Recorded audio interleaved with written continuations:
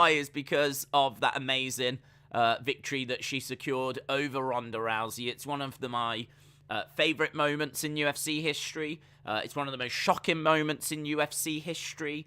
Seeing Holm able to secure that win against Ronda will stay with me forever, basically. And as I said, she is always someone that, as a result, even though she went on a losing streak after that, I think she lost 3 in a row after that win over Ronda, she's looking good these days. So even though she's someone that I don't think can get back to the title, she's someone that I always enjoy watching. When I see that it's a Holm fight, it always feels worth watching. It always feels like something that I can look forward to, and she's in the main event tonight.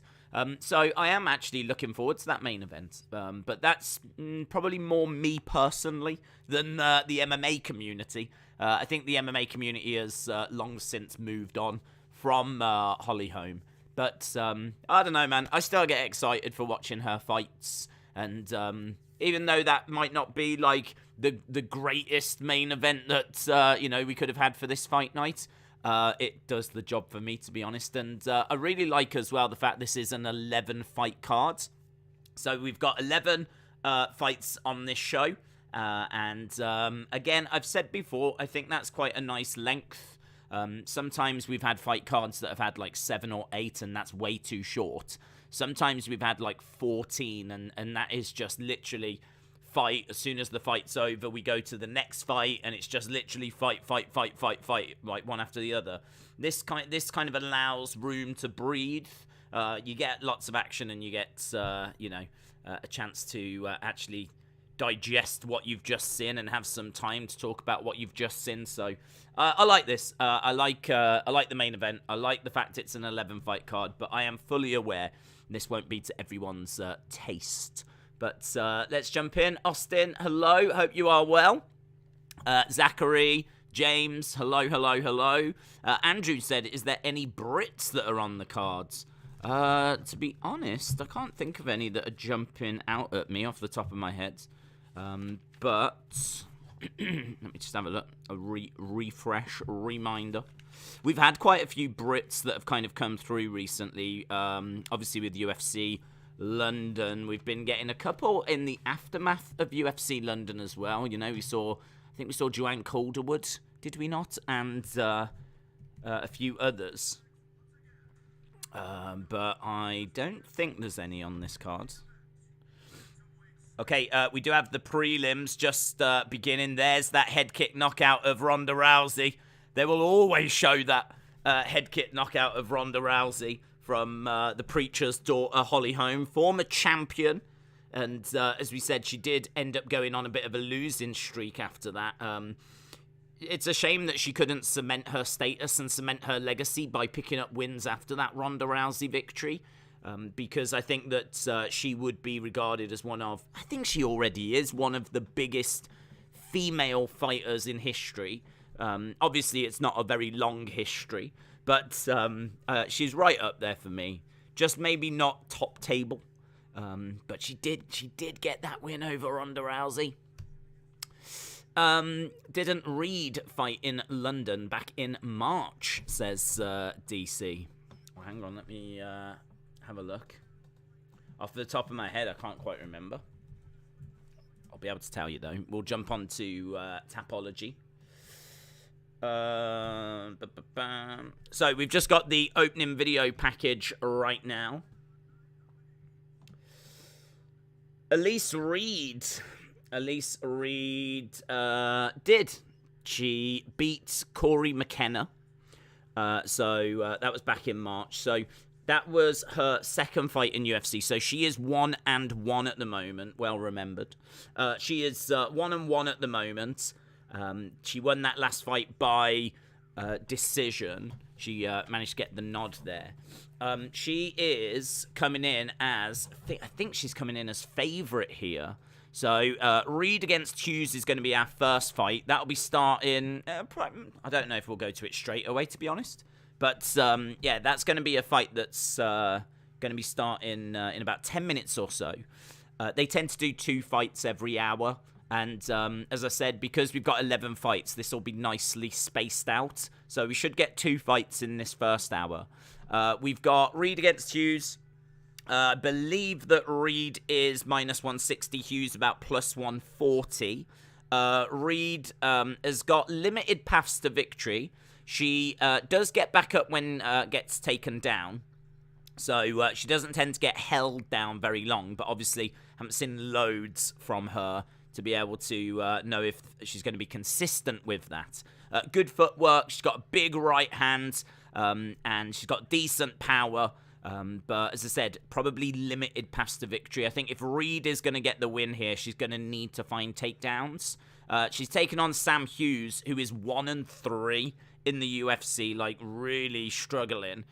She has got a big advantage on the feet, though. I think she is the better striker. It's not quite striker versus grappler, but you can sort of look at it a little bit that way.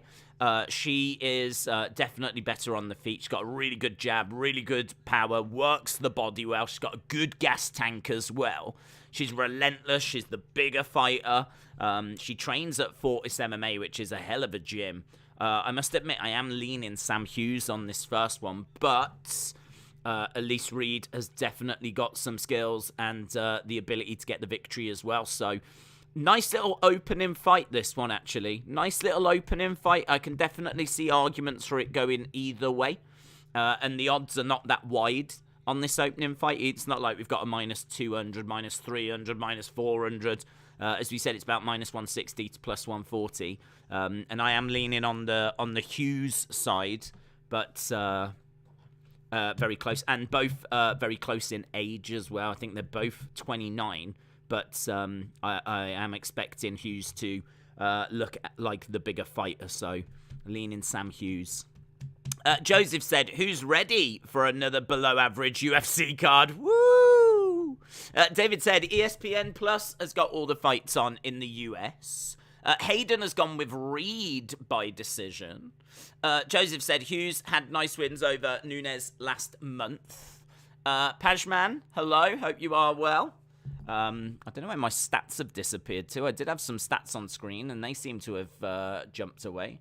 We've got, I don't think it's going to be Chase Hooper first, but we do have Chase Hooper on this card. Yes, it is this fight first. There we go. We can get the stats back. So, you can see that Hughes is a couple of inches taller, and both coming in, obviously, 115. Hughes is going to have a 1-inch reach advantage. And really not tons of stats there. Certainly not for Elise Reed because she is 1-1 so far. And Hughes has obviously got a bit more data because she's had 4 UFC fights. But, so, you know, you could say that Hughes has got that slight experience advantage as well.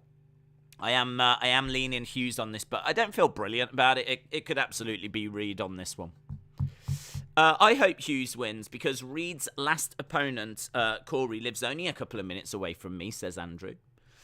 Chronic Effect, hello, said, I used to be addicted to not showering. Luckily, I've been clean for 5 years. Very good. Hayden says, how are you? I'm doing well. Yeah, I've not long got up, to be honest. So I am a little bit out of the loop if there's any news in the world today. But normally I have to get up early on a Saturday because we do the football and then we go into UFC. But all the Premier League football is tomorrow. So there was no games today, unless I've missed something. But no Premier League games, I know that much. So we are doing those tomorrow. So yeah, it's a bit of a weird chilled stream, this one, to be honest. It is kind of, as we said, a bit relaxed. We've actually gone over to the pundits, which is not something we normally do. But we are going over to the desk. I think this is at ESPN, where they're just going to break down some of the fights that we've got. They're actually talking about the main event tonight. Holly Holm, ranked number 2 in the women's bantamweight, taking on Ketlin Vieira, who is ranked 5th. Holly Holm, minus 225 favourite. Ketlin Vieira as a plus 185 underdog. I am leaning Holly Holm in the main event tonight, but I'm not feeling overly confident about it. I mean, when it comes to women's MMA, that's always very unpredictable. It's always like, I don't know why, but women's MMA just seems so hard to call. There's so many upsets that you get in the women's division. I am leaning towards Holly Holm, but she is 40. Like, you can't escape the fact she's 40 years old. Now, I know that we have seen the rise of the boomers, like, in recent months and recent times, like, as conditioning is improving and training and nutrition, and everyone is looking for those little advantages.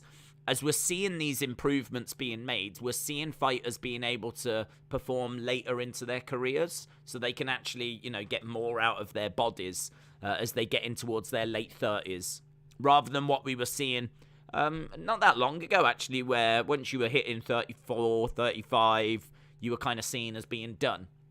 It's not really that way now. We're starting to see fighters going well past that, and so I don't know how much of an issue her age is going to be. I mean, obviously she's not going to have long in the sport, but 40, it's probably worth a mention, but maybe we're getting to the point where it's not a factor, it's not a reason to not bet on someone anymore. So I'm siding with Holly Holm here. I would love for Holly Holm to get like another shot. I would love to see her get back to a title contention. I mean, I think she is ranked number 2 in the division. So it's not like she's outside the rankings and we're a million miles away. I think she's ranked number 2. A win here against Vieira, who I think is ranked number 5, would certainly put back in that title conversation. So, I actually think that this main event has got a little something riding on it. And as I said, I really like Holly Holm. And then Ponzinibbio against Pereira. That should be a lot of fun. I'm looking forward to that co-main event as well. So, it's weird because this is a card that I think is not great. I don't think the card's great from top to bottom. But I do think there's a few fights here that are quite appealing to me. But, yeah, I mean, look, I'm not trying to dress this up as being an amazing fight card. But there's definitely some fights here that I like the look of. And in fact, they're breaking down the Ponzinibbio Michel Pereira fight right now. Ponzinibbio to win by knockout or technical knockout plus 450. Pereira to win by knockout or technical knockout plus 350. Fight will not go the distance plus 120. Looks like Mbappe is going to stay at PSG. His new contract, he can choose managers. I saw that ESPN.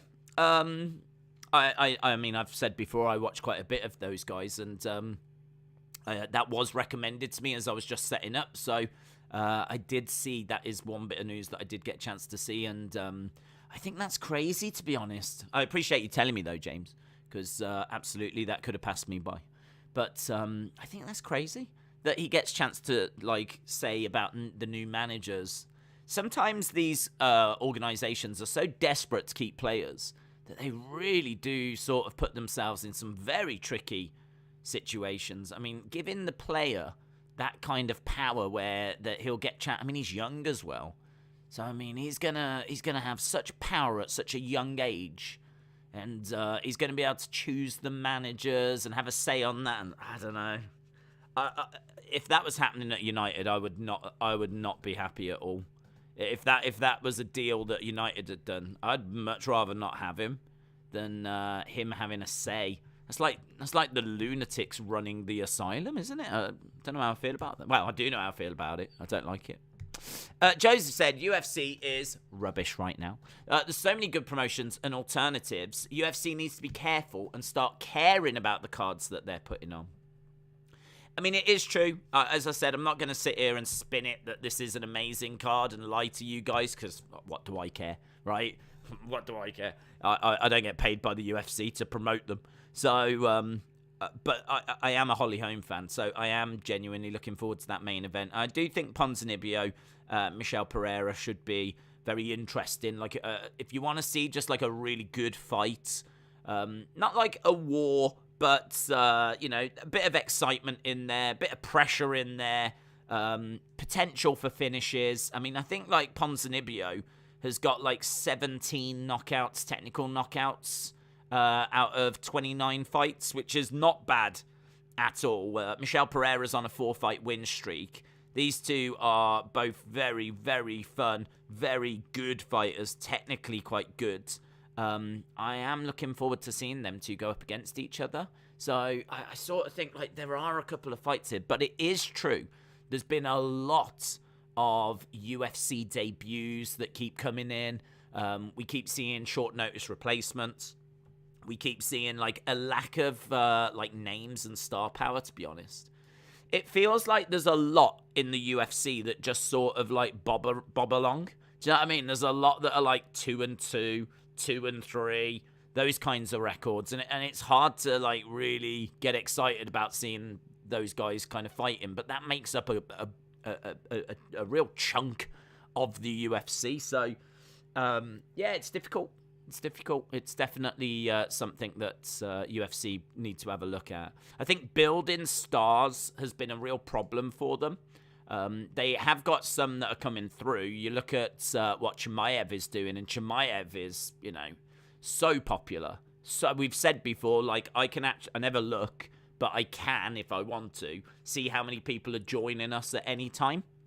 I don't bother looking because, you know, I don't really feel like I've got a great deal of influence over that. So what's the point in knowing how many people are with us at any one time? So, but I can see a graph that tells me. And whenever it's a Chimaev fight, it literally does that. Like, goes straight to the heavens. And then as soon as his fight's over, it comes crashing back down again. So the interest in Chimaev is incredible. He is a star. He is already a star. So, you know, there's definitely a few that they've got, but I would say for a company of UFC's size, probably not enough. They probably need some more stars coming through, and like they're just struggling to find them and build them, and you know, like no one has replaced Conor. Conor has been like their biggest go-to person for a long time. No one has been able to come through and take over from him. It's not like we've got several Conors waiting. Like, there hasn't been another Conor. There may never be another Conor, but I'm sure there will be someone that can set pay-per-view numbers that Conor set and get to those same numbers, but there hasn't been anyone yet. So, yeah, it's definitely a problem that UFC has got, and something that I'm sure they are looking at. But I've heard Dana talk about it, and I think it was Logan Paul, actually, that was like, I get so frustrated at the press conferences when people get interviewed and they just don't say anything and they mumble. And Dana White was like, look, we're not going to have like everyone sounding the same, and we're not going to force people into saying certain things. Like, people have got to stand up for themselves, basically. You know, if someone gets over, they get over because of them. We're not going to, you know, give them training in how to promote fights, because then you'll just have everyone sounding the same. And I thought that was a good answer by Dana, but I do agree with Logan Paul as well, that I do think it is a bit of a problem. So many press conferences you tune into, and it's just no one's really saying anything. They don't really promote their fights. They don't really make you want to watch the fight. I mean, I'm going to watch the fight anyway, but I'm talking more about the casuals. Like, there's nothing that's going to grab anyone's attention. It is a bit of a problem, to be honest. It is a bit of a problem. Where is that next Conor McGregor? Sugar Sean, I mean, Sugar Sean is kind of coming through, but I don't really know how much Sugar Sean's connecting with people. Like the casuals. I don't really get many people talking about Sugar Sean. Get loads talking about Chimaev. Few people talking about Islam Makhachev as well. I really feel like there's maybe a wave coming out of Dagestan. I think there's maybe quite a few like Muslim fighters that are coming through that seem to be grabbing people's attention. Maybe it's just not quite happening like in America. And I don't know really, like Brazil. Who Brazil have got coming through? UK have got a few, obviously. We've seen a great UFC London. So, you know, there's a bit of optimism here in the UK. We're quite excited about what's happening in MMA. But, yeah, perhaps, like, it's just different in different countries. Perhaps it is just, like, you know, really depends who you've got coming through, really. But I'd love to see some other big stars coming through. I'd love to see some other Conor McGregors that, that, you know, are going to really smash some numbers, that are going to really help to drive UFC forward as we go, you know, into the next 10 years. Because Conor's probably not got that many fights left in him, has he, in all fairness? Vape Ross Vape, hello. Saw The Who last night. Roger said hi, still great. Did you really? It's very cool. I've seen The Who. I saw The Who in Birmingham. And, great band, yeah. Maybe not, you know, if you'd have seen them back in the 60s, 70s, you know, maybe you would have seen them in, like, a nice, cooler venue. I went to, like, a big arena to watch them. And, I don't know. Do you know what I mean? You're surrounded by 50-year-olds and 60 that are reliving their youth, 60-year-olds, and it's just a bit like... it didn't really feel like I was at a place that was happening, if you know what I mean. It kind of felt like a bit corporate. That would be my only criticism when I went to see The Who. I'd love to have seen him at, like, you know, a 2,000 person venue, 3,000 person venue instead of a 10,000 person venue. You know, they tend to do like arenas and stadiums, don't they? And I'd love to see him in a smaller venue. But then you could say that for most big bands, couldn't you? Well, all big bands, probably. Right, we've got both fighters making their way down. Glad you had fun, though.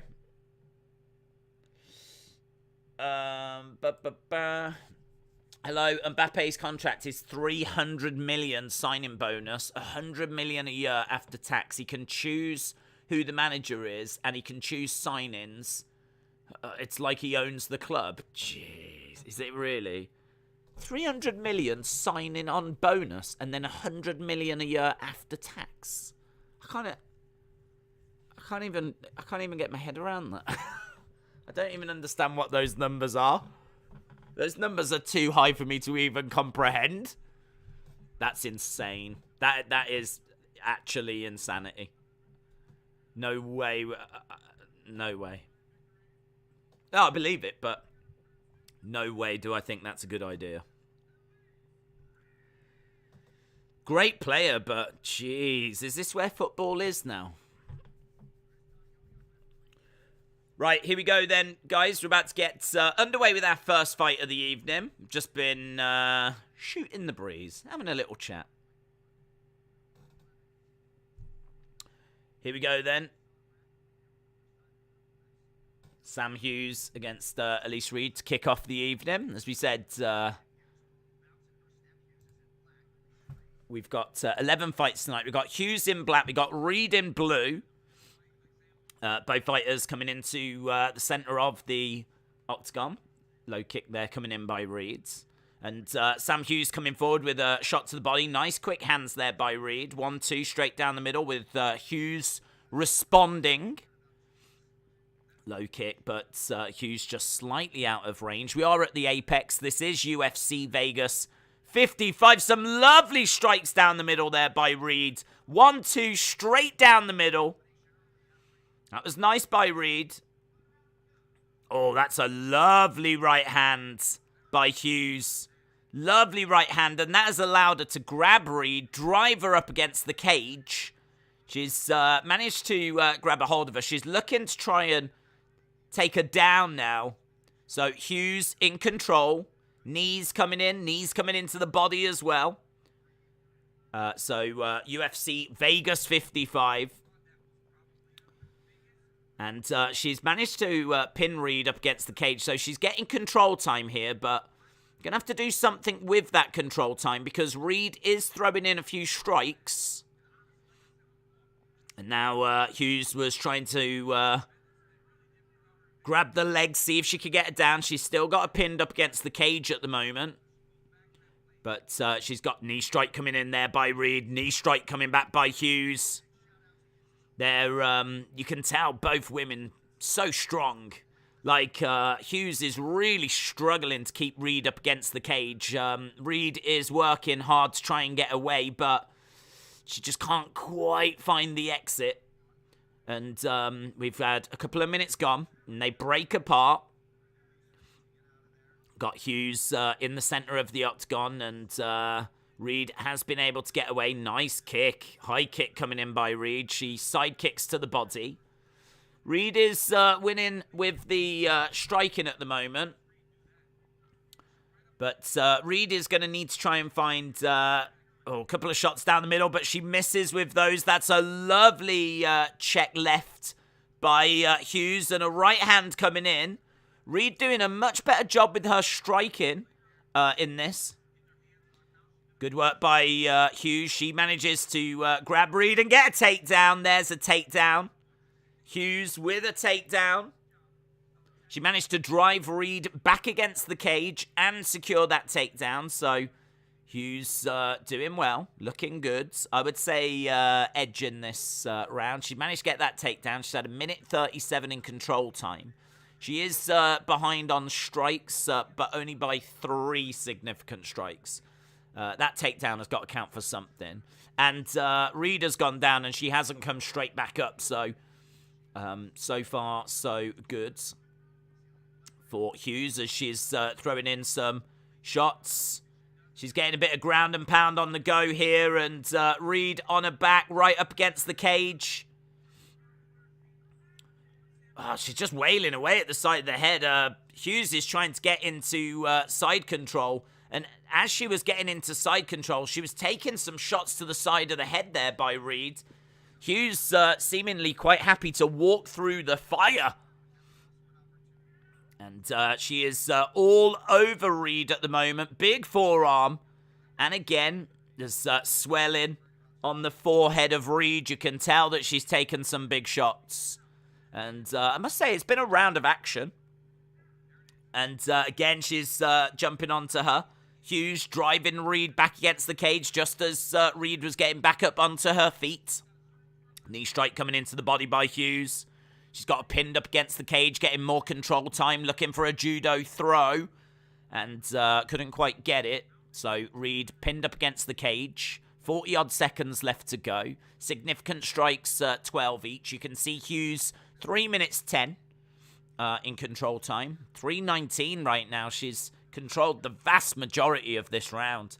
And she got that takedown. And we're even on significant strikes. But total strikes with Elise Reed. 18 seconds left in this as we're coming towards the end of round 1. Knee coming in from Hughes, and looks like they're trying to do some foot stomps, and some knees coming in by Hughes. And there we go, end of the round. Nasty knot on Reed's noggin, says Daniel. Doesn't look great, does it? Doesn't look great. It's not something that's going to stop the fight or anything. Stop the fight! But, yeah, definitely something that, you know, they have... actually, their corner has gone straight over to her. And even as she's walked back to the corner, they've put the metal, the iron on the head to try and bring that under control. But, yeah, it doesn't look great. That was a round for Hughes. Edward said, I'm worried about tomorrow, but I believe... I mean, look, there's nothing to worry about. Is that Man City are favourites? I think Man City were favourites as soon as it was a draw in that match that you played against each other. You've got a chance. It's as simple as that. There's a chance tomorrow that you could win the Premier League. You need Villa to do a fate. You need to win. You need Villa to get something out of that game. It's not out the realms of possibility. At all. At all. It's going to be exciting. I'm looking forward to tomorrow. Right, we are underway. Round number 2. And Elise Reed has come out throwing hands and is grabbed straight away by Hughes. And is taken down by Hughes. And within the first 20 seconds, Elise Reed finds herself on her back. And to be honest, that has got to be a really bad sign for Elise Reed that, you know, she's gone back to her corner. She's taken on the advice of her corner. And within 20 seconds, she finds herself on her back with Elise Reed, with Sam Hughes inside control. So, yeah, this is going to be... a lot of control time here, I would imagine. I can't imagine Sam Hughes is going to allow Elise Reed to get up from this. We're not next to the cage either. We're not central. We're kind of in between. But she can't even use the cage, really, to protect her one side. She's trying to reposition herself. Looks like she's going for a crucifix. She's managed to trap the one arm. But, yeah, at the moment, she's being held down. All Hughes at the moment. She's got a boo-boo, says Daniel. Reed's hands are going to sort her out, says Frankie Bones. Did you get my video for the web? I haven't seen, to be honest. Kaysen, hello. I haven't seen. What we'll do is we can have a look at all of that tomorrow, because we've got that special episode tomorrow.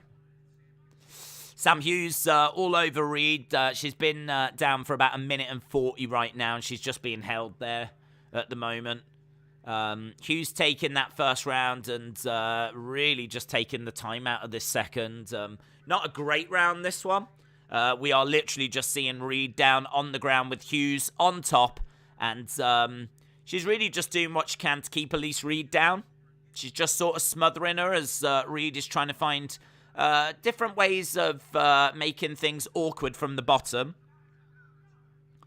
Looks like she's repositioning for... She's keeping her close at the moment, but I keep thinking she's going for a triangle. She's in guard, Hughes, at the moment. We're halfway into round 2. That means we're halfway into this fight. Shots coming into side of the body here by Hughes. And she's keeping Reed down. Oh, my God, those blocks. So good. That was good by Reed. So Hughes just was like trying to get a bit of ground and pound going. And Reed was like, she went full on Karate Kid. No. She like, for a moment, it was like the Matrix. She was on her back and just like, as these shots come in, she was like, defended them both. That was nice. She's going for a Kimura here, Reed. She's going for a Kimura. Going for a Kimura. If she can get that arm behind the back. She's trying for it, but she's not finding it at the moment. But she's doing a really good job, actually, Reed, of not just lying there and allowing this round to just, like, drift. Like, she is working on the bottom. And Hughes is actually back up on her feet. Kicks coming in by Hughes. Reed on her back. Hughes jumping on top, trying to get to side control. Don't think she's got side control, but she's in still a very dominant position. Reed got taken down within the first 20-odd seconds of this round and has not been able to get back up. Reed is up on strikes, but that control time is crucial, says Tim. Retribution said Reed is bottling it. Hughes won't submit her. She doesn't have anything down there, says Frankie Bones. Yeah, I mean, I can see this one drifting, to be honest. I think that Hughes took round 1, and I think that in this round, she's literally controlled her. I'd imagine she'll probably look to do the exact same in round 3. She'll look for that early takedown, and we'll probably get a repeat of round 2. And then that should be enough to give Hughes the victory in this fight. Strikes coming in. She's managed to fully mount her now. Full mount for Hughes. Reed is struggling now because Hughes has only got 7 seconds, but she's trying to defend this. Hughes is desperately trying to get the ground and pound going, raining down forearms. And to be honest, if Hughes had got into that position earlier, then, you know, we might have seen this one ending. But she managed to get the full mount with about 10 seconds to go. It wasn't really enough time. But either way. How come there's a special episode, says Austin.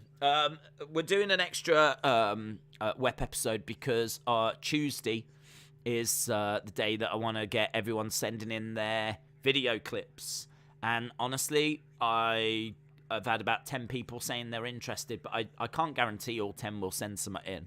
So, you know, I want to do a special episode, talk about, like, who's interested, try and encourage some people to take part.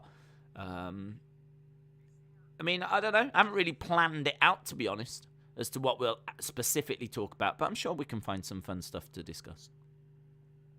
I was tempted, actually, to try and find a video and actually do, like, a live sort of reaction to it, because in all fairness, the web channel, if anything happens there where we get a copyright strike, we can sort of deal with that. It's not a problem if we do get a copyright strike over there, as long as we don't get 3 and the channel gets deleted. But honestly, even if the channel got deleted, it ain't going to be the biggest problem to just start a new channel for the web, is it? It's a much bigger problem over here on this channel. So I'm sort of toying with a few ideas. There's a few things that I'm interested in exploring, so we'll see. We'll see. But yeah, really, I just want to encourage people to take part on Tuesday. Nice takedown by Hughes. And there it was, 30 seconds this time. I'd say about 35 seconds for Hughes here that it took her to get that takedown.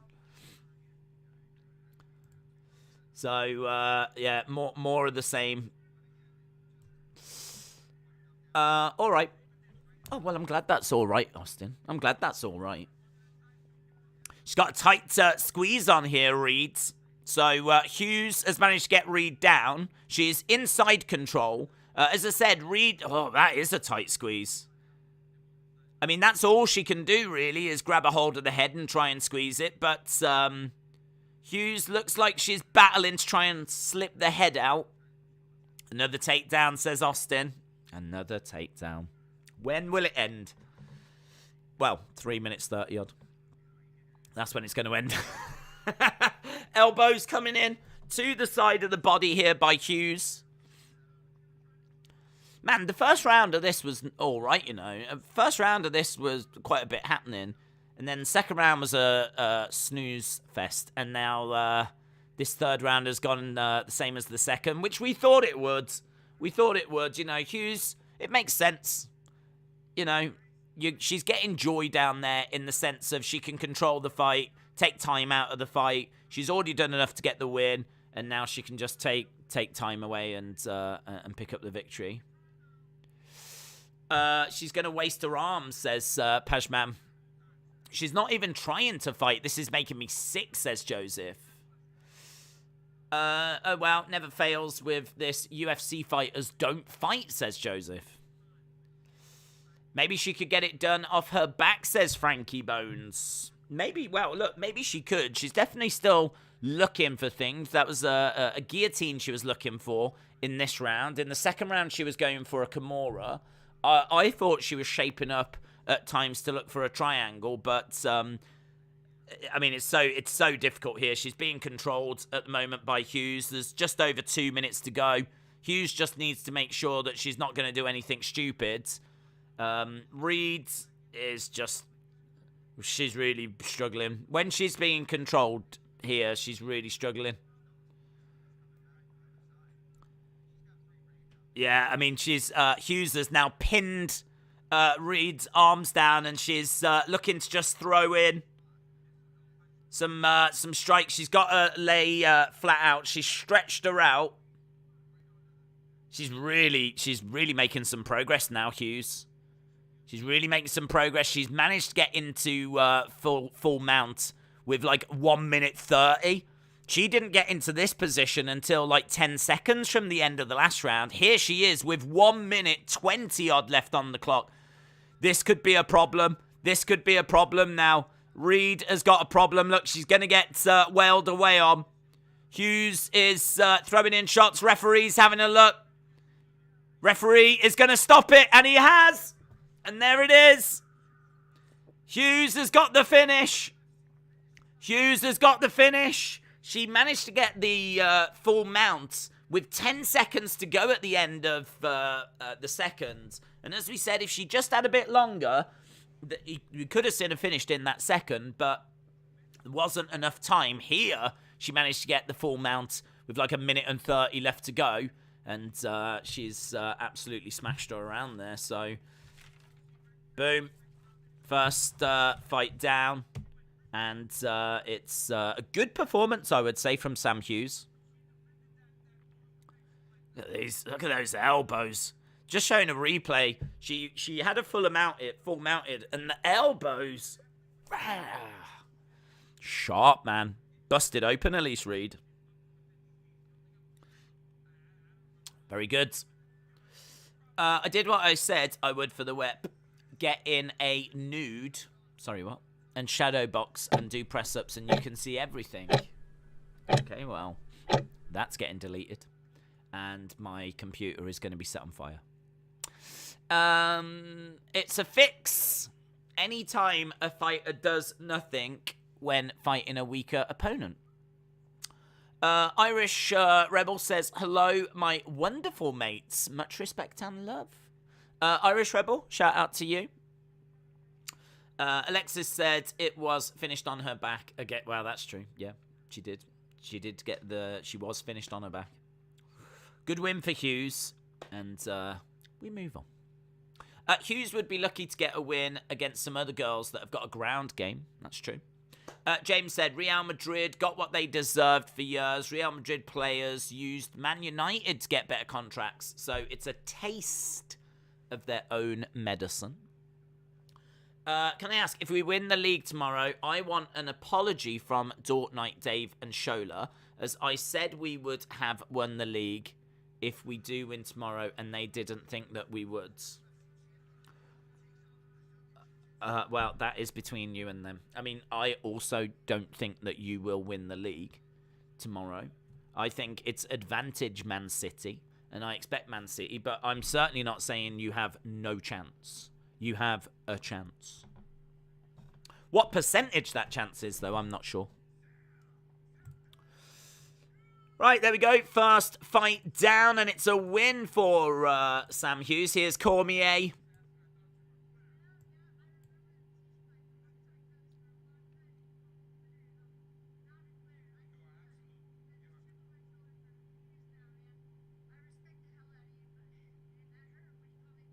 Ooh.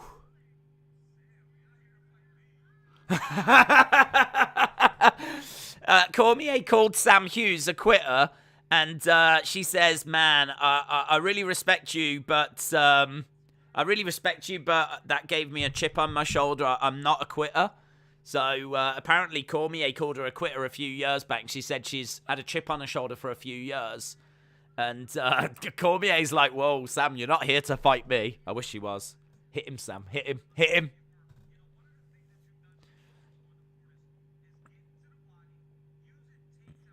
Yeah, those takedowns are great.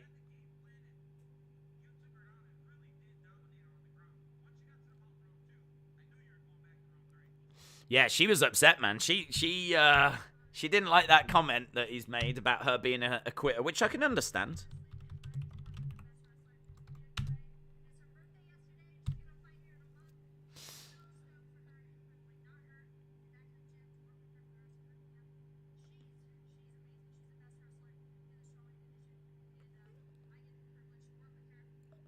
This is, I actually feel like she's saying something here, which is good. So many of these post-fight interviews, you just don't feel like they're even worth paying attention to. But this does. She's got a smile on her face. She's already called out Cormier. She says, I'm unstoppable in this division. I'm unbreakable.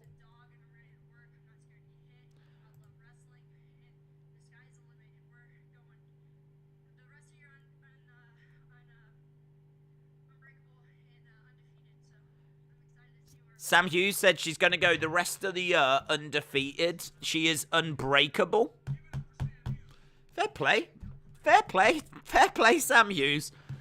So many of those post-fight press conferences are just snooze fests, but she showed a bit of personality there. And I'm willing to I might not be on the Sam Hughes bandwagon, but I've noticed it. I'm paying attention to it. I can see it. I can see the bandwagon.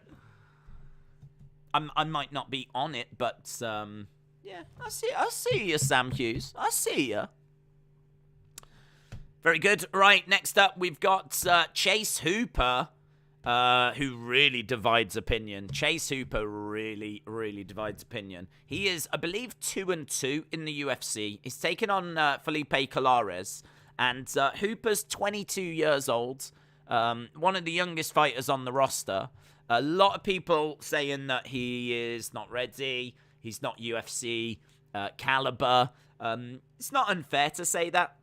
He's definitely looked out of his depth at times, but equally, for a 22-year-old to be in the UFC and be 2-2 is really not bad. He's got a lot to improve, but the biggest question is, can he just survive these next couple of years, really? I think by another couple of years down the road, he's going to be fantastic. I do believe in Chase Hooper long term. I think it's easy to forget he's only 22 and he's already in the UFC facing some of the toughest fighters in the world. So I do like him. I think he's got some skills, and I think he is improving. He's a Brazilian Jiu-Jitsu black belt.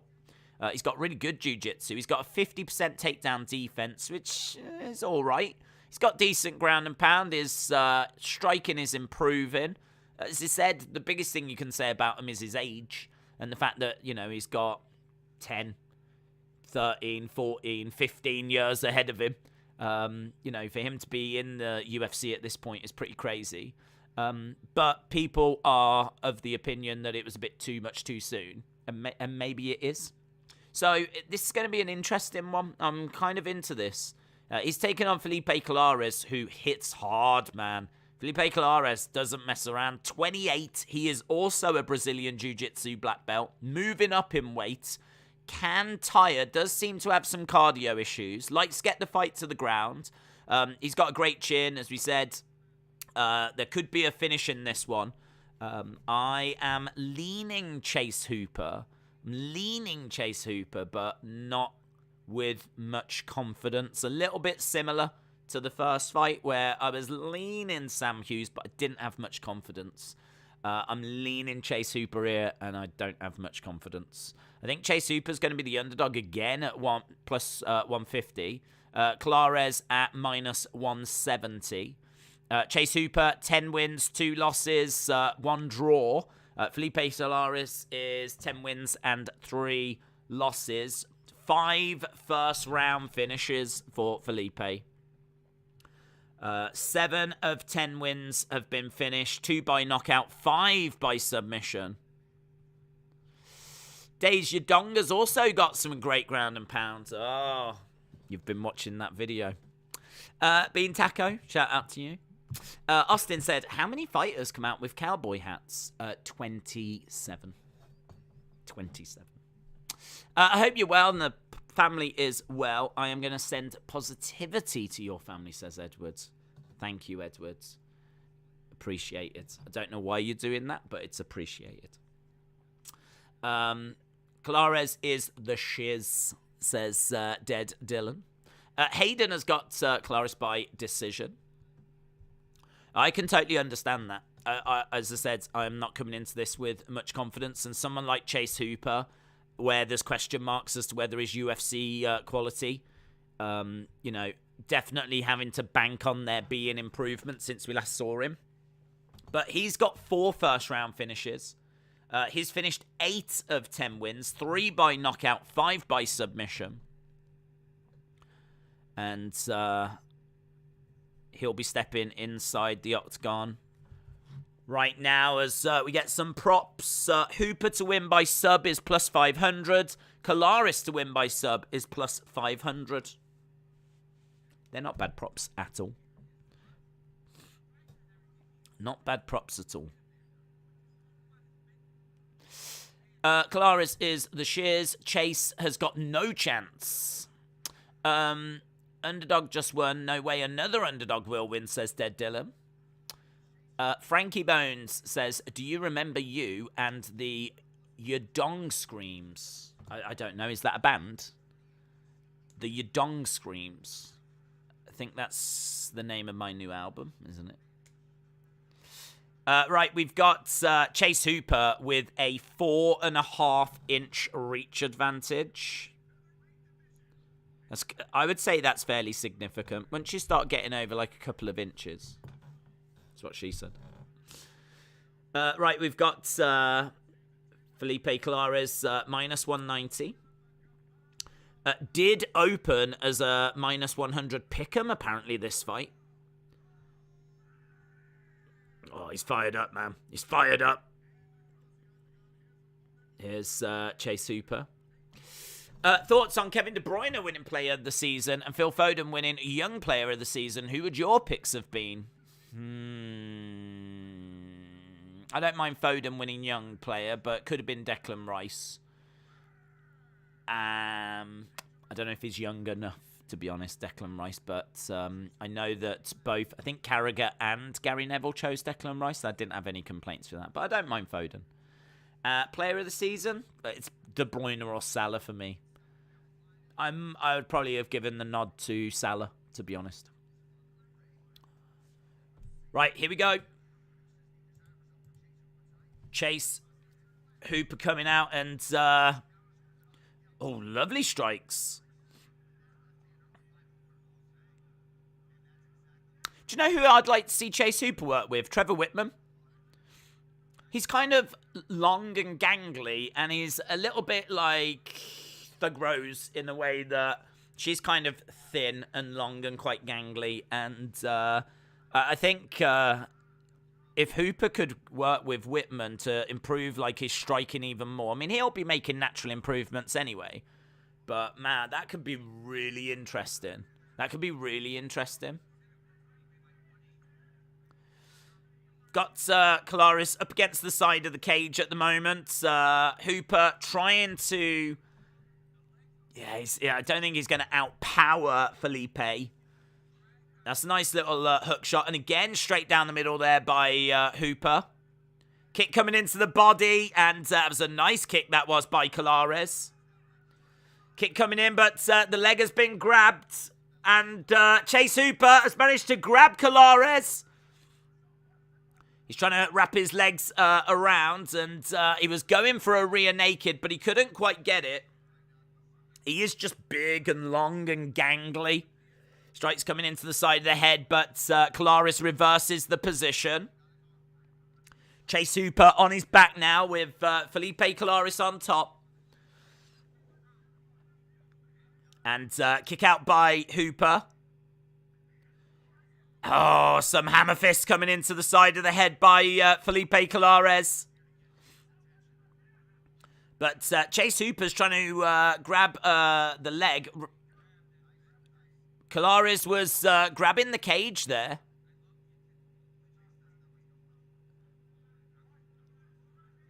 So the referee just having a word with Felipe Kalaris because he was grabbing the cage. And he's just been told off by the referee for grabbing the cage. Chase Hooper driving Kalaris. That's a lovely roll. That's a lovely roll. He's managed to get Chase Hooper down. Hooper, though, has grabbed the arm. But now Kalaris has put his knee on Hooper's neck. Hooper's rolling, the scrambling in here into a guillotine.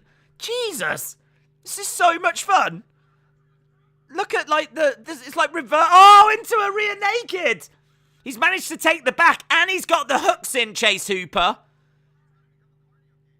Damn, honestly, the grappling here is so just back and forth. It's just like Solaris has got advantage, then Hooper's got advantage, then Solaris has got advantage. It's so good. Oh, hammer fist to the side of the head by Hooper.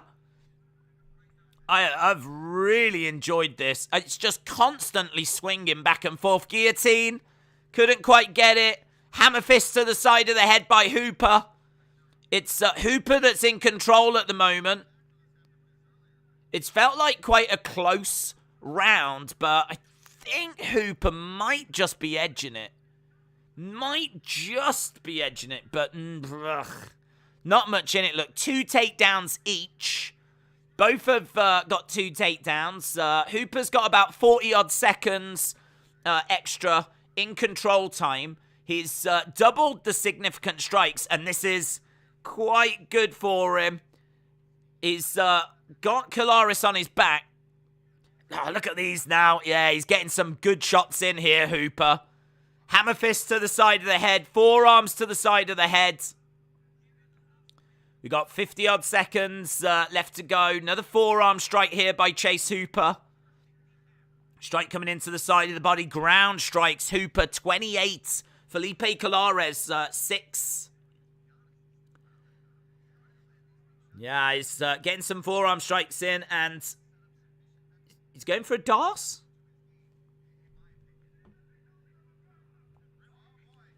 That's nice. There is a tight squeeze on here by Hooper. Oh, and he's really cinching it in. Colares is in trouble. Colares is in trouble. The referee's having a look. I think Colares has just given a thumbs up, though. Damn, this is a Hooper round. Definitely now. I'd say for the last minute or so, it's been one-way traffic. Look, Colares back up on his feet. Hooper is swarming him, getting some shots in. Damn. That round ends 28 significant strikes to 7. 3 minutes control time to 1 minute. And they count a sub attempt as well for Chase Hooper. So Hooper getting that round. Very, very even in the early stages of that fight. I would say for the first, 3 minutes, it was so fun. So many reversals, the scrambling, the grappling. There was a lovely roll in there. They were constantly trying to outmaneuver each other. And it was so, technical and so interesting to watch to see who was going to get advantage. And then as we got into the round, you could see that Chase Hooper was just starting to pull ahead. And at the end, those numbers looked really good for him.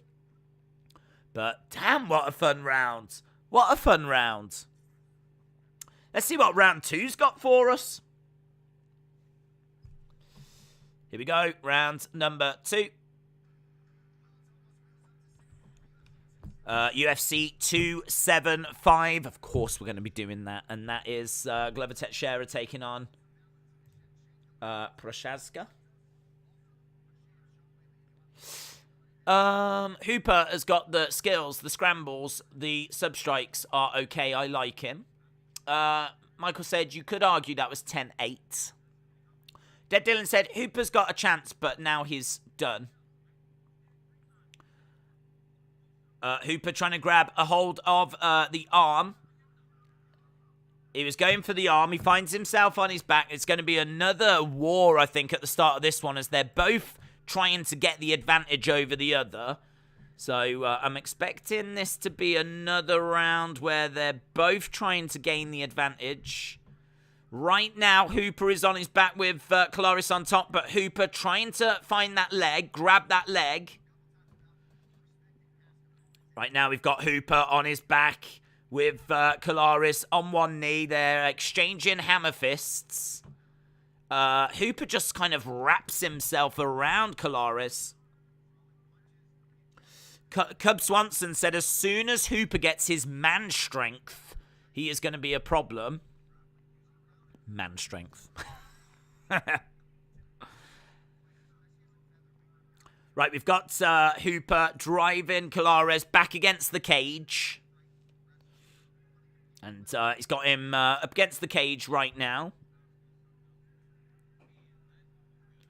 So he's just picking up some control time. Colares not able to really gain much advantage when they were just down on the ground. Colares, though, oh, that's a lovely... He's trying to roll. Hooper was trying to roll through there, but couldn't. He now finds himself on his back. He's all right down there. You know, you've got two Brazilian jiu-jitsu black belts going at it here. Chase Hooper on his back with Colares on top. And Chase Hooper is keeping Colares close. Hooper's going to have to try and find a way of getting some out of this round because I would say at the moment it's a Colares round. He's definitely picking up more control time at the moment. We're not seeing those quick reversals. It does feel like both fighters have had energy taken out of the gas tank following that explosive first. He's trying to use his legs, trying to wrap them around the head of Kolaris, trying to grab the legs of Kolaris. Both are grabbing each other's legs here. Yeah, hammer fists coming in. It's just... yeah, it is exhausting because a lot of these positions are very unorthodox. And Chase has managed to drive Kolaris back against the cage. You can see Kolaris taking some deep breaths. So definitely Kolaris is feeling it. I'd imagine Chase Hooper's feeling it as well. Lovely little roll over there by Kolaris, and Hooper goes back down again. We've got a crucifix. It's a really good position for Kolaris. We've got 1 minute 30, but Hooper using his legs, trying to reverse the position. Damn, he is so long, and he uses his legs so well, but not quite able that. Look at that. He uses his legs to help him, like, flip out of positions and everything. He's so... ah, and he's got the arm. Ah, he couldn't keep a hold of it. He managed to get the arm there, Chase Hooper. Damn, man, this fight is fun. Hammer fist coming into side of the head. We got 50-odd seconds left to go. Hooper is non-stop working, says Michael, the truth teller. Frankie Bones said Hooper is just so long. Hooper looks better on the ground, even when he's on the bottom, says Michael. Usman out next year, says Mark. Hooper using those limbs and that size advantage like I hoped, says Tim. Hayden cheering on Kolares. Kolares is tired of getting beat up. He needs a rest, says Alexis. Hooper on top of Kolares and trying to get some shots into the side of the head. We've got 11 seconds or so to go. Hooper has managed to get round the back of Kolares. I think that might have been too little too late. I think that's a Kolares round. I feel like that's 1-1 for me. But, yeah, that is a fun fight. A fun fight. I think we might have the action now on BT, which is good. Where is the controls there? Okay, so we are going to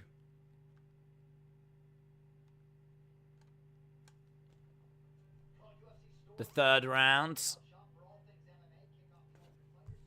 Okay, flip this over. Boom. Right, Chase Hooper comes out, throws a lovely strike, grabs a hold of Kolares, looking to try and get him down. Kolares, oh, big shots here by Hooper. Lovely hands. Managing to get some shots through and a takedown by Hooper. Good work so far by Chase Hooper in this important third round. I've got it 1-1. 1-1, but not much in it. And but that's a big takedown and some lovely shots. Chase Hooper successfully managing to get 3 of 6 takedowns. And getting back up to his feet here. Hooper looking to drag Kolares down. And Hooper all over Kolares. Kolares, lovely reversal though. Hooper using his legs. He has got a headlock applied. It's in such weird positions. Like, these aren't positions that you tend to see fighters get into during fights. Like, it's so awkward at times, but will the fight go the distance? Yes, minus 150. No, plus 110. 3 minutes 30 to go. Chase Hooper throwing in some forearm strikes. Elbows coming into the side of the head. Guillotine tries to grab a hold there of the head. Forearm strikes coming in. Shots coming into the side as well. Chase Hooper edging this round at the moment, but not much in it. If he can just keep Colares controlled, I think he'll take it. He's managed to get round the back, and he's getting some ground and pound in. He is trying to flatten him out. This is really good for Chase Hooper. Shots coming into the side of the head there. Hooper doing really, really well. Again, shots coming into the side of the head. Rear naked, and it's in. That rear naked looks good. That rear naked looks good. Yeah, you can see Colares not panicking. He's trying to break the hold, and he's managed to break it. Chase Hooper was in such a good position then. Yeah, he needed to go for the kill there, to be honest. The fact that he couldn't finish that rear naked, I think, is a little bit of a concern. Long term. Because it was right there for him. It was right there. Shots coming in by Chase Hooper, but this is definitely a Chase Hooper round. Shots coming in. And the refs called it. The refs called it. Hooper wins. Damn, did he go out or something? The referee was straight in there and has called it. Chase Hooper picks up the win. There's blood. Yeah, he must have... I mean, I need to see a replay of that because we had actually gone to quite a wide shot just as the referee calls it. Referee must have felt that he'd seen enough. But there we go. Boom. I had it 2018, but with these judges, you just don't know, says Michael. 3-1 on strikes. Edward, shout out to you. Shola says, hello, Days and everyone. New fight name, Chase Daddy Longlegs Hooper. Tim is 1-1. Hayden Norton 2. It goes that way sometimes, Hayden. It goes that way. I'm sure you're about to storm it now. Tarek said, Bloodline have got all the gold. They do. Austin said, another third round finish. Indeed. Fun, though. Fun. That was another, I think our first fight had a really good first round, a round that I enjoyed. And then the second and the third were literally just Sam Hughes controlling the action. This one, man, so many scrambles, so many reversals. Really didn't quite know who was going to be getting the advantage, but Chase Hooper just doing enough. Really, the end of that first round, I would say, is where he did most of his damage. Second round felt more even. And as I said, I think that second round was close. I had it 1-1, but if you had it 2-0, Chase Hooper, I wouldn't have argued. And, he got the finish in the third. Very good. I like Chase Hooper. I do think his UFC quality. I would, as I said, love to see him work with someone like Trevor Whitman. You know, I don't know where this guy can go. I really don't know where he can go. He's 22. He's really young. Really young. Even in 2 years' time, when we're sat here in 2024, he is still going to be really young. He'll be 24 years old. That's probably the age that, a good young prospect would come into the UFC. He's years ahead of that. He's years ahead of where he should be. Chase Superman getting his hand raised.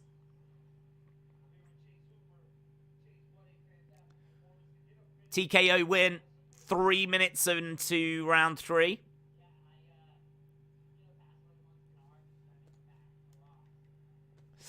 That was the apology. It was an interesting fun fight, says Austin. Great fight. Loads happened from Hooper, said Frankie Bones. Sucks for one better. They had 5-1 on Hooper to finish by submission. Gerald Mearshart said, let's go, Hooper. Great finish, young man. Chase Hooper, way to grind out that win, says Cub Swanson. Sean Bitter said, take about Hooper. Very nice performance.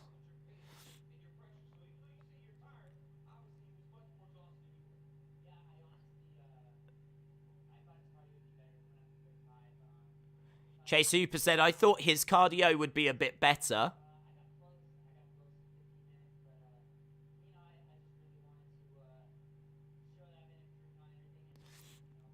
I got close to 15 minutes, but I just wanted to show that I was improving on everything.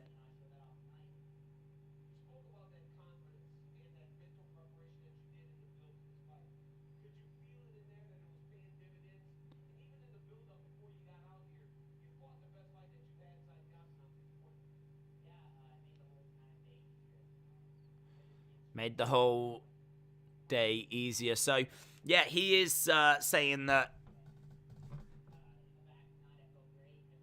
he felt great out back. His training camp was great. He feels like he's in a really good place. He knows that he's improving. Fair play. Even before the fight started, they put up odds of plus 500 on either fighter to win by submission as they were plugging it before the fight. Chase won some money for me. That was nice, said Alexis.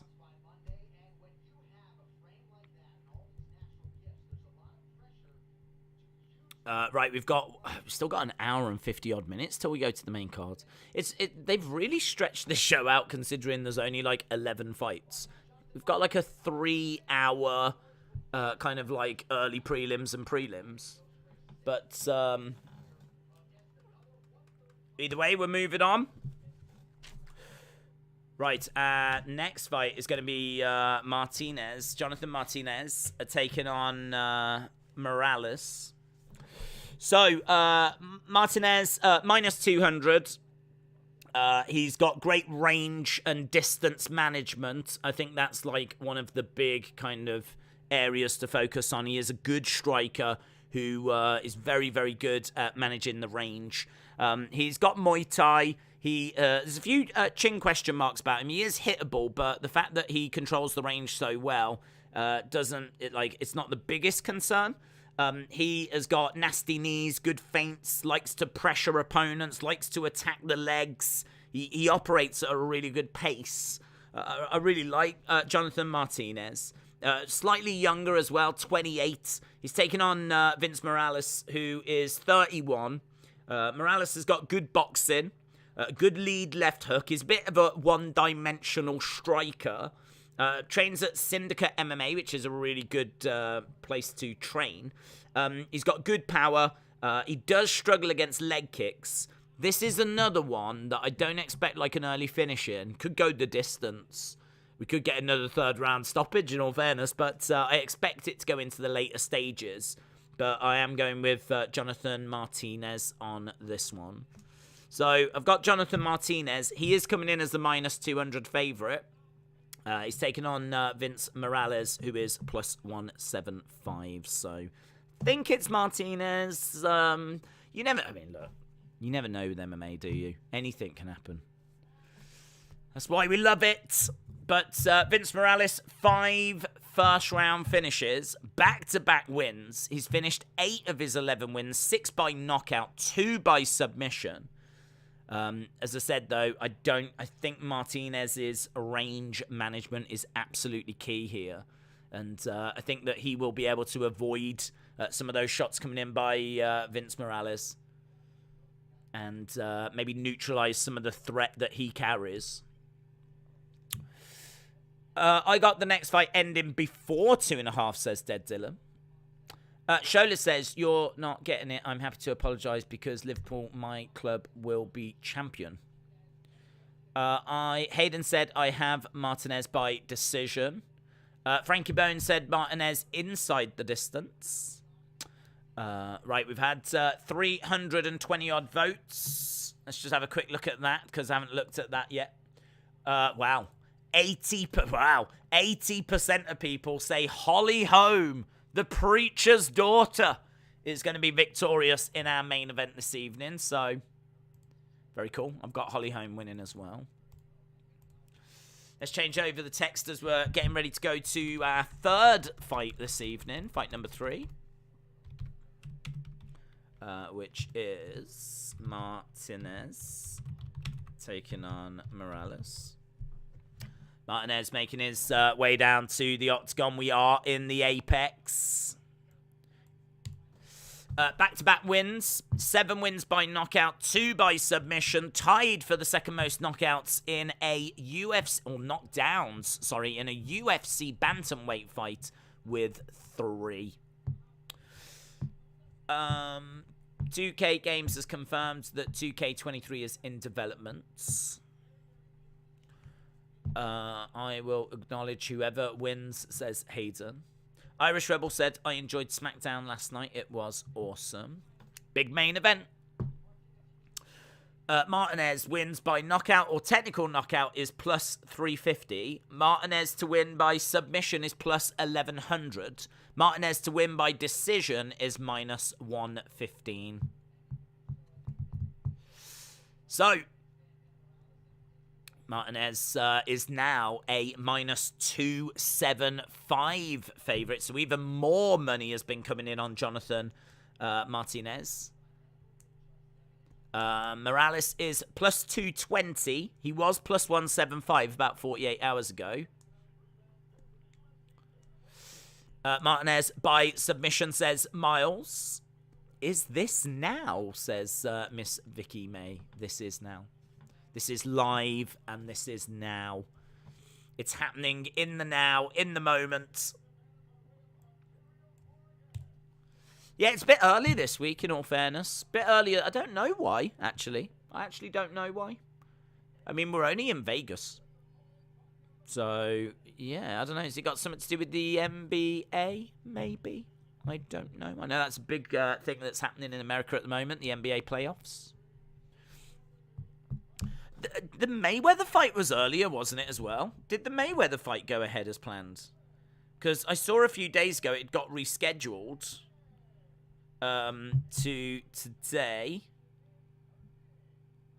Mayweather live round by round update. Is it happening like right now or something? Don't think we've got to it yet by the looks of it.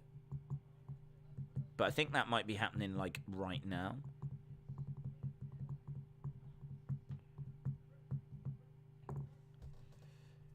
Right, let's get the timer on screen.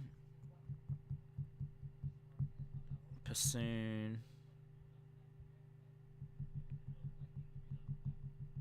Pursoon wins. I think we're up to the Anderson Silva fight, actually.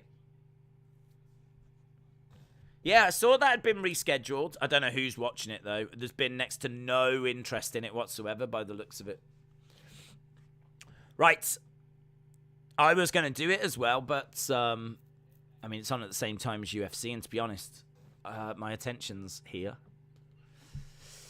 Right, we've got Martinez and Morales. I'm 2-0. I'm going to go Martinez in this, says Michael. Morales from my hometown. He's a champion, says Semtex. Anderson is fighting right now, said Justin. I'd like to have watched that. I literally had that stream planned for last week, and I spent like quite a long time researching for it as well. I wasted so much time last week, and then it got cancelled. And then they've managed to do it. I believe it's in that Etihad arena, which I think is where the UFC has been putting on Fight Island things. But it was going to be on the helipad, wasn't it, on that hotel? And that would have looked amazing. I don't know if you saw the promotional shots for it, but it did look really fun. But yeah, the whole thing's just been a bit of a car crash, unfortunately. Morales on the outside. At the moment, Martinez just edging. And when I say just edging, I mean just edging the strike in. A couple of minutes in so far, and it's 4 significant strikes to 2, but he catches him there. That's a lovely straight right by Martinez. Lovely straight right. Low kick coming in by Martinez. Morales on the back foot. Nice switching of stances there by Martinez.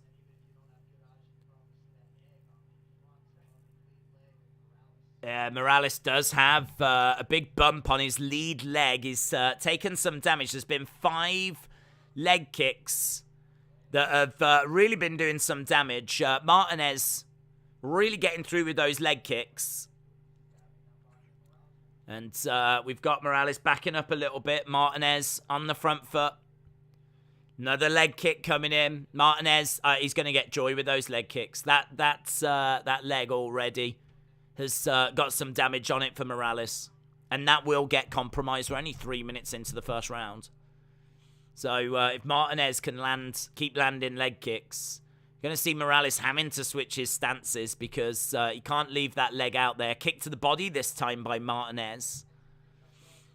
Another heavy leg kick there by Martinez. And you can see swelling and you can see how red that leg is.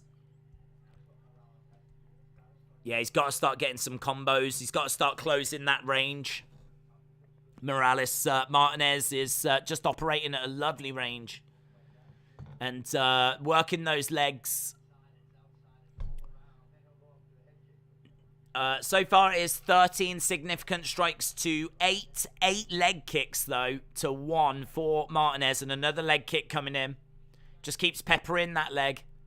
And you can see how red it is. Another one as well. Oh, my God, that leg is chewed up, man. That leg is chewed up. Again, chop away at it.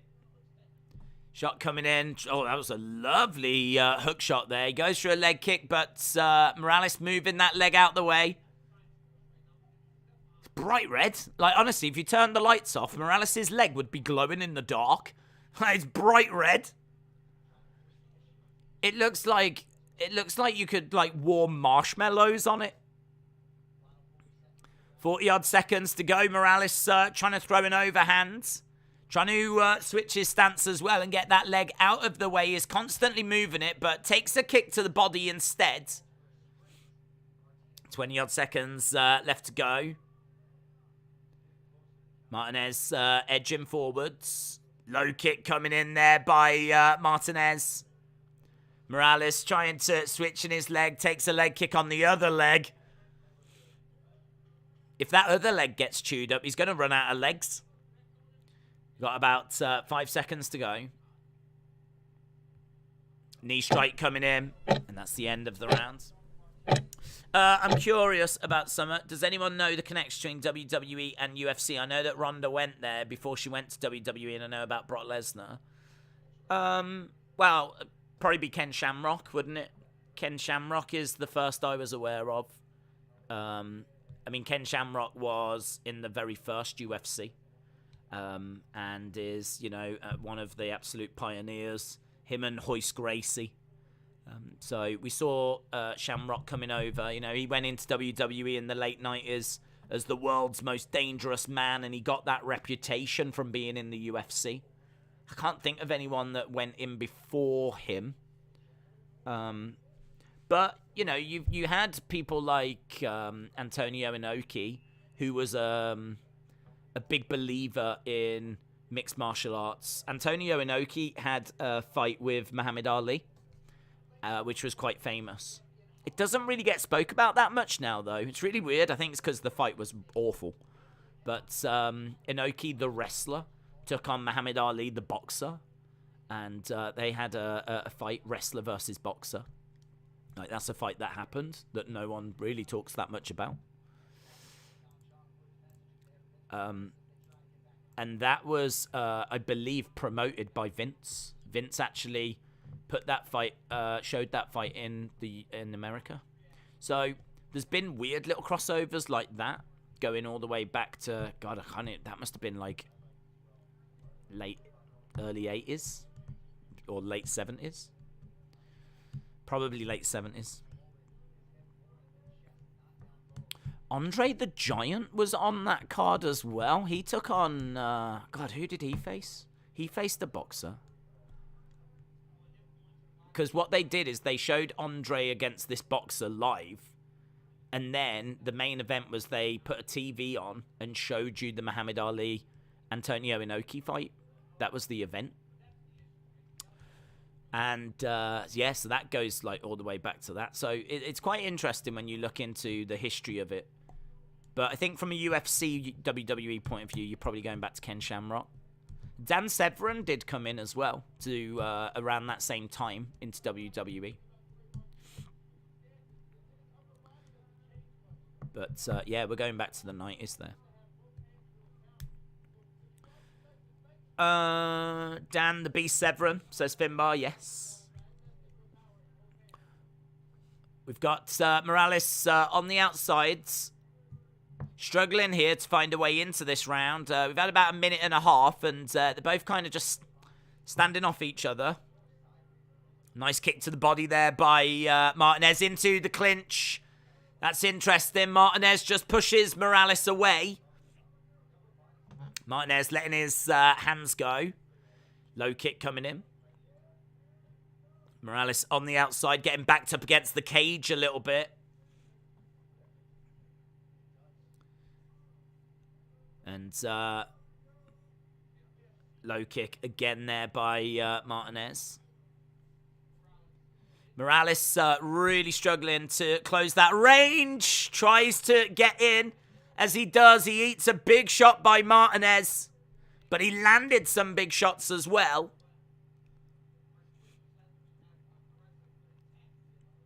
And we've got Morales on the outside. Martinez standing in the center. It's 32 significant strikes. 34 to 21 now. 20 leg kicks by Martinez. 20 leg kicks. And at the moment, it's not a hive of activity. Again, swinging away. Both legs look like they're chewed up now. They're just showing the other leg, and even the other leg is red. He's really done a number on those legs. Martinez's leg kicks must be absolutely vicious, man. He has chewed both legs up. Doesn't really matter what leg he's throwing kicks at now. Yeah, that last leg kick really bothered Morales. 1 minute 30 to go. 23 leg kicks have landed. Both legs look bright red. He's trying to get a few jabs off. Big knee coming in there by Martinez.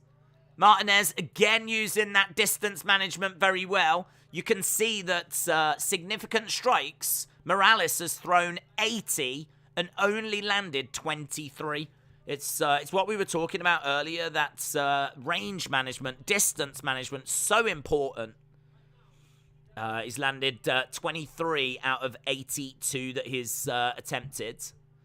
And again, trying to get some shots through, but no joy. 43 significant strikes to 24. Yeah, he's doing so... Martinez doing really, really well here. And I think this should be another round to Martinez. I do want to see the round-by-round breakdown. I'm just going to jump onto the UFC website to have a look at that. 20-odd seconds left here. Live odds has got to be quite heavily in favor of Martinez now. Martinez with some nice combo shots. Yeah, this round has been 27 to 14 significant strikes in favor of Martinez. First round was 22 to 13. This one has finished 28-15. Both rounds, quite a firm gap, quite a healthy gap in favor of Martinez. That's the end of that round. We're going into the final round.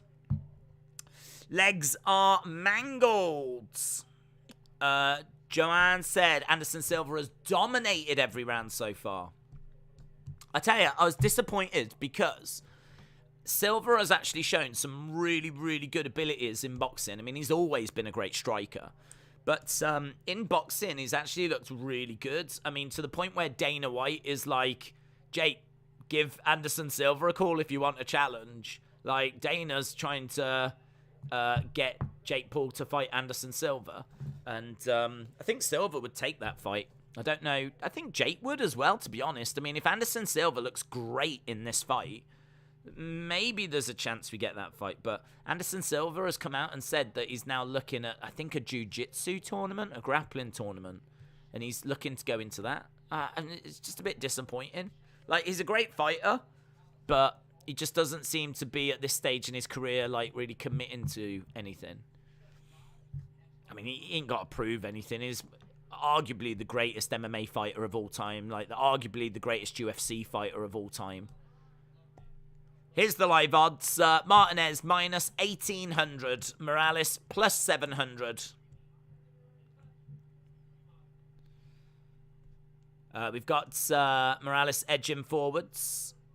Kick coming into the body there by Martinez. So yeah, I was a bit disappointed with that. I wanted to see Anderson Silva like really sticking with boxing, and not that he'd be a world champion, but maybe he could pick up a belt of some description. There's belts everywhere. Do you know what I mean? Might be able to come like, I don't know, the United States Veterans Champion or something. I don't know. But he just doesn't seem to be bothered about sticking with it. But I hope he wins. I love Anderson Silva. Who's winning? Martinez is winning. I've got him 2 rounds to 0. And in this round so far, again, quite a bit of distance between them. Martinez is just picking up and picking off shots. And Morales just can't land any. I mean, significant strikes, all the numbers are there for you. 112 have been thrown by 114 now by Morales. He's landed 33. Kick coming in. It was a lovely shot there by Martinez. Lovely left hand right on the chin. Morales on the outside. We got just over 3 minutes to go. Harry, shout out to you. Appreciate the support, dudes. It was Chuck Webb. No, that's it. And it was 76, was it? 76. Damn. I had it later than that. In my mind, it was like 79, maybe 80. 76. Yeah, Chuck Wepner. I'd never have got that. Appreciate it. A couple of shots coming in by Morales. Oh, that's lovely knee strike and a really good left hook shot. Morales edging forward. You got Martinez on the back foot. Lovely left hand again by Martinez. And again, swinging away there, Morales. But just swinging into fresh air. Just over 2 minutes left here. Just over 2 minutes to go. We got Martinez on the back foot. Lovely kick to the body there by Martinez. Martinez, 23 shots to the head, 14 to the body, 28 leg kicks. And I think they've been key. I think they really have hindered the mobility of Morales. I don't think his movement has been as fluid, as crisp, has been as explosive, because his legs are bright red, man. Nice strikes coming in again by Martinez. Nice kick coming into the body as he's backing up a little bit. Martinez swinging away. High kick blocked. We've got 1 minute 20 to go. Knee there coming in. Morales edging forwards. Lovely right hand. Nice duck underneath. Kick coming into the body.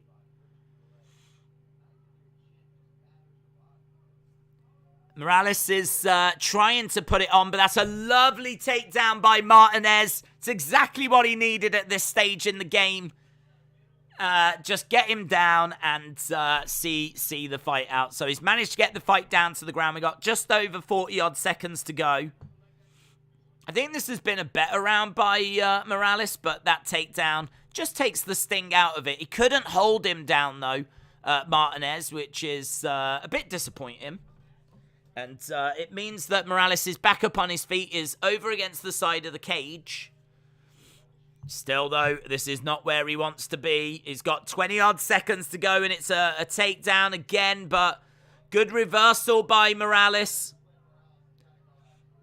Yeah, Morales has got 9 seconds to go mental, but good work by Martinez. He's just keeping him close.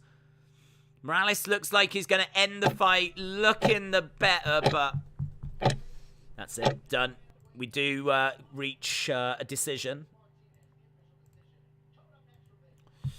Who is winning? Martinez is winning. Silva won. He didn't lose a single round. I hope he does stay in boxing, says Joanne. Yeah, I'd like to see him stay in boxing as well. But he did comment and talk about at the press conference the other week about going into a jiu-jitsu like grappling tournament. I really don't know why, because in boxing there's definitely fights for him. But the person he was fighting here was not a brilliant boxer. So, I don't know. I really don't know what what he's hoping to achieve, to be honest. I think he's just taking paydays. But yeah, I agree. I'd also like for him to stay in boxing. 30-27, Martinez. Last round was much better for Morales, but still not enough. Almighty Nick said Anderson Silva won. Good. Good. That was the co-main, so that must mean that Mayweather is next. 30-27. Martinez getting the dub. Getting that sweet, sweet dub. Wow, there we go. That's fight number 3. These fights are all going long, aren't they? They're all going long this evening. We've had 2 that have gone into the 3rd round. This one has gone the distance. Martinez now is on a 3-fight win streak. Yeah, those kicks. Those kicks have really potentially won it for him. Because he landed 28 of them. He landed 28 and he managed to outstrike Morales by 19 overall. Morales' legs are red, raw, and beaten up. That is a tough walking week now. Brazilian Jiu-Jitsu blue belt. They should have stopped the fight earlier, says Dead Dylan.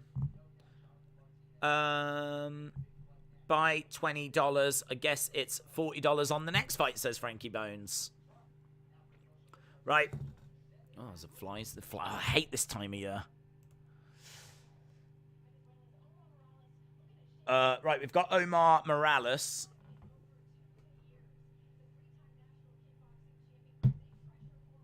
Right.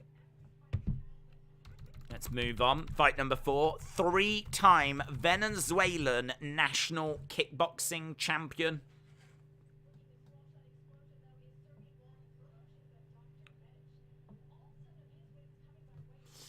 He's taking on Medic. This is fight number 4. Versus Medic. Okay. Oh, I do love the fact that ESPN changed that over for me. Appreciate it. Appreciate it, guys. Thanks for the support. Right. Next fight, then. Next fight is Omar Morales against Medic. Do you know what? This card is so close and tight, and there's really not much in these fights at all. I think this is another one. It's another example. Can I just say I'm really looking forward to the next fight after this, though.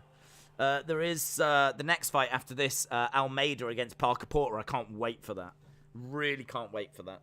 But this next one, Omar Morales against Medic. This is in the lightweight division. Morales has got a 2-inch reach advantage, but he is going to be smaller. He's very durable. He's got good defense. He's moving back up in weight. He is a kickboxing champion. He's got great kicks, obviously. Struggles when he's being pressured, and he's a little bit of a decision fighter. He's got 11 wins, 2 losses, and he is coming in as favourite. He's coming in as a -150 favourite. He's taken on Medic, who is well-rounded, likes to apply pressure. He's a really good prospect. He's 7 years younger. Dynamic striking. He's got good power. He comes from Alaska FC, and the problem with Alaska FC is the competition there is not good at all. So it's really hard to know and gauge quite how good Medic is, because, you know, once you start putting him in there with UFC caliber fighters, it's, you know, it's obviously a different ball game. But he looks good early. He does tend to fade. He is now training at King's MMA, which, again, is a really good gym. I think he's going to come in, try to end this early, Medic. The longer it goes, the worse it's going to be for him. Morales has definitely got a path to victory, and I can understand why he's favourite. I'm going to lean to Medic, just because I think Medic is going to bring a storm, and I don't know if Omar Morales is going to be able to deal with that storm. The key here, like we said in that last fight, was about range management. I think the key here is going to be the fact that Omar Morales doesn't like being pressured, and he's about to get pressured. So Omar Morales is going to have to deal with a storm that is about to be coming his way. And it really depends on how successful is that storm from Medic. How much pressure can he put onto Omar Morales? Can he find that early finish? That's what it's going to come down to. Because the longer it goes, the more even the fight is. And the more that Medic tires, the more he tires. Morales is going to find those kicks, and could be a problem. So, close fight. I'm going to go with Medic. I'm going to say he does find that early finish, but there's every chance he doesn't. There's every chance he doesn't. And if he doesn't, the longer it goes, the more it'll swing to Omar Morales. So, should be fun, though. But I'm really looking forward to the next one, because the next one is a fun fight, man. I mean, it might be an awful fight, but it's a fun fight because you've got Almeida, who's a light heavyweight, moving up to heavyweight. He's not a bad size, but he is going to look... there's going to be a size difference between him and Parker Porter. Parker Porter, who struggles to make weight for heavyweight. So that next fight should be fun. But, yeah, we'll see. I've got Medic to get the win here. Hayden's got Morales by decision. I did my calculations, and betting singles, unless you go for underdogs in every fight, won't be profitable at all in UFC. Betting singles wouldn't be profitable. What, if you, rather than did your parlay, betted singles? So if you bet each one individually, and the results went the same way they went, you still wouldn't make money on them. That says to me that you're not getting enough winners selected, which, if that's the case, if you're picking so many people that aren't winning their fights, that says to me your parlays are always going to be failing, because with your parlays, you need every single result to come in.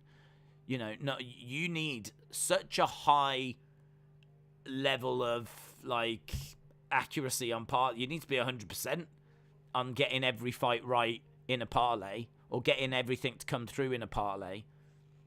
You know, you should be there or thereabouts if you're doing parlays. I mean, obviously, you know, it can come down to luck. You never quite know how UFC fights are going to go.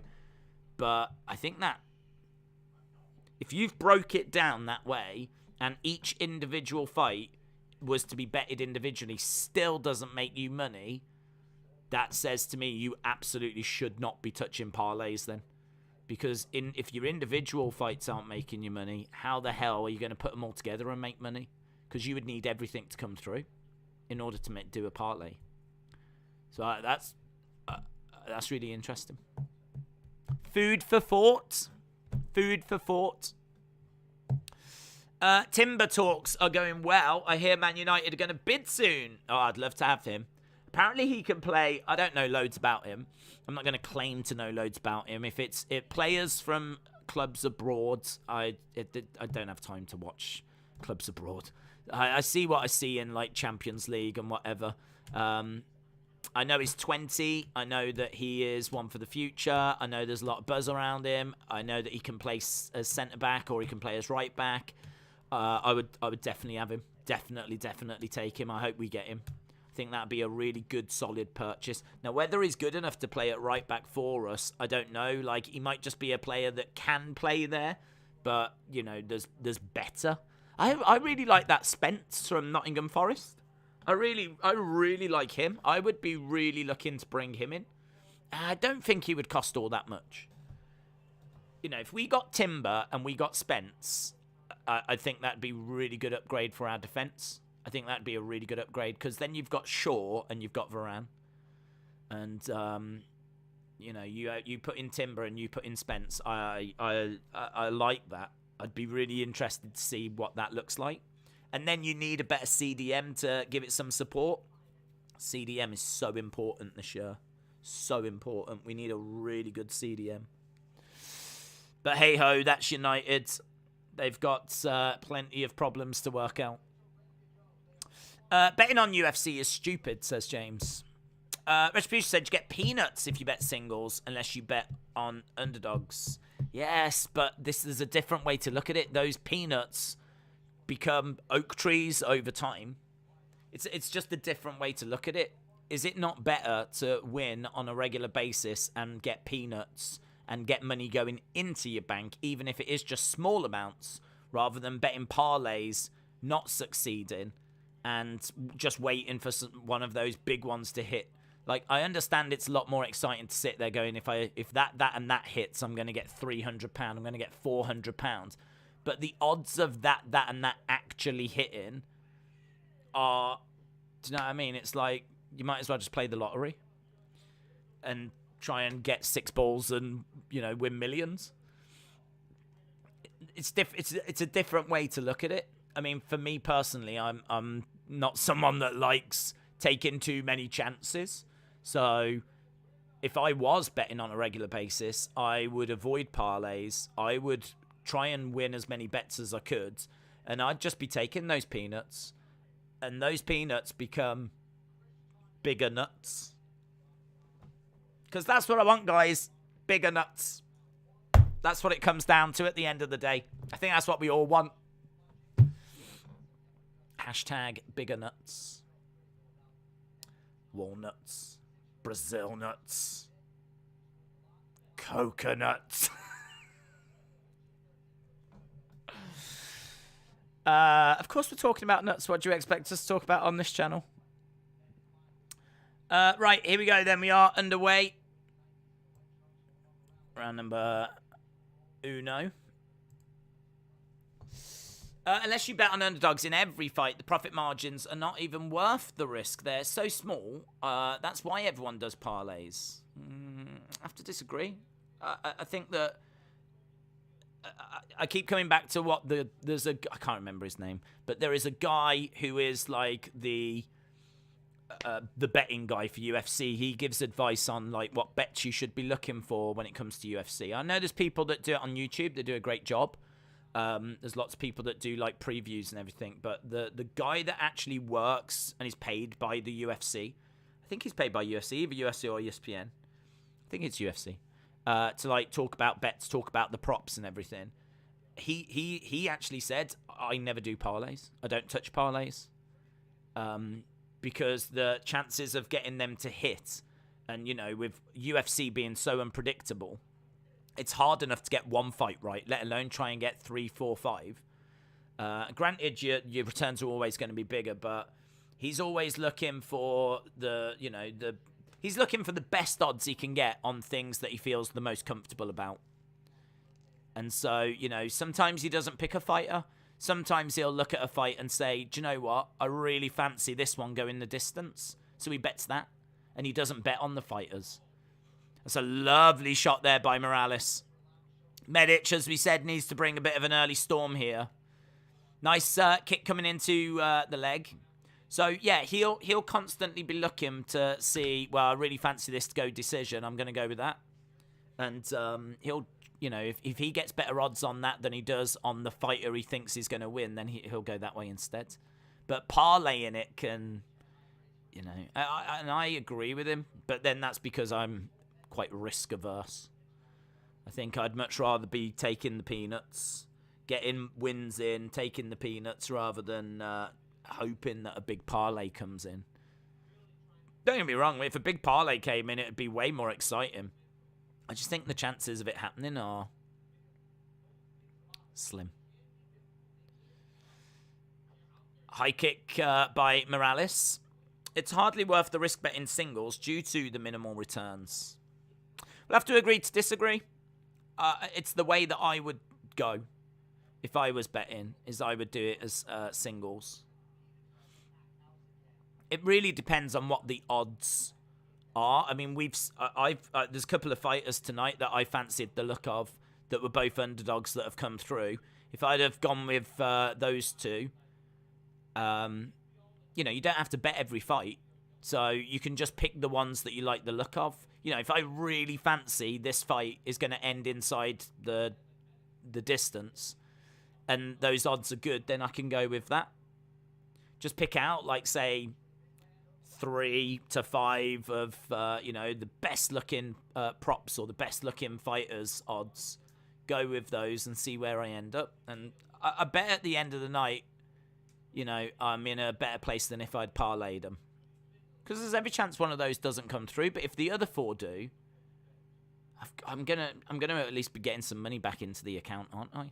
Than if I parlayed it for 5. And as you said, you know, you only need 1 to fail.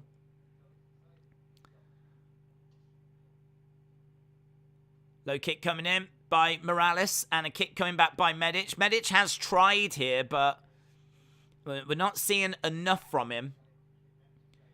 Need to see more of that storm, to be honest. And at the moment, it's 15-12, so he's edging this round. But there's not much to celebrate here because it's quite close. 40-odd seconds left in this first round.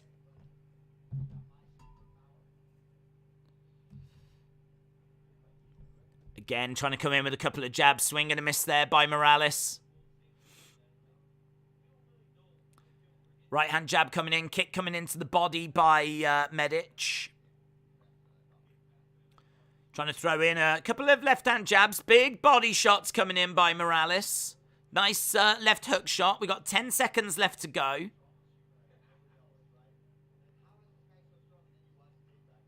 Oh, catches him. Down he goes. That was better by Medic. Medic at the end, I think, just getting some flurries. I tell you what, though, it ends 2019, apparently.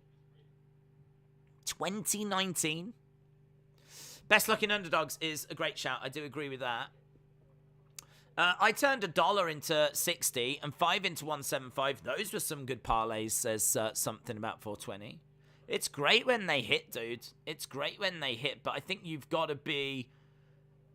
You've sort of got to be there or thereabouts in order to, you know, like if you're doing it every week and you're putting it on, say, 5 bets and, you know, you're getting a good hit rate of, like, just always missing out on one or something, and it's just, like, you're super close. I can see the argument for it then, but, like, the problem with parlays is you only need, like, one thing to fail and then the whole thing fails. And honestly, the bookies love getting you to go with parlays. They love getting you to go that. That's why they give you such good odds, because it drastically swings things in their favor if you actually parlay. Again, not my words. It's all stuff that I was listening to from this. I'll have to find his name. He's one of the guys that they've already promoted it on the show tonight. They've got like a YouTube best bets thing. He's one of the guys that does that. Why not watch them and see what they've got to say each week? Because that's where I'm, you know, coming from. Because I don't bet, so I just always like look. I see what I like the look of, and just go from there. But whenever I actually put money down, it always goes wrong for me. But that's the same for everyone, I think. Right, we're inside round 2, and I think that first one was with Medic, but it was super close. It's really not much in it, and I don't think there was enough of a storm. It's the longest fight of Medic's career now. And as we said, the longer it goes, the more he's going to fade. Got a few concerns now.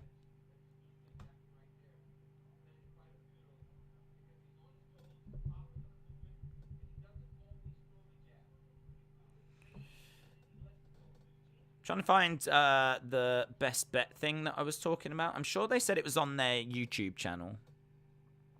Free fight, Ultimate Fighter. Nice counter.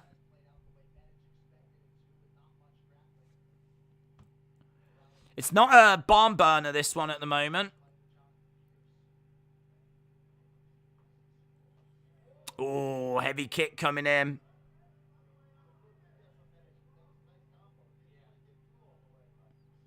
Nice left hand straight there by Morales. Medic is a big boy, says Tim, but I was worried he would throw his weight around.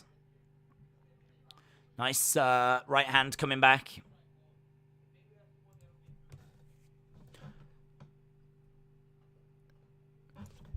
Yeah, that betting thing. They said it was on YouTube. I can't see it on their channel. Perhaps it's on a different one. There's a lot though. It's hard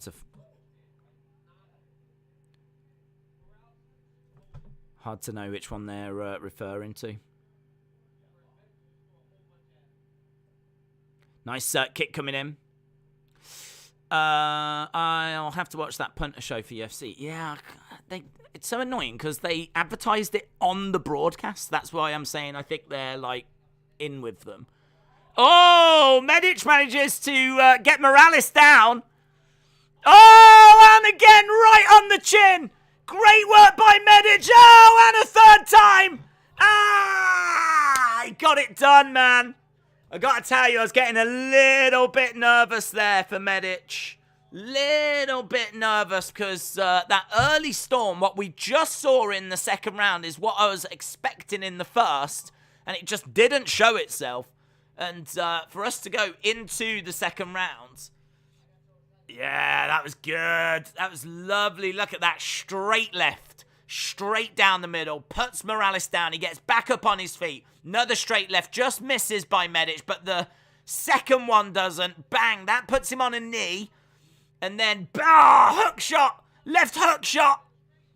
Down goes Morales. He's not out, in all fairness. He's not out, but he does go down, and I think the referee has seen enough at that point. Does feel like an early stoppage, but that is 3 times in very quick succession he was put down. But in all fairness, he didn't appear to be out. He didn't appear to be out. Don't know, I think if you had some money there on Omar Morales, I think you're right to be upset. Because he did get knocked down 3 times, but he wasn't out. And he didn't look like he was out at any point. Yeah, I went Medic. I wasn't feeling brilliant after that first round. Right, this next one. Gelton Almeida is minus 550 favourite here. Almeida is a light heavyweight who is moving up to heavyweight to take on Parker Porter. It's a fight that doesn't really make much sense because, to my knowledge, Almeida's got no desire to stay in the heavyweight division, but he just, I think, wants a fight. He got offered this fight and he's taken it. Look at the size difference between these two. Look at the size difference. Parker Porter looks like a UFC fighter. He looks like, you know, when you've got the dials where you can make them fat or thin. Like, it looks like someone's just maxed it all out. Do you know what I mean? Maybe not the height, but certainly girth. They've just maxed out the slider. It's pretty crazy. So, Parker Porter, big, struggles to even make the heavyweight limit. Isn't the heavyweight limit 265? I think you've got to come in at at least 265. Like, you can't be over 265. He's 265, and he's taking on Almeida, who's 224. Crazy.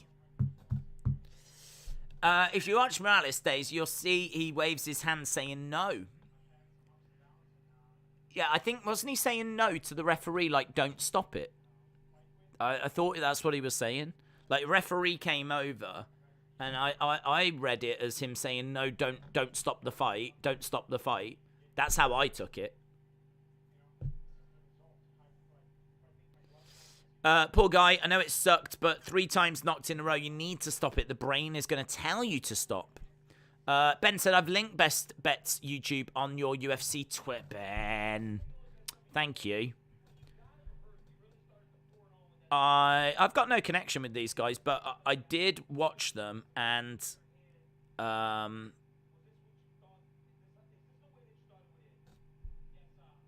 they're good.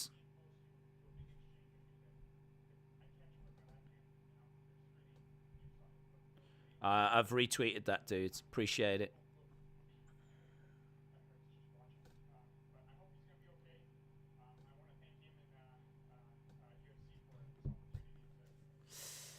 There's lots of good options out there, though. What I will say is, that's the great thing about YouTube. There's a lot of very passionate MMA fans that get to share their views, opinions, and whatever. And, look, you have to remember, UFC is so unpredictable. It's like any sport. If there was anyone that could get every fight right, they wouldn't be on YouTube. They'd be on a flipping desert island drinking rum out of a coconut shell. So, it's hard to, get everything right. But, there's some really knowledgeable people out there. It's a really good community. But I do try to avoid betting personally. Just to be, clear. Only because whenever I've done it in the past, it's always gone against me. Because trust me, if it was successful for me, I'd also be on an island drinking rum out of a coconut shell. I'm just being straight up honest. Do you know what I mean? Being on a beach, drinking rum out of a coconut while some lovely lady is fanning me away. I would take that over all of our Yadong conversations. I really would. I'm straight up honest, I really would. I've put $150 on Holm for tonight, says Wallakin. Whoever that guy is that you're talking about, he must have huge amounts on outright singles, which is probably why he favors singles. Well, I don't know. I can't comment about how much he's betting. I have no idea. That kind of information. The way that people tend to talk is they just talk units. So people, when you watch people talking about bets, they'll talk units, but they don't tend to go into what their units are. They're like, I'll put 5 units on that, or I'll put 6 units on that. But that's because everyone's units are different. What the amount of money that you might put on a bet might be, I don't know, $10, $20. That's your unit. So if someone's saying they're putting 6 units on something, I don't know what one of their units are. We could be talking $100, $1,000 a unit. I have no idea, but that's how people tend to talk. They're like, yeah, I've got 2 units on that. I've put two units on this fight to go the distance. Got 6 units on Holly Holm to get the win. But everyone's units obviously differ. My unit would be about £1. About £1. I'd put £1 on. All I can do is wish you all the best in your betting endeavours. I watch UFC Lay. His show is UFC Gambling Addicts. He breaks down every fight and is usually right, says Rocky. Yeah, some really good ones out there. Really good ones. I like Cody Safdie. I think he's really cool. He seems to be of the different channels that I've watched. There's other channels that put him over, and it kind of feels like he's sort of the self-appointed goat of the predicting UFC predictions when it comes to I think maybe the YouTube community. I can't say about the wider MMA world, but certainly I think from the YouTube community it seems like Cody Safdie is the one to watch, or at least be aware of what he's saying. But each to your own. I mean, it's whatever works for you, innit? I mean, once you find someone that's kind of giving you some good advice and you're getting some good picks and whatever, then it's you tend to stick with who you like, who you trust. We just got some video package on Holly Holm. Love a bit of Holly Holm, I do. The Preacher's Daughter. I love that nickname as well. Don't know why. The preacher's daughter. The preacher's daughter is violent. Preacher's daughter is a killer. The preacher's daughter's got great striking.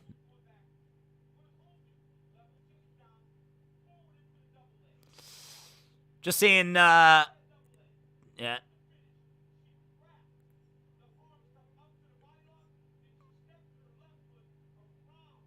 Double leg and looking for takedown. Lovely takedown. She's got lovely striking. She's got lovely takedown. Her striking's great. I mean, obviously used to be a pro boxer. She does. I love Holly Holm as well because, like, before she starts her fight, she's, like, pacing up and down. She's super sick. I don't know why she does it. But I've never seen her actually talk about why she does that. But before her fight, she's always, like, so serious. Just, like, pacing back and forth.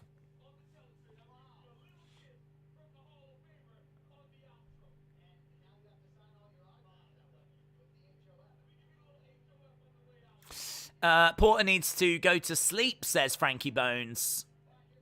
Safdit's been wrong a lot recently, says Tim. Here we go. This fight is the one that scares my parlay. Almeida had turkey and cheese. Everyone say hello, Amanda. No one beats the weasel, says Ben. Exactly, which is why betting on outright singles is only for the rich. Well, I don't know. I can't say that it's only for the rich. I mean, listen, if you win, don't you? It doesn't really matter on what the unit is. If you bet 100 and lose, well, then you've lost more than if you betted less. So, I don't know that I agree. If you've got a lower amount, say $10, and that bet doesn't come through, then you've lost $10. Now, to someone, that could be obviously a lot of money. But if you're rich, losing $100 or losing $1,000 is still going to hurt you. You know, that's still going to be if you lose. I mean, at the end of the day is you've got to give yourself the best chance possible of making money. And for me, the best chance possible is doing it as individual bets. That's gonna be you're gonna have a better chance of making money that way, rather than parlaying and hoping that 5 or 6 come through.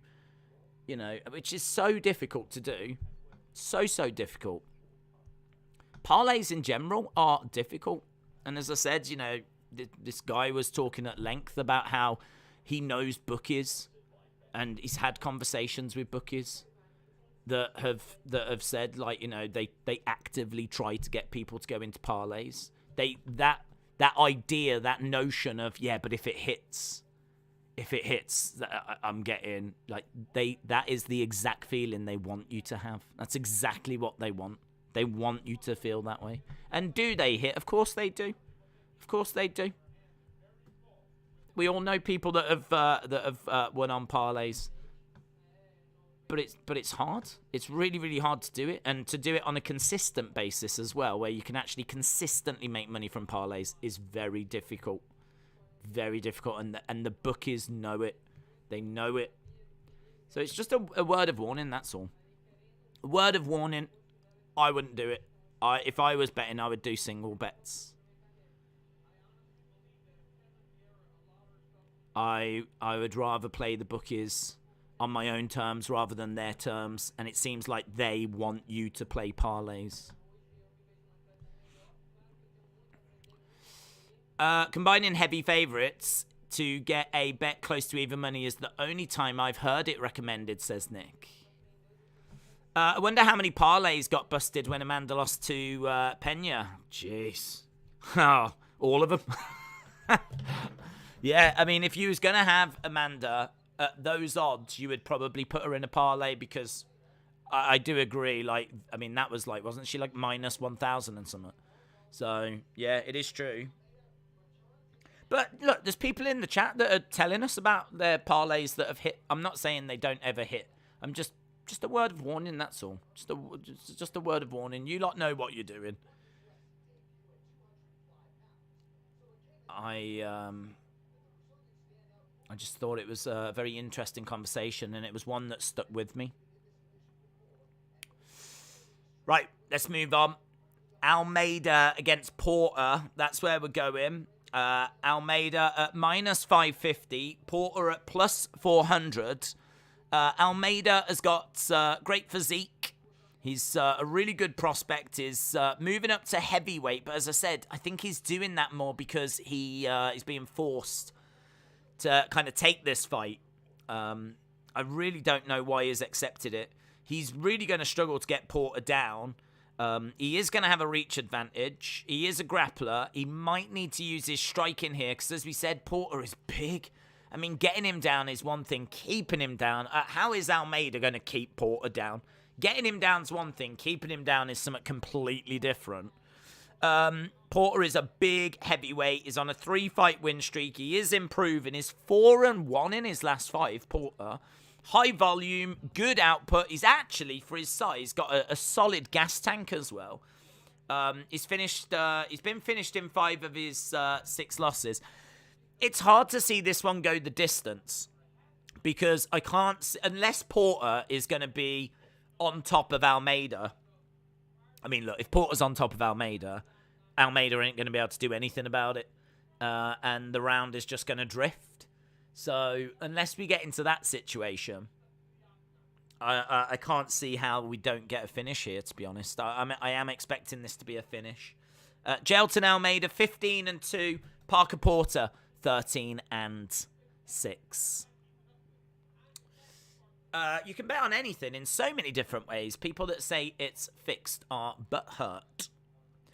Crone's Chosen says, did Floyd box yet? I don't know. We know that Anderson Silva has fought, but we don't know if Mayweather has started his fight yet. I would imagine he has.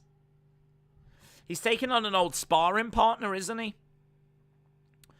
And apparently there's nothing down for how the rounds are going, so it doesn't look like it's started yet.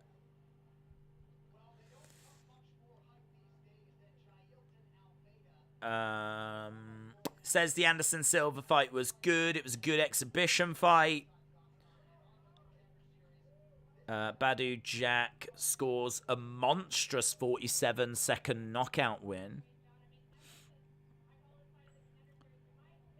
But, yeah, nothing yet.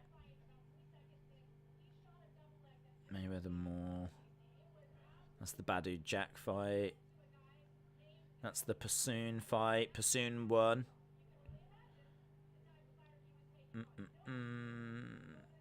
Round by round updates. It has started. Round 1, 2-minute rounds for this exhibition fight. So 2-minute rounds. Mayweather just keeping his distance, letting Moore flick out some punches that fall short. Moore shot lands to the body, but Mayweather smiles. Mayweather with a counter jab. Moore to the body again. Mayweather with a counter left. This website, MMA Fighting, has got it 10-9 Mayweather in the first. Second round, Mayweather is more aggressive with his movement. Catches Moore with a jab. Mayweather ducking Moore's jabs. Right hand scores for Moore from range. They exchange jabs. Mayweather using his footwork to cut off the ring. Moore scores with a jab. Mayweather to the body. And a couple more jabs seal the round for Mayweather. 2 rounds have gone so far. And 2 rounds to Mayweather according to this. It's an 8-round fight, so 6 more rounds to go. But it seems like Mayweather's doing well so far. Retribution said, I only do outright singles on football. The odds are more profitable and therefore reduces the risk-reward ratio.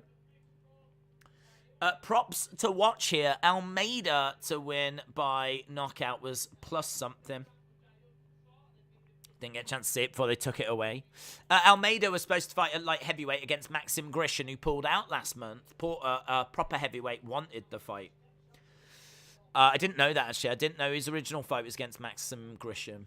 I'm not great. I'll hold my hands up. I'm not great when it comes to looking at fights that are planned because so many have been cancelled. I just don't pay it attention until we actually get to like the week of the fight.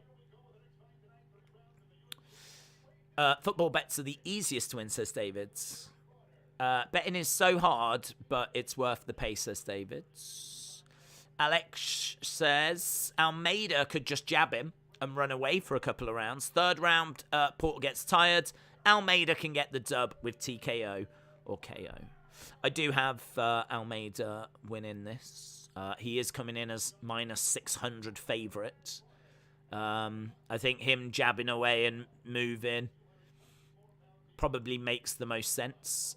He's got the reach advantage, 4-inch reach advantage, so he can just keep hitting and moving. But yeah, I mean, this is going to be an interesting one.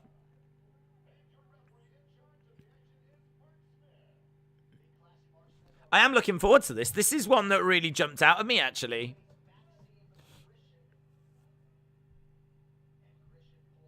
Okay, here we go then. Yeah, they couldn't find another light heavyweight, and that's where Porter has come in. Right, here we go then. Round number 1, and Almeida grabbing Porter, driving him back against the cage. Why has he done that? I wasn't expecting that. I wasn't expecting him to come out, grab him, drive him back against the cage. Like, I sort of feel like this is going to gash you out a bit. Oh, wow. Looking for a takedown and gets it. I mean, a good show of strength there, but isn't that going to take some out the arms? He's managed to get Porter down. So he's managed to grab him and get him down. Porter is over on the side. You would think that Porter, because of his size, would be able to just, like, power his way up. But good work by Almeida, actually. He's got the feet kind of tied up a little bit. That's going to make it hard for Porter to get any kind of a base. Porter trying to get over to the cage and see if he can find a way back to his feet over there. This is interesting. Shots coming in by Almeida. Almeida has, as I said, got that one leg tied up.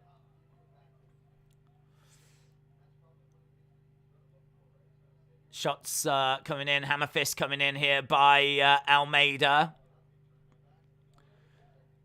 Can you see Cody being on the cover of 2K23? Maybe.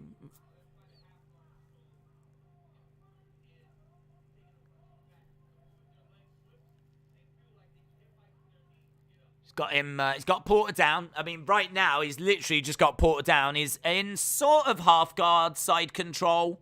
We're over by the side of the cage. Almeida doing well. He's got forearm across the face of Porter. Porter trying to get up to his feet. Nice strike coming in. Hammer fist coming in. This is good by Almeida. Almeida just pounding away here. He's got Porter down, and Porter is just trying to block these shots. Porter needs to make a move here, and Almeida just grabs a hold of him.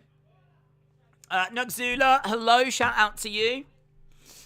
Rocky said, I've got plus 900 Porter by knockouts. Tim said, fun fact, Porter lost to John Jones on the regional scene. That is fun. That is fun. Yeah, Nugzula, appreciate the kind words, dude. I hope you are well. We've got Porter on his back over by the side of the cage. Almeida throwing in left knee strike. We've got shots coming in by Almeida.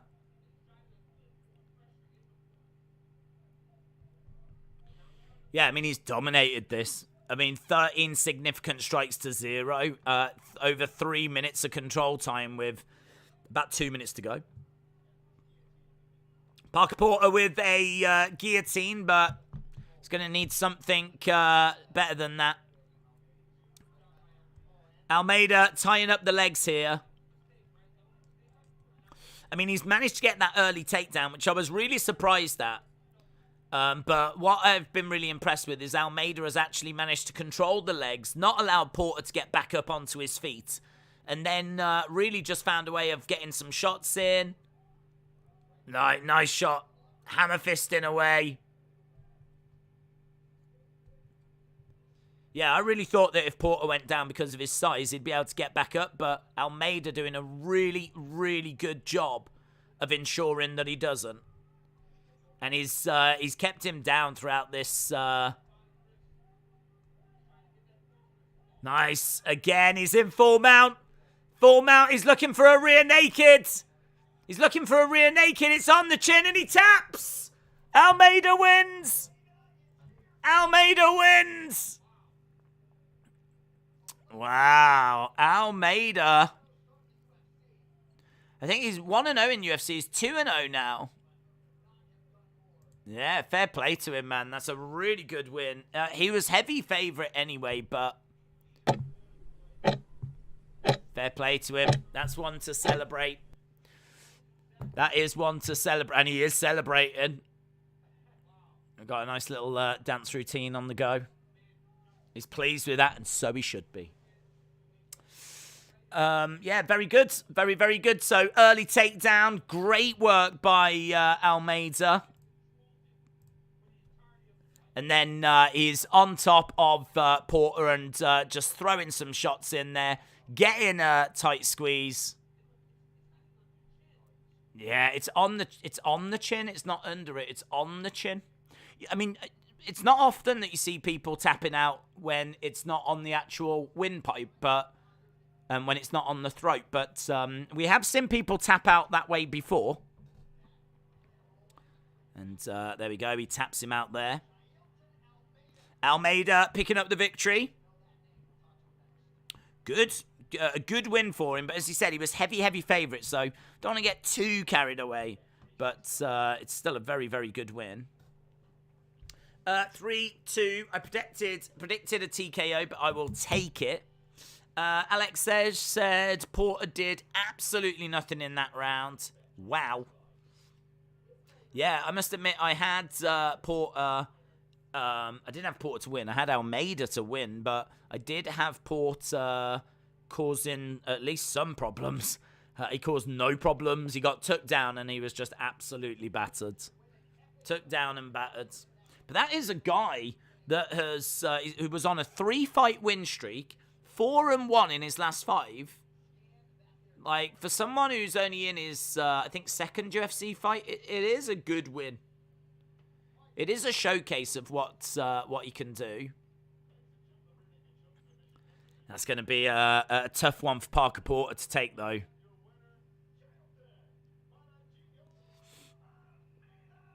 Almeida. Interesting to know where he's gonna get to.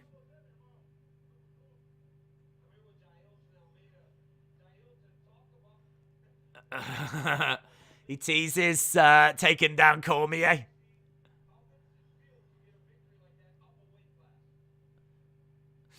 Uh, 4-1 says Sticky Buds. James said I had Almeida in round 1, but I had it by knockout.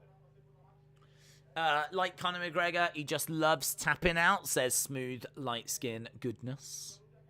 Almeida has got better cardio and he can win this. He has won this. He's on an 11-fight win streak now, Almeida, and 12 first-round finishes. Shame they couldn't find a light heavyweight for him to fight. I don't quite know what we've learnt from this fight, but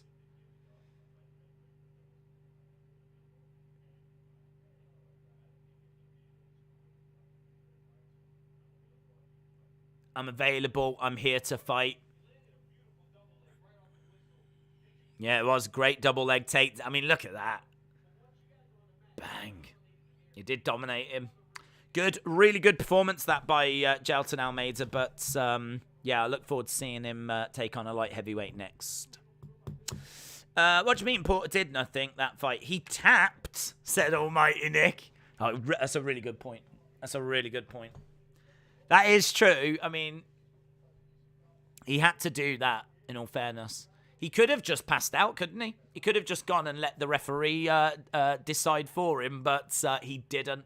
You are right. He did do something. Who has won? Almeida has won.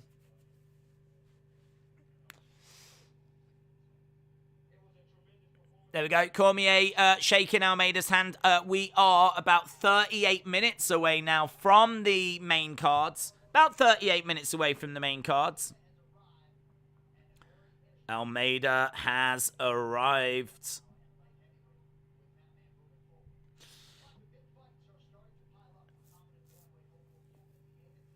Okay, they're going back to our main event, just taking a moment to talk about that. We've got, I think, one more fight left on these prelims. I think it's Holmes against Amedovski. I think that's going to be our next one. I'm sure ESP will change this over to let me know what it is next. And then I think that's our main event, and then we go over to the main card. So it's kind of nice in a way to have it starting a bit earlier. I appreciate that. Let's go back to Mayweather, shall we? See where we are with the Mayweather fight.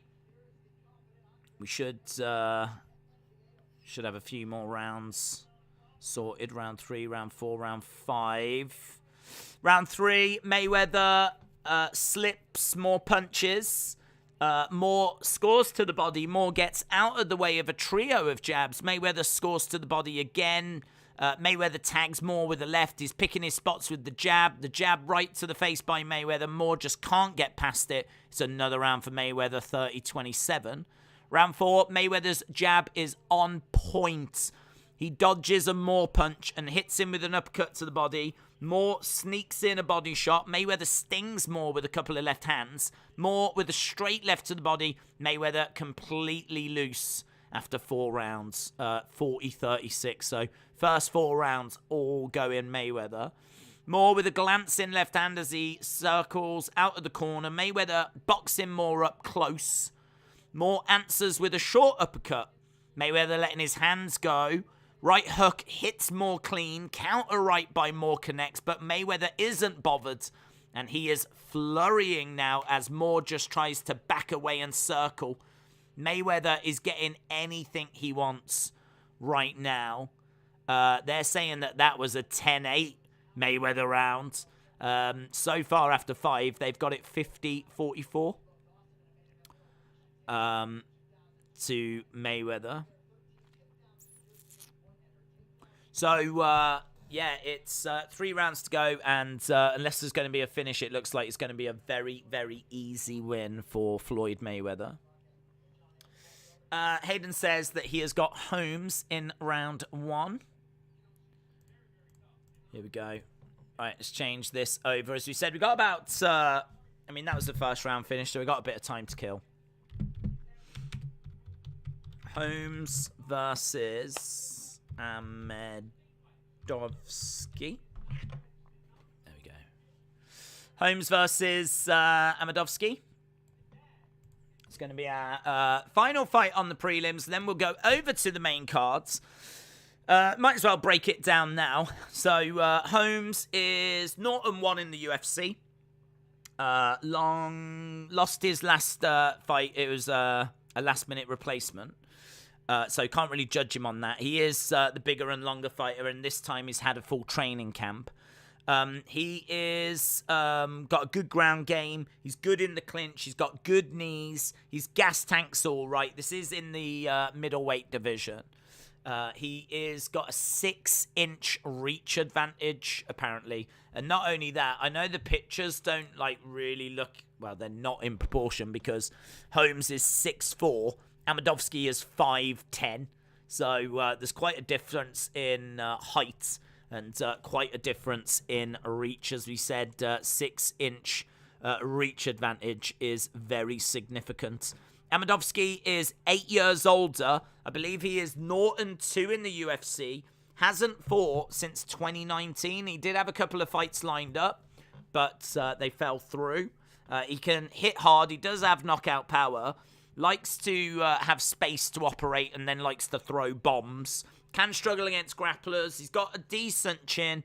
Can keep his hands low at times. To be honest, I just see this as being relatively straightforward for Holmes. Holmes is coming in as -190. Amadovsky at plus 160. Holmes, 7 wins, 2 losses. Amadovsky, 8 wins, 2 losses. Haven't seen Amadovsky in a while. Don't know quite how he's going to look. When we did see him last time, he went 0-2. I've got Holmes winning this. Holmes with a 100% finish rate. There might be a chance that he can maintain that here. So I've got Holmes winning. Let me know which way you are going when it comes to Holmes against Amadovsky. Holmes, as you said, 8 years younger. I do think that's quite significant. And that 6-inch reach advantage as well is significant. Both fighters with a 100% finish rate. They're just showing Amadovsky's got a 100% finish rate as well.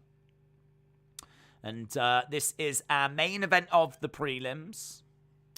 Smooth Light Skin Goodness says Holmes should win. Holmes should win. But who knows? Indeed, who knows? J-Rock said, I'm going to put a small play on Amadovsky by knockouts. Buzz says, hello from Serbia. Shout out to Serbia. I hope you're doing well. Shout out my Serbian friends. Hope you are doing well on this fine Saturday. We've got, as we said, this one coming up, and then we are on to the main cards. And then we are building towards our main event. I'm looking forward to seeing the Preacher's Daughter. Very much looking forward to our main event. Even if it's one that's not going to grab people's attention, I can see this being a quieter fight night compared to usual. Maybe even there's people that are off watching the Mayweather event that's on right now as well. You know, if this was maybe a more exciting UFC card, then maybe it would be a case that people would be... more people would be around, but yeah, I can understand people watching like the Mayweather thing. I can tell you that 7 rounds have gone. Before the 7th, Mayweather took the round card and walked around with it. Then he danced with the ring girl. Mayweather is talking as much as he is fighting, even as he drives jabs into Moore's face. Moore is busy with his hands, but Mayweather's defense is sharp. Mayweather gets back on the offense. Moore is circling to get away. He gets wobbled by a right hand to the ear. Mayweather is pouring it on a concerned Moore. Moore gets hurt bad by a right hand. Mayweather sticks his tongue out and then hits a combo. Right now, they've got another 10-8 rounds for Mayweather. So far, MMA fighting a score in the fight after 7 rounds, 70-61. So not only is Mayweather winning rounds, he's winning them comprehensively, according to MMA fighting. A lot of people don't know who Moore is. I didn't, but he is an old sparring partner, apparently, of Mayweather's. Leclerc is on pole for the Grand Prix. Verstappen is second. I ain't watching F1 anymore. Not now that Lewis Hamilton's got a rubbish car. I've got no interest. I appreciate the update, though. But I might check it out again next year once Hamilton's got like a chance. I really want him to get his. It's a bit like John Cena. Is he going to beat Ric Flair's record? Like, is Lewis Hamilton going to pull ahead of Michael Schumacher's record? They're both tied on 7 world championships, I believe. And I hope he does get that 8th, because if he never gets it, and that stupid final lap last year is what costs him, it'd be an absolute travesty.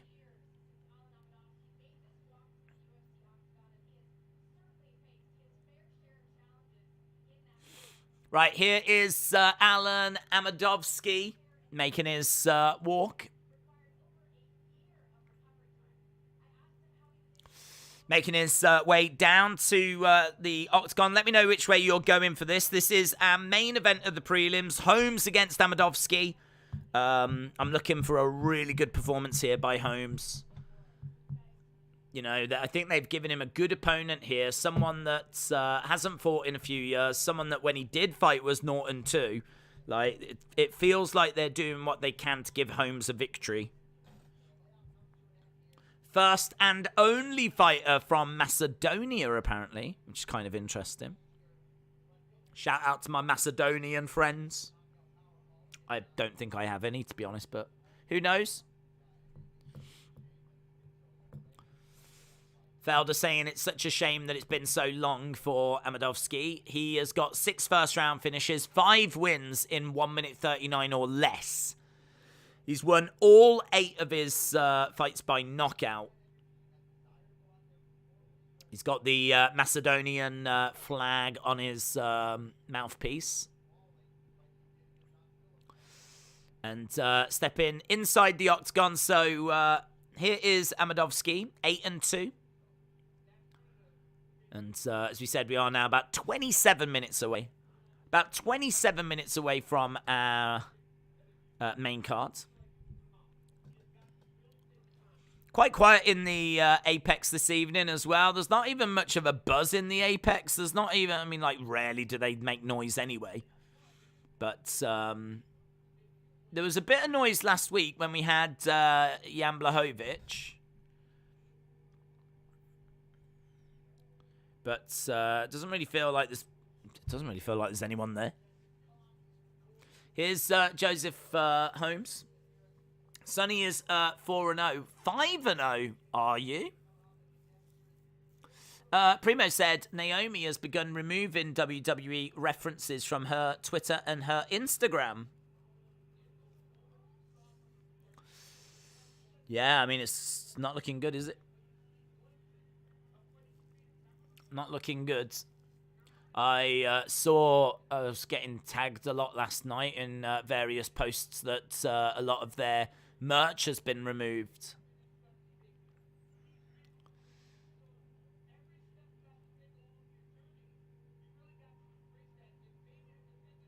Right, here's Holmes. 4 first-round finishes.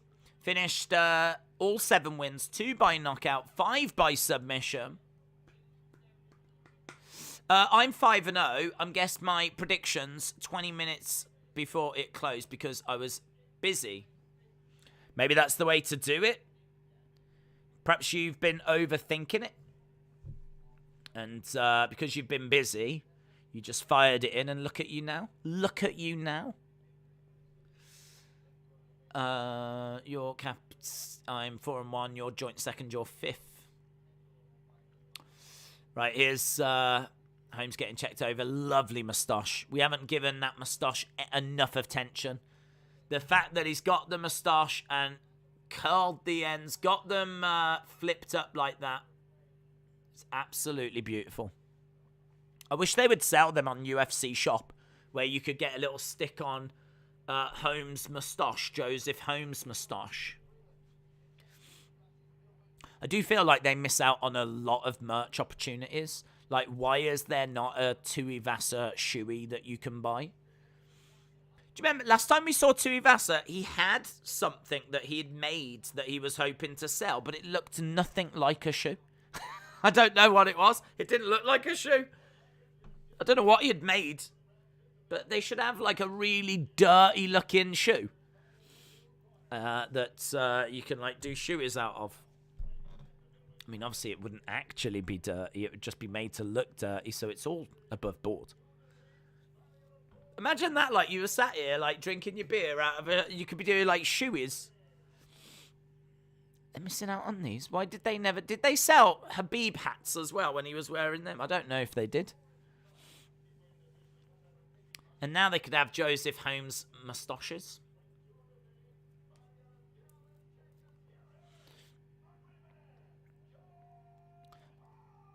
Ugly Man Joe getting his intro, and we should be underway with this very soon.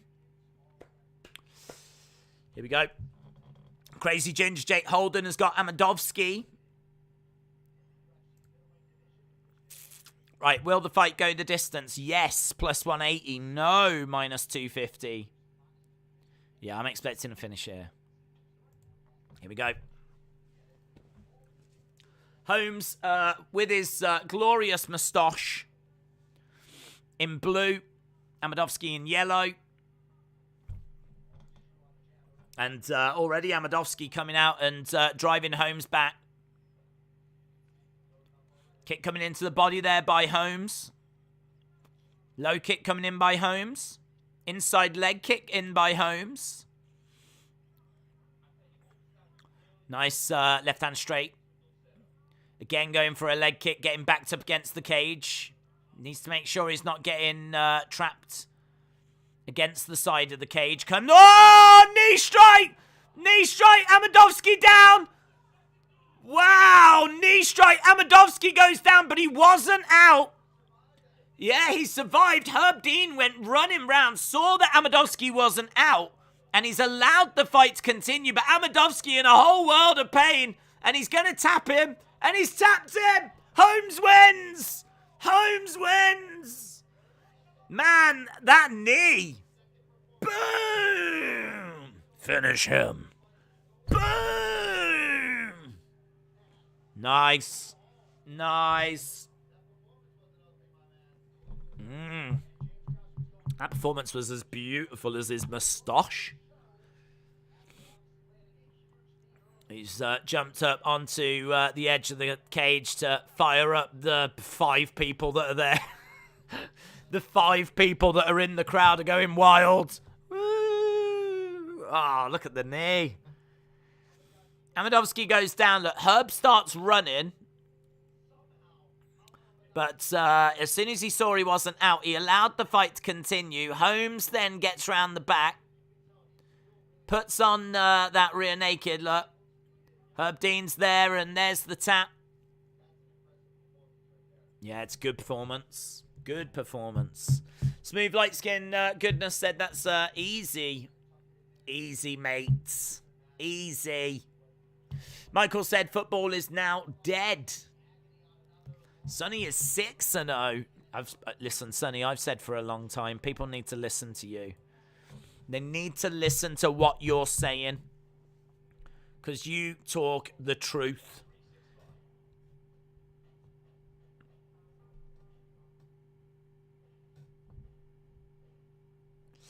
Ugly Man and Ugly Sonic are big winners this weekend. I saw that. That's really fun. If you haven't heard, the Ugly Sonic, you know when they first came out with the Sonic movie and they had that awful looking Sonic? They've actually, I think, is it Disney, have taken that character and he now features in the new Chippendale movie on Disney+. And they go to like a convention or something and like you can meet Ugly Sonic. And he's like, how you doing? He's like a washed up actor. How you doing? Do you want to get your picture signed? Yeah, that looks fun, man. That's a fun way to use him. Holmes gets the win. So, yeah, Alexis, I saw that. Was very good. Sticky Birds 5-1. Hayden is 3-3. Hayden, you're about to smash this main card now, mate. You're about to smash this wide open. When's the next fight? What's the next fight? I think it's Eric Anders next, but we've probably got a bit of time to wait because I think that was our main event. And it just finished in the first round, so we've got about 19 minutes to kill.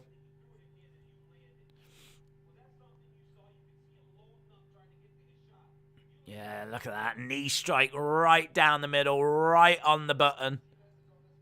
Boom! Look at that. And down goes Amedovski.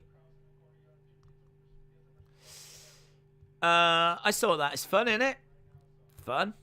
Fair play. I don't know how they got permission to use it, but fair play.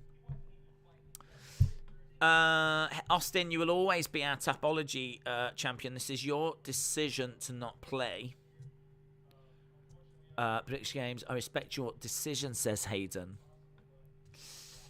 I'm going to start competition. It's supposed to be thunderstorms soon, says Sunny. If Krusty the Clown was a hedgehog, he'd be Ugly Sonic, said Ernest on purpose. Right, we've got some celebrating in there with Holmes. He was plus 200 to win by submission. So that would have been the bet to have gone for. Holmes by submission, plus 200. Could have doubled your money.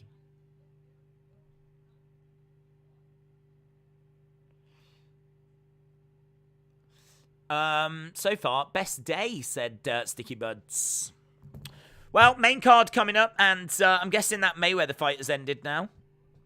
And I'm guessing Mayweather won, unless he got knocked out in the 8th. But I doubt it. Mayweather jabs away as he corners more. He's got more going wherever he wants. Stiff jab with more on the ropes, more with a counter right. Left hook by Mayweather. More trips to a knee. More with 2 good punches on the inside, but Mayweather absolutely crushes him with a body shot. He has to answer a 10 count, but he makes it. Mayweather right back in there. Huge right hand. Left hook by Mayweather. He wants the finish. Moore is going to make it to the bell. It's a dominant and flashy performance by Mayweather. They've scored it as a 10-8 round. So MMA Fighting scores it 80-69 to Mayweather. But the official result is there is no winner, as it was an exhibition fight. So after those 8 rounds, no winner is declared. But if it was being scored, MMA Fighting had it 80-69 to Mayweather. I have no idea how many people will have watched that, how much money that's going to have made. I have no idea.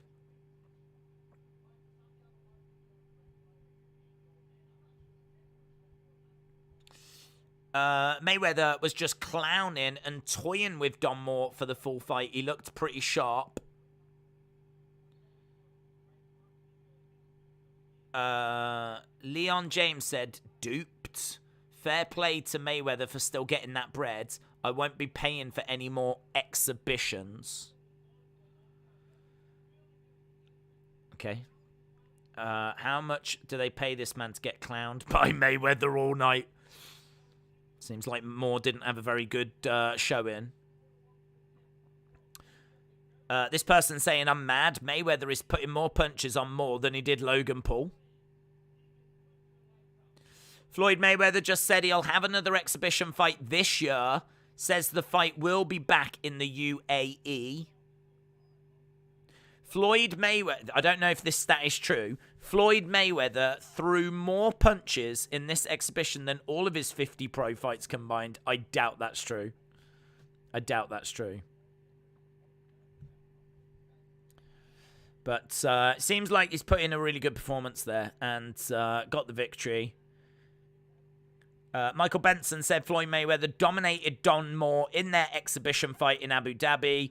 Mayweather was laughing, showboating, and even joking with people outside of the ring whilst flooring and beating up his old sparring partner throughout 8 easy rounds. No official result. I hope he gets a really, really well-known opponent next, though. He wants another exhibition fight before the end of the year. I don't know who's out there, to be honest. I don't know who he can go and get, but... yeah, it needs to be something that I think is going to grab the attention of people. I think when it was on the helipad, that had my attention. But as soon as it moved inside that arena, I was a bit like... And also, it only got confirmed it was still going ahead today, like 2 days ago. Like, so the whole build and everything has been so disrupted that I was like... That's why I didn't do it in the end. Because I was ready, man. I was ready to do it. I would have done it. 5-1, says Edwards. Tapology has it down as a Holmes win by knockout or technical knockout. Well, they'll have to change it because it was rear naked, was it, I believe? It was definitely sub. Right, Eric Anders against Jun Young Park. We've got Polyana Viana against Tabitha Ritchie. We've got Njuk Kwani in action as well. And we're going over to the pundits. So we've got about 13 minutes to kill because that last thing ended up going short. So we do have a little bit of time to kill until we get to the main cards. And as we said, maybe we'll see some people jumping in and joining us because we are getting to that main card. And Holly Holm, I feel like she's a draw. I feel like she's, you know, she's got a name because she beat Ronda Rousey. I like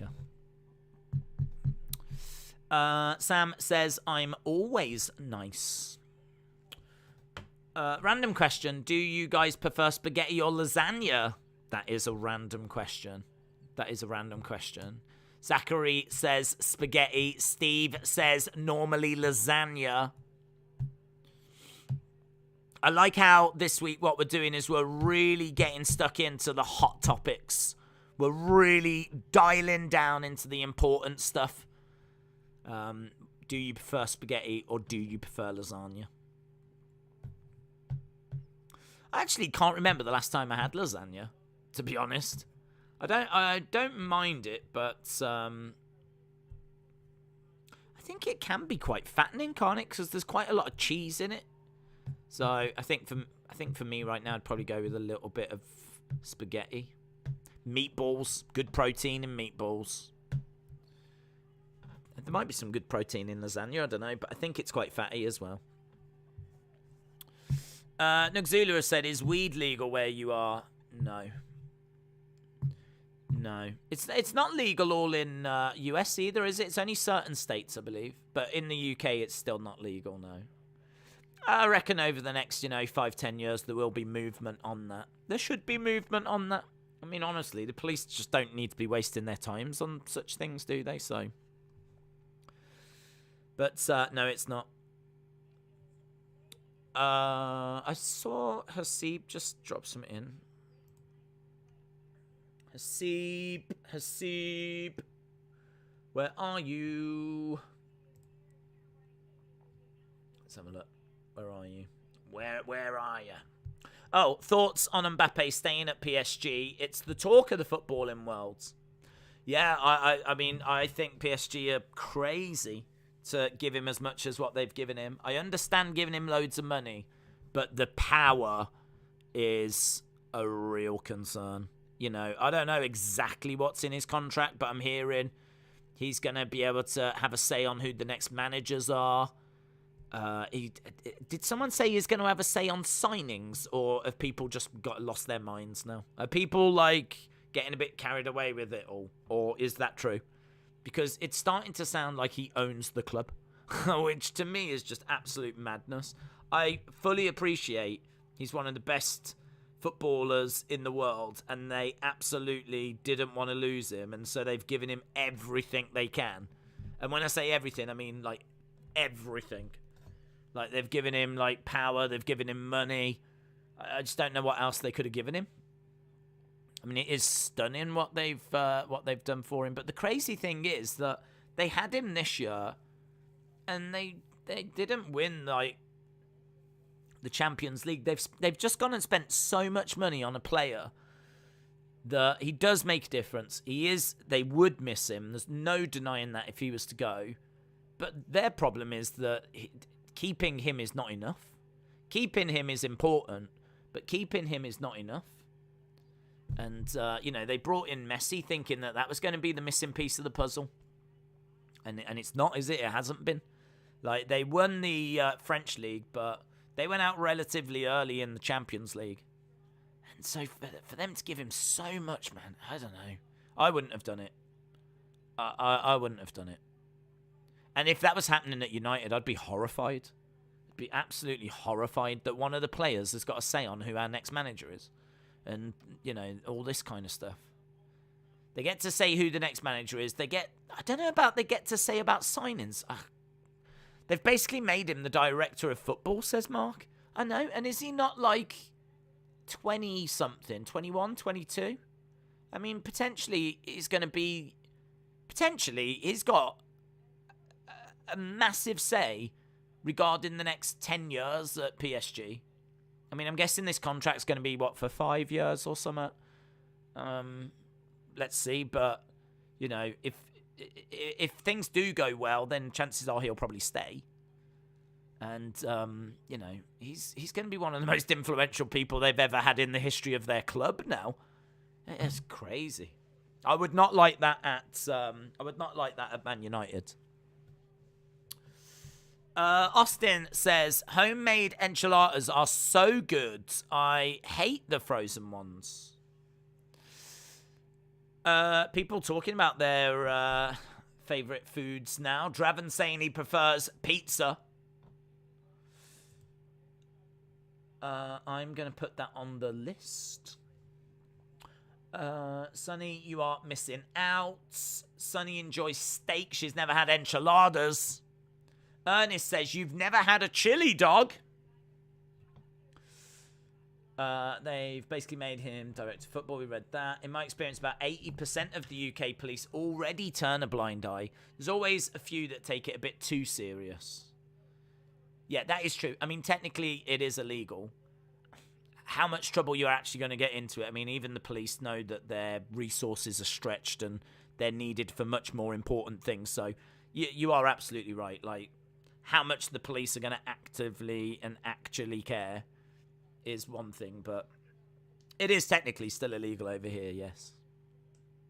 But no, it's a good point from Jordan. Good point. Ernest says, I'm here for sacred cheeseburgers. Right, where are we? We've got 6 minutes to go. 6 minutes to go. Edward said he can choose who they sign and something to do with being a sporting director. This is a food stream now. Forget UFC. UFC is a joke, says Austin. Fair play. I mean, it's been a bit of a weird one this week. I will say that we've seen some good action though. There's definitely been some moments in these fights that I've enjoyed.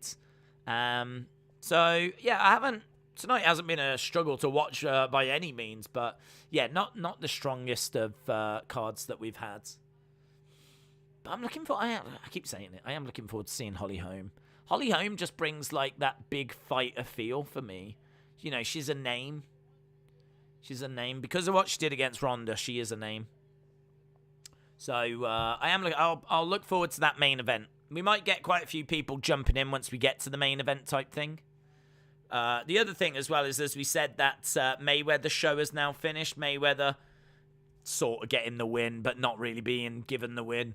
It was an exhibition, so no one won technically, but from what I've seen, he absolutely dominated the fight.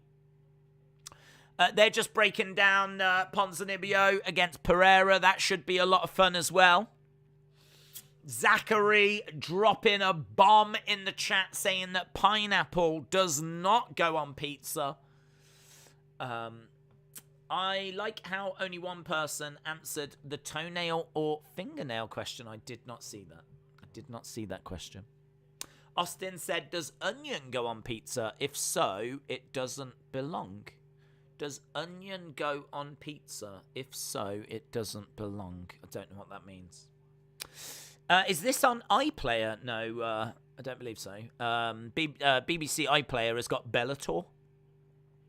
So they tend to show Bellator. This is UFC. Olives on pizza. Austin enjoys those. That's good to know. We're getting a real insight, I think, on this stream as to what Austin enjoys on his pizza. And to be honest, that's exactly why I set this stream up. This is the conversation I was hoping for, was to find out what Austin enjoys on his pizza. Zachary agrees. That's interesting. James said pineapple on pizza is disgusting and it should be outlawed. Absolutely should be outlawed. Cannot be tolerated. Should not be tolerated. Mr. Pineapple said, can we vote on whether pineapple goes on pizza? Sure. I'm willing to do that. Let's. I'll tell you why I'm willing to do that. It's because our Holly Holm Ketlen Vieira poll is not moving. It's 80% for Holly Holm. It's been that way all along. It ain't going to move now. We might as well get something more important decided once and for all. Does pineapple, I need to make sure I spell it right. Is there an E in pineapple? I believe there is. Pineapple. There is an E, that is confirmed. Does pineapple belong on pizza? Does it belong there? Is it allowed to be there? Is it allowed to reside there? That's the question. Spud says no. Austin said, you should join in. What do you like on your pizza? I like tomato sauce. And that's all. Some tomato sauce and that will do me, thank you. I don't like to ask for too much. I don't like to put people out. Just that and a little bit, that's fine for me. And if you've run out of tomato sauce, that's fine. And if you don't have any dough, I'll just have the box. I'm very easily pleased. Spud said pineapple does not effing go on pizza. No way. There's a lot of anger. I would say there's probably more anger in the chat right now than I think I've ever seen. Which, it's crazy. Hot topic. That's what we've got happening right now. Tim said, Eric Anders, second round TKO in 2 minutes. Do you like cheese? I do, but I am trying to stay away from it at the moment. I'm very, very conscious of, like, not being in shape. I'm very conscious that I've just gone through lockdowns and COVID and all this, and all I do is sit here and stream. So I am just painfully aware that I need to try and I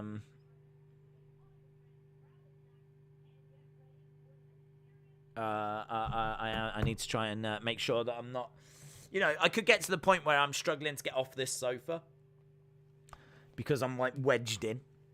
So yeah, I need to keep calories down, I think. So unfortunately, all these wonderful foods that are being discussed are things that are not part of my current diet. There she is, Holly Holm, the preacher's daughter.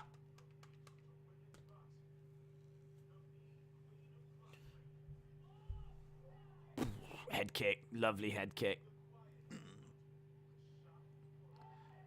Head kick, bang, down went Ronda.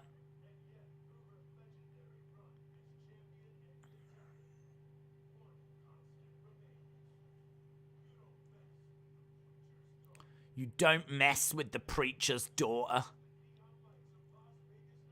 I wonder how Ronda would feel if WWE brought in Holly Holm.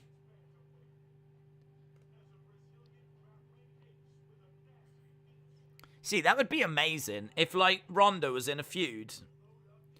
Say Ronda was healing it up and she was in a feud. And that person went out and got Holly Holm. I would freak. Do you think we could see Holly Holm in a title picture again? Well, she's going to have to win tonight, but I think she will win tonight. I would love to see her go for a title again. I really would. I'd love to see her go for a title again. I think she's been looking really good recently, so I'm going to say yeah. I'm going to say that she does. But start low. Tall Paul said, I like pineapple on pizza, but so many other toppings I would end up going for instead. But Start said, that is an interesting poll. It's really ignited the community. We should put soy sauce and gravy on pizza. Are you all right? Anderson Silva would knock out Jake Paul, says G. Martinez. I think he'd stand a good chance. He's looking quite good, isn't he, with his boxing? I think he's always been very aware of his boxing and his striking. It starts right now. Right, here we go then. Main card time. The time for talking has just begun because we've got a lot more talking to do because we've got a lot more show to watch. And we are in Las Vegas, Nevada. We are at the Apex, and we've got the drone shot as we're going through the front doors. Here we go. I love these shots. Past security. No one there. Go down the corridor underneath that check-in sign into the Apex. And here is Holly Holm, ranked number 2 in the bantamweight division, taking on Ketlin Vieira, who I believe is ranked number 5.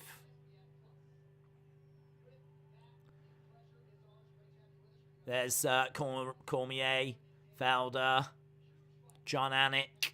Those are our commentators.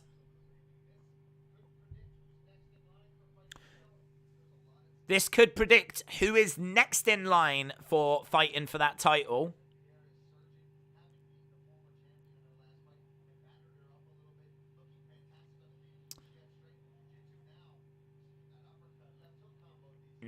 Saying that Ketlin Vieira's looking good on the feet. Holly Holm always in the title conversation.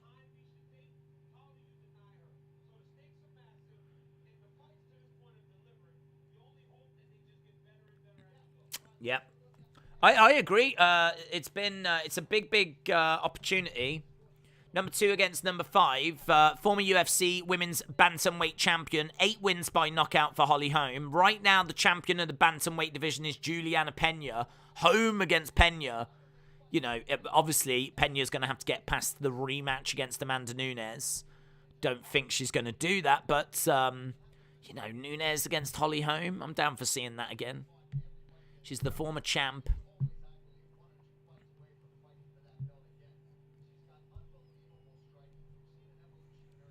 Yeah, her striking has always been nice. Certainly her kicks. I love her kicks. Bang. That switch kick, man. That switch kick is disgusting. Look, she just... Oh, God, she just mugged Ronda. If Holm wins, she's going to fight for the title. It's settled, said Ernest on purpose. Pineapple and baby pine cones. Where are we with the vote? I haven't actually seen. Oh, it's close. 53% of you say no. It does not belong on pizza.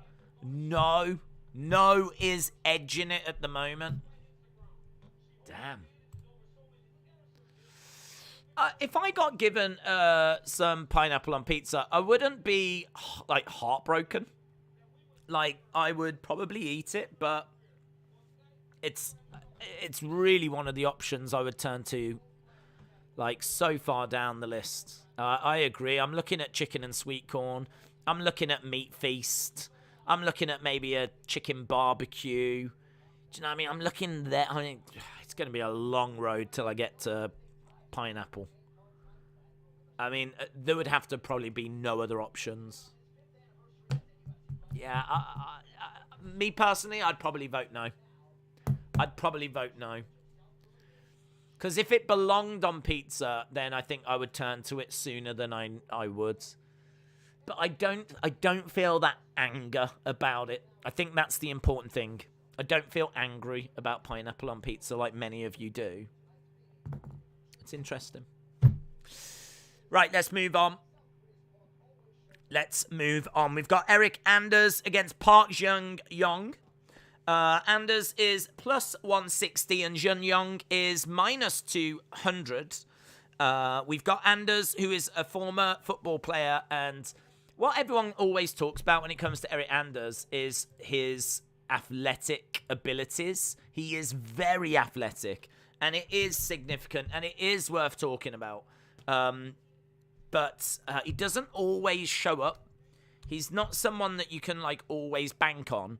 And he is very strong. He's very powerful. He does have that lack of technique. He is a bit low volume. He trains at Fight Ready. He's very patient, looks for control time, lacks knockout power. He is powerful, but actually finishing people, he can lack that. He's 35. He's taken on Zhen Young, who is very durable. He's got good cardio, got good speed, good technique. Looks better as the fight continues. He's got good movement, likes to drive opponents against the cage, likes to get control time and win rounds. Slightly younger fighter as well. Zhen Young is the favorite, and I'm siding with him. But there is definitely paths to victory for Anders. But I am going with Zhen Young on this one. This is our first fight on the main card. Main card has got 5 fights on it. We have been live for just over 3 hours now. Think about that. I don't know why. There's still UFC going on. Yeah, still UFC going on. Did you watch Eagle FC 47? I did not. Was it good? Ali, was it good? Chocolate salty balls, says Sam, a.k.a. Other Mother. Same to you. My dad likes anchovies on his pizza, says Ernest on purpose. And asks them to add the juice from the anchovy can.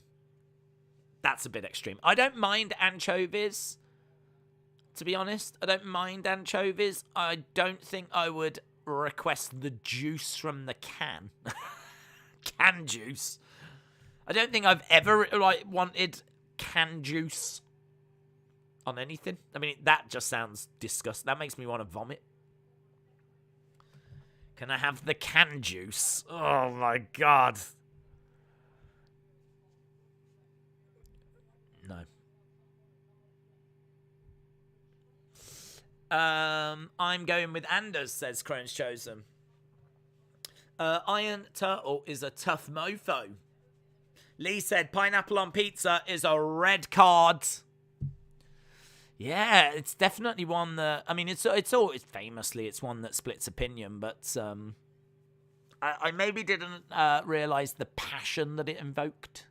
So, an interesting one. Austin said anchovies are gross. Ali said Khabib is doing a great job at Eagle FC. Surely is going to be the next big organisation. Well, with Khabib all over it, yeah, you would think that it's got a great chance. I feel like UFC, though, is so established as the number one. I can't see anything, like, overtaking it, to be honest. Like, everything sort of feeds into UFC, and UFC has kind of got to the point now where when you talk about MMA, like, UFC is just people talk about UFC. You know, if you like, it's like how WWE is synonymous with wrestling. You know, UFC is now synonymous with MMA, but yes, there are some big organizations out there, you know, like Bellator, of course, and you know, Invicta for the women doing some good stuff.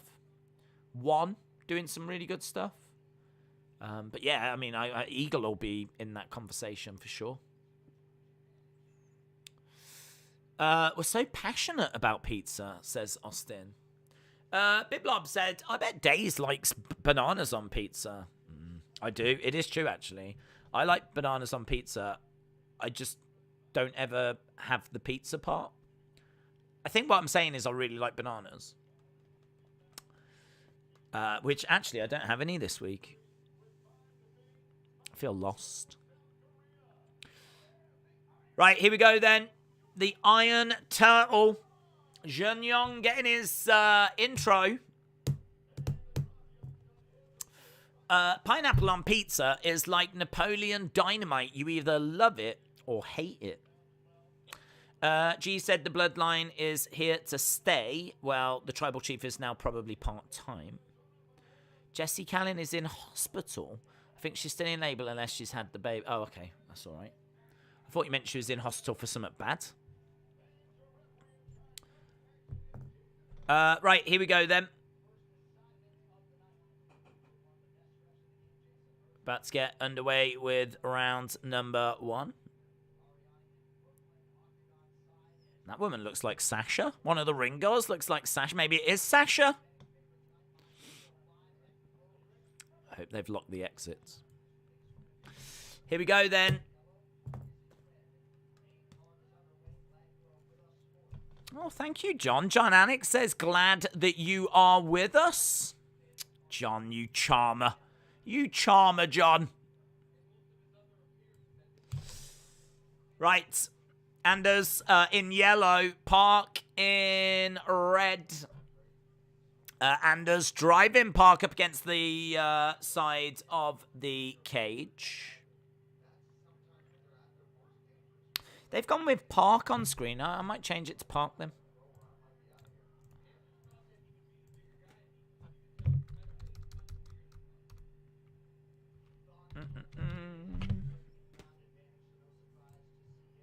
So he's just driven him back against the cage, and they're literally just by the cage right now.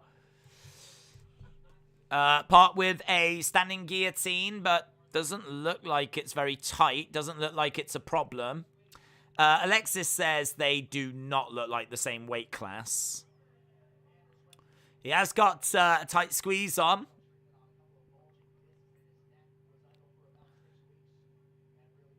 But not tight to the point where it looks like he's going to get a finish here, Park. Knee coming in. Okay, a low blow there. Ref just having a word. Low blow.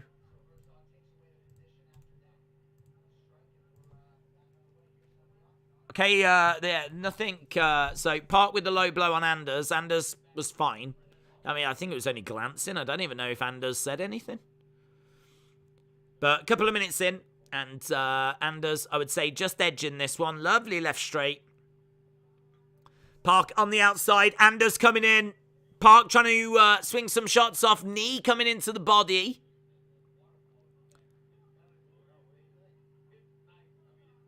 Yeah, he's got Anders in the center, in the clinch.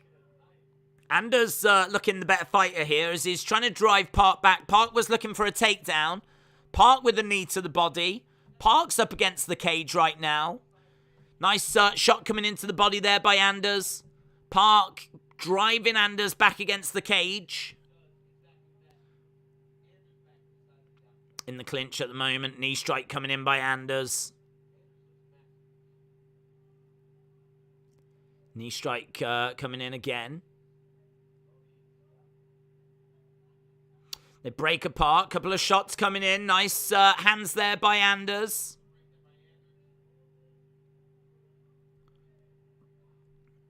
Anders driving Park up against the fence.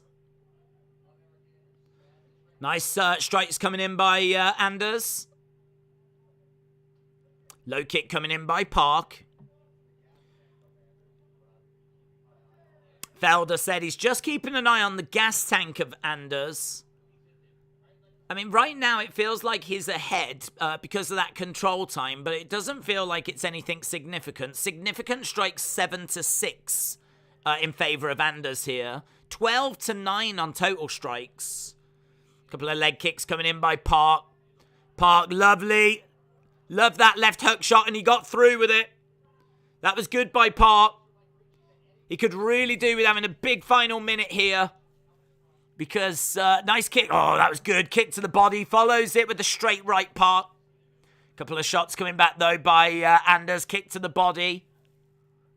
Anders trying to grab single leg. Drives Park back against the cage. Park grabs the head. We are into the final minute. Tight squeeze here by Park. Tight squeeze. Park is backed up against the fence. Anders doing a decent job. Knee strike coming in by Park. Knee coming back by Anders. Foot stomp as well. 30-odd seconds left on the clock. Knee strike coming in. Looking for a takedown, Anders. And he gets it. Anders gets the takedown. I think that's enough to give him the round. High kick there. Park goes, no, no, no. 8 seconds left to go. Ooh, nice shot there by Park, though. Yeah, I would be giving that to Anders. I think he managed to get a takedown, and he had just over 2 minutes 30. If you look at significant strikes, it's 12 to 11. I would say that Anders did enough to edge that, but quite close. Quite close. Let's change that over to round 2. Yeah, let me know. How did you see that first round? Anders against Park. I've given it 1-0 to Eric Anders. Zachary said, can we time Austin out for that comment? I didn't see what comment it was. I don't know what it was. I mean, I'm always up for timing out Austin, but I am going to allow him to stay for now because I didn't see it. Right, here we go then. We're about to get underway with round number 2. First fight on the main cards. Next weekend, there are 11 live events from around the globe in 4 days.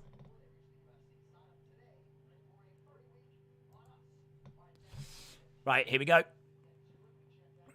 Low kick coming in by Park. Second round. Another low kick in by Park. Switching of stances. Another inside leg kick. Park just working that inside leg kick. Oh, lovely shots there by Park. That's maybe a way forward for him. Just keep working that inside leg kick. When Anders gets in close, get him up against the cage. Look for the guillotine. Anders, though, has been able to get him down. And he's trying to get round the back. Shots coming into the side of the head. Park weathering that storm. Yeah, he's trying to get out of position. He does. He's having a little look here at Anders. Throws out some shots. Inside leg kick by Park. He's having a look at Anders. Nice shot coming in. Ah, swinging away. Big bomb there by Anders. These two jabbing away at each other. Lovely right hand there by Anders. Park taking a bit of damage. He's trying to get some counters in, and he does get a couple of counter shots in. 1-2 straight down the middle by Park. Quite even in this round. I wonder if I could get some stats. See if I can get... I do like the stats by round. I do find them very useful. They tend to be on the UFC website. Anders with Park driving him back up against the fence. He's looking to try and get him up if he can, but he can't quite. Both fighters back into the center. So far in this round, Park is edging it. 14-6 in this round at the moment, Park. First round was 14-13 to Park. But Anders did get loads of control time and that takedown. Oh, wow. Big low blow. That's one of the biggest low blows we've ever seen. He's actually gone down on the ground. Oh, God, I need to see a replay of this. I need to see a replay of that. He's actually gone down to the ground. Look. Oh. It's a low blow that has dropped a man. Yeah, I mean, it's a knee right in there. Oh. He kind of jumps, and Anders jumps as well, and he drives the knee in. Parker's gone down on the ground. Look at this. He's already had 40 seconds. And at 40 seconds, he's back up on his feet. He says to the ref he's ready to go.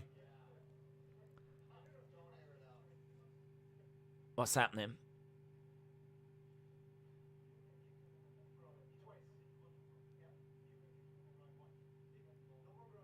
No more groin kicks. Referee says to Park, you've kicked him in the groin twice.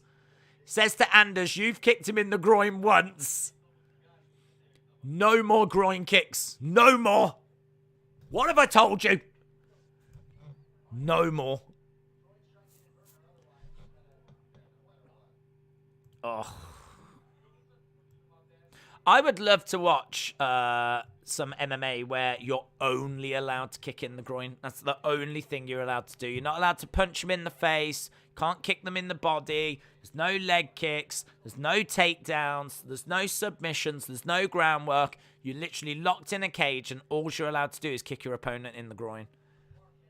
That would be bigger than UFC. If Eagle FC wants to get somewhere, it's right there. The path to glory is right there. Right, we've got 1 minute 40 odds. No more groin kicks. Sorry, Mom. Sorry, Mom. Low kick coming in by Anders. In Pride FC, there was a low blow that was so bad, it broke the guy's cup. God, yes. A cup breaker. Oh. Oh. It's like the Holy Grail. That's like when we see women getting caught in the lady garden and going down. There's a few things in the low blow. You know, I'm obviously a big player in the low blow community. That is definitely something that piques my interest. Is a cut breaker. Definitely. Seeing a man get dropped because of a low blow as well is not... Normally they're like, you know what I mean?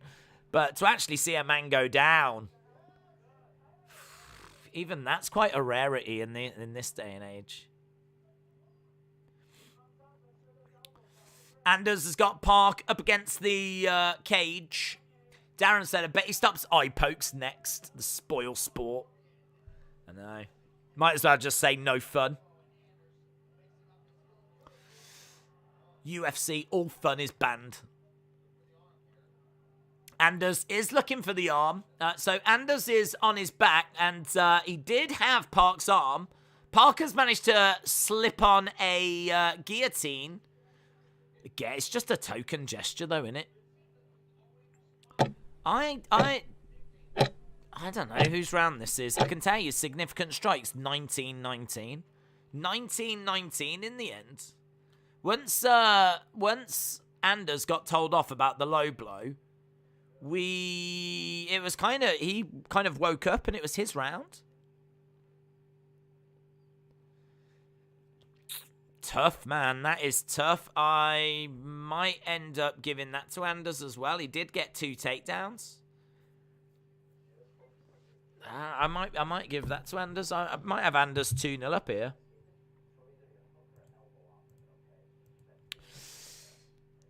Tea Time in Grandmother's Lady Garden. Have you seen that masterpiece? No, but that sounds like my kind of film.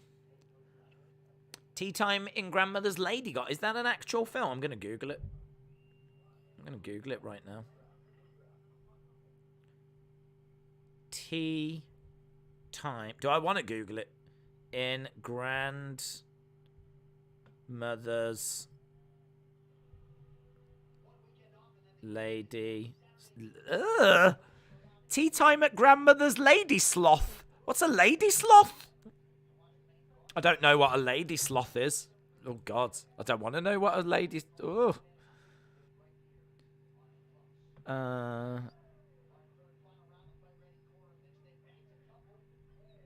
No. I can't find any films called that, unfortunately. It's just grandmothers in gardens. Having tea parties. It's like the greatest thing I've ever Googled. I'm so pleased that's in my search history. I tell you what, if ever I get raided by the FBI, they're going to be so confused. And it is going to take some explaining. Anders with Park. Again, he's gotten driven up against the side of the cage. To go into the center. We got 4 minutes left here. Get him, Park, says Steve. Get him. Park is going after him. On the, he's backing up a bit here, Anders. Anders does gas out in the thirds. I feel like Park's going to need to find a finish here, but who knows? Some of these rounds have been close.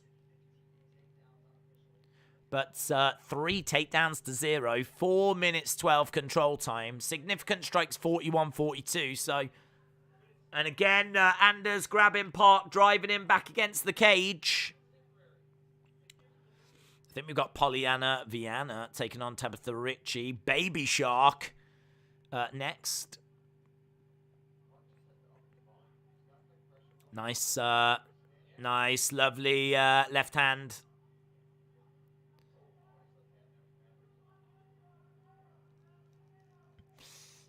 Andrews backing up a little bit.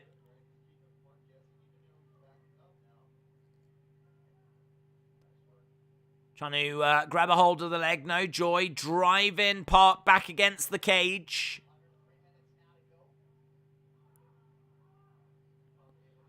Back into the center. Anders having a look. I think he's done enough here. Yeah, I mean, they're both just standing in the center. Anders just letting his hands go. He's just constantly trying to grab Park. Park just doesn't seem to have much of a game plan. Couple of shots coming straight down the middle there by Park. Anders firing back with some big shots of his own. Grabbing Park's leg, driving him back against the cage. Anders in a good place right now. He's got Park up against the cage, and he can just get control time here. And he's also limiting what Park can do in response. 2 break apart, Park in the middle. Couple of shots coming in by Anders. They are fighting on. We are in the final couple of minutes. A past stream reference, says Steve. Is that movie like Pineapple Pizza Time in Grandmother's She Shed? She Shed? On the she shore? I don't know why that made me laugh. Right, we've got low kicks coming in by Anders. Inside leg kick there by Park. Oh, that looked like a knee down the middle. Oh, I don't know if it landed, but got to be careful, Park. Can't go Park in there. Another inside leg kick. Anders looking good here. Just over a minute to go. Nice shot coming in. Park trying to fire in some counters. A win tonight would be a great use for Anders, says John Anik. But I can tell you it is 28-23 to Park in round 3. So Park doing better in this. I think Anders is going to take it 2-1, but you never know. Never know. Some of these close rounds. Lovely straight right. Good head movement there by Anders. Inside leg kick. 30-odd seconds to go. Ooh. Blocked. 28-31 right now on significant strikes to Park. Park still edging this third round. Oh, heavy shot there by Park as Anders grabs the leg, drives Park back against the cage. High kick coming in, but it's blocked by Park. 3 seconds to go. 1 second to go. Is there something to be said that if that fight was going to continue, Park would win? There might be an argument there that if that fight continued, Park would win it. But I think it's probably 2 rounds to... Probably 2 rounds to 1. Feels like rounds 2, 3 could be close, but Anders might have it, says Miles. Park looks old, says Mark. Super close, says Tim. I think it is close. I'm not going to say a robbery, whoever gets it, but I'm leaning Anders. This is why I couldn't bet on either of these bums, says J-Rock. Well, at least we got some lovely low blows. If nothing else, we got that. Love a good low blow.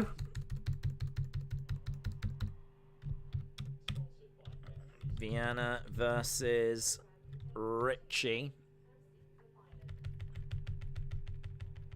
Right, we're going back to get the decision. Let's find out, see which way this one has gone.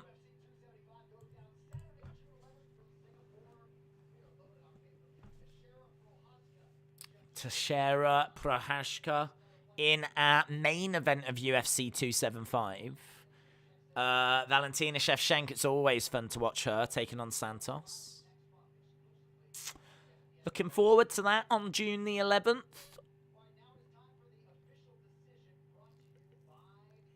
Here we go. Official decision. It's going to be super close.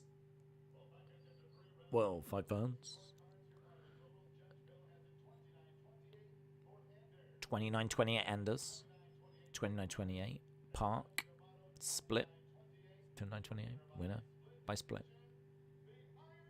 Oh!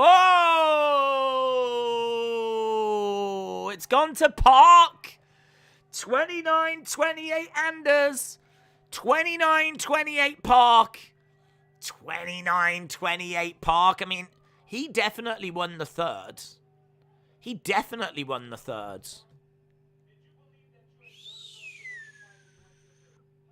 Did you think you'd done enough?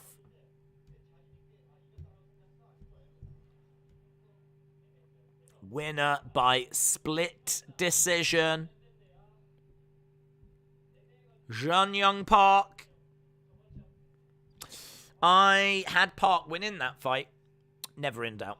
Never in doubt, guys. Never in doubt. I felt comfortable and confident all throughout that my pick was going to come through there.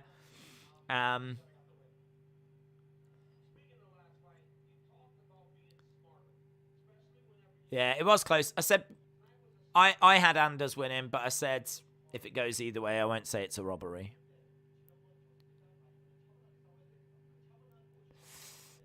Steve says, yes. Retribution said Park wins and keeps the whole world's parlay alive. The world has got a parlay. Tim, 4-3. Park wins. I'm 4-3, says Hayden. Sticky Bud says, wow. Miles says, absolutely mental.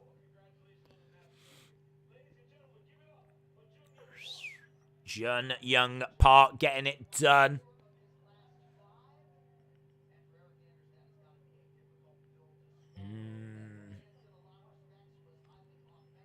I think, like, well, I mean, he took that third round. There's no denying it. It's just, did he take one of the other two? And it was close. Right, we move on. Did Anders get robbed? He was robbed, BB. He was robbed. There was a robbery. Call the police. Let them know. There's been a robbery. And when they say where, say at the Apex in Las Vegas, there has been a robbery. I also definitely don't do that. J-Rock said Park deserved it after getting up from that low blow. Yeah. Even if he hadn't have won the fight, he was still a winner in my heart for achieving that, so. Park clearly won round 3. He did, yes. How did Park win with 1 round? Well, he won. Well, I have him winning round 3. I don't think he won rounds 1 or 2, but 2 of the judges thought that he took one of those rounds. I had it the other way, says Mark. Guess takedowns don't matter anymore, says Lionel. Maybe not. Maybe not. Really on parlay, I wasn't sure. A bet I could find, definitely not Park. My parlay is alive thanks to Park the Iron Turtle.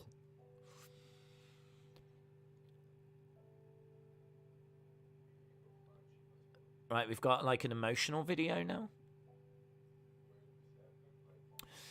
Park needs to stop eating pineapple on pizza and work on his striking.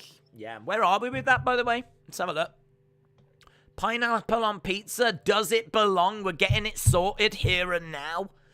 No, 53%, so it doesn't look like we're moving. 53%, it looks like no's going to win it.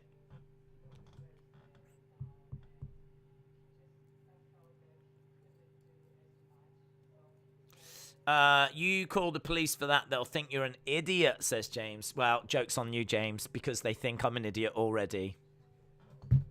Joke's on you. Tim says, Anders bet 1,000 on himself just to fight like that.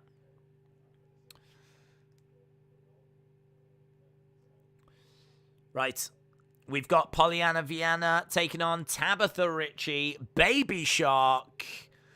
Vieira is on a 2-fight win streak. Before that, she was on a 3-fight losing streak. She is a Brazilian Jiu-Jitsu world champion. She's aggressive. She kicks hard. She does have poor takedown defense. Boxing is it's pretty low volume. She's got multiple first-round submission wins. Tabitha Ricci is 1-1 in the UFC. She lost her debut to Manon Fior, and she took that as a late replacement, so no disgrace there.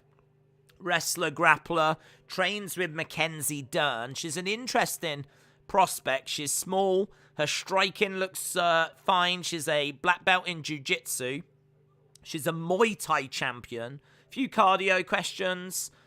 She's still learning. She could outstrike Vieira and look to win rounds. I'm leaning to Tabitha Ricci on this next one. So Tabitha Ricci at -125, taking on Polyana Vieira at +105. Giga Chikadze is getting the Forrest Griffin Community Award. That's what that was about.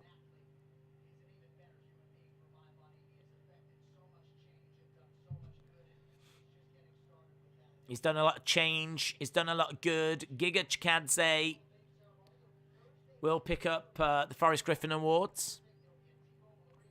Fair play. Respect. Everyone thinks you're a dummy, Days. Just saying. That poll is a robbery. Hayden said, I've got Richie by decision. Lionel said, telling the judges got to be high on something. Jilly said, hi, folks. I've dropped in. Smash that thumbs up. Enjoy the fight, folks. Hello, Jilly. Hope you're well. Hope you're well, mate.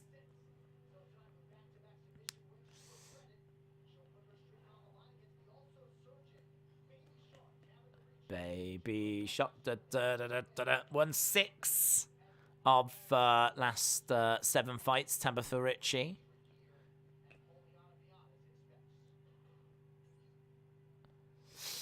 Right. Proper 12.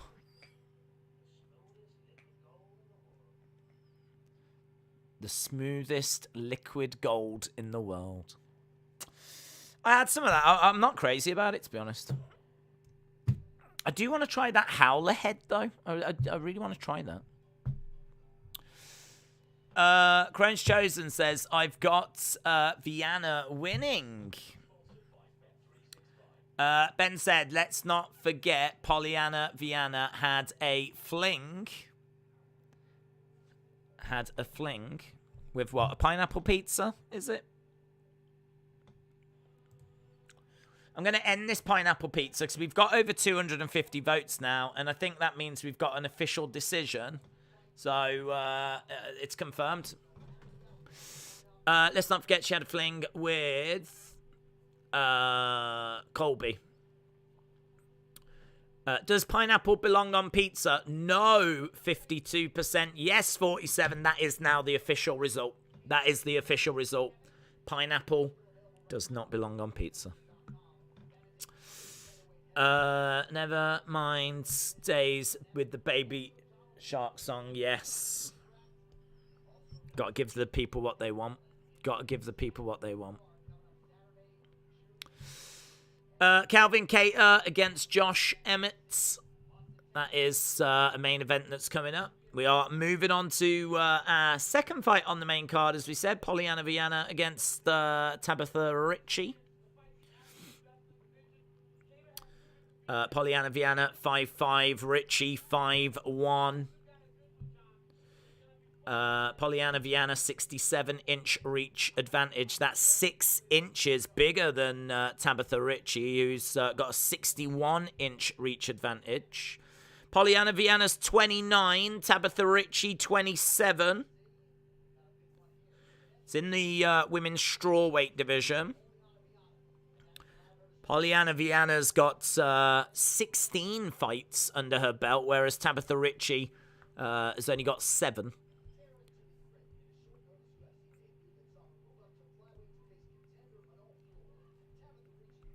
Yeah, as we said, 1-1. I mean, there's no shame in losing as a late-minute replacement. See what she can do here. I'm going to lean to her. This will be a fun little fight, man. This will be all right. I'm looking forward to this. Did any Sasha and Naomi fans block you? I haven't seen, to be honest. I saw that tweeted. It's one of the most liked tweets that I've had for a long time, but I haven't sat down and actually read through it. And to be honest, I should imagine there's probably a lot of negativity on there, so I can't say I'm too eager to sit down and read through it anyway. And equally, I don't give a flip what Twitter's got to say. There's a lot of, unsurprisingly, a lot of really bad takes, in my opinion, on Twitter. A lot of stuff on there that I just don't agree with. So, yeah, I was quite happy. I thought, what with the kids being off school, because it being a Saturday, that's probably when Sasha stands are out in force. Because rest of the week, they're a bit busy, what with, history class and maths class. So, I thought I'd put it out, last night. And I have no idea. And honestly, if I have been blocked, how much of a flip do you think I give? 0 flips. No, negative flips. So, but yeah, sitting and reading through how many people have called me a douche or something is not part of my plans for this evening, let's put it that way. Actually, part of my plans tonight is to I need to get that web stream set up for tomorrow. I need to get that done. Who's winning? I've got Tabitha Ricci winning. Ben says Polyana by sub. Baby Shark, in my opinion. I'd say 1 flip. No, you're wrong. 0 flips. 0 flips. It's like me, F the Sasha stands. It becomes a... Twitter, I mean, it's the same with anything. Twitter seems to make its mind up on something. And then, that opinion just seems to be, the overwhelming opinion. So when I look on my feed, all I see is people going, Sasha and Naomi were so brave to stand up for themselves and stuff like this. And everyone knows my position on it. I couldn't disagree more. So, and I wasn't seeing the other side of the argument being represented. I just think, it becomes an echo chamber. Do you know what I mean? It just becomes an echo chamber. Just becomes people, get into their heads that they're correct. Because just everyone, it's just all kids that are on there. And, Sasha stands and people that are, do you know what I mean? There ain't no Vince McMahon stands on there. There ain't no, people that are, sticking up for the corporate WWE machine, is there? Where are them stands? I mean, they don't exist, do they? So I would say the Sasha stands have got the market outnumbered. So, of course, it's going to be overwhelming with one direction and one opinion. Twitter just tends to be that way sometimes. So I was quite happy to provide an alternative. And as I said, it's actually, from what I just briefly had seen when I woke up, it's one of my most well-received tweets that I've sent out in a long time. Actually, I couldn't tell you the last time that we got to 300 and something likes on a tweet. I've no idea. Normally my tweets get about 5 likes. So to have one that's picked up nearly 400 likes, I think is quite interesting. It shows that there is people out there that are quite frustrated with not having the other side of the argument represented. Because I was frustrated. I was looking through Twitter going, this is insane, man. There's just people that are, in my opinion, talking rubbish.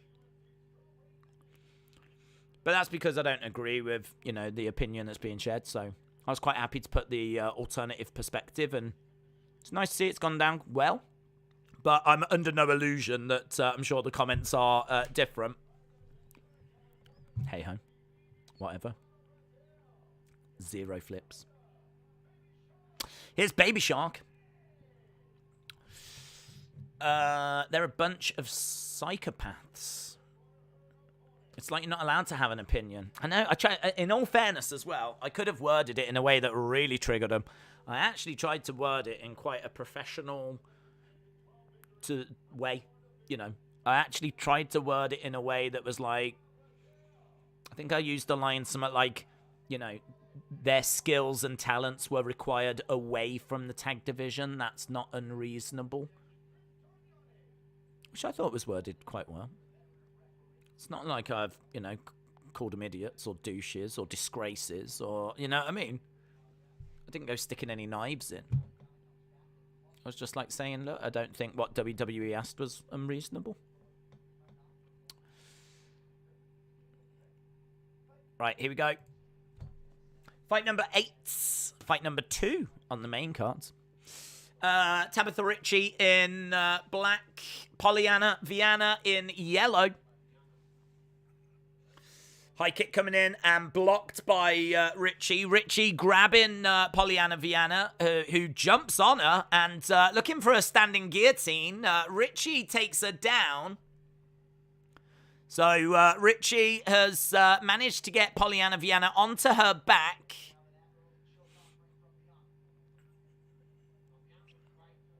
She's got to be careful that she doesn't give out her arm or anything, but nice kicks coming in by Ricci. Ricci's got Polyana Viana on her back, trying to throw in some kicks, and kicks coming out by Polyana Viana. Ricci, though, doing well. Moving from side to side, trying to throw in some kicks.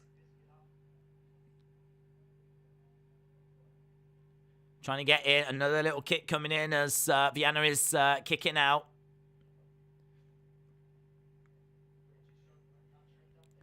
Yeah, I mean, right now, we've just got Viana on her back, kind of kicking out at Ricci. Oh, she does catch her. She should probably just let her get back up rather than running this risk. This reminds me of, we were talking about Antonio Inoki against Muhammad Ali, and it was basically, I think, like 11, 12 rounds of exactly that. Inoki went down on his back and was just kicking out at Ali and kicking him in the legs, just like what we saw there from Polyana Viana. And Muhammad Ali's legs got absolutely chewed up.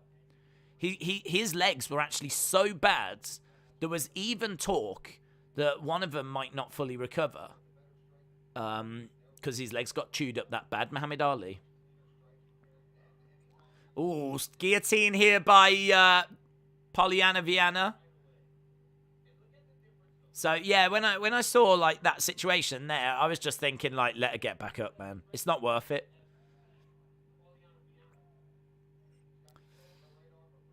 Viana is down. Ricci all over at the moment. Significant strikes, 8-5 in Polyana Viana's favour. Ricci with 1 minute 18 control time. Hammer fist coming into the side of the head. Elbows coming into the side of the head. Strikes coming into the side of the head as well.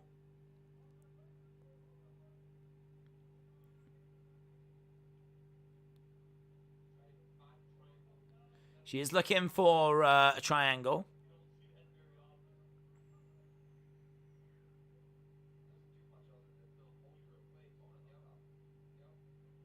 Elbow coming in by Polyana Viana. Straight to the side of the head there by Ricci. And again. So far, Ricci has got Polyana Viana down on her back, keeping her controlled. She's getting control time. 2 minutes 15 is what she's got. Yeah, I mean, she's looking very comfortable here. She's looking very comfortable. She managed to get a takedown. She's managed to get 2 minutes 30. Just over a minute to go. I went to the dollar store. I've got 2 canvases, says Sonny.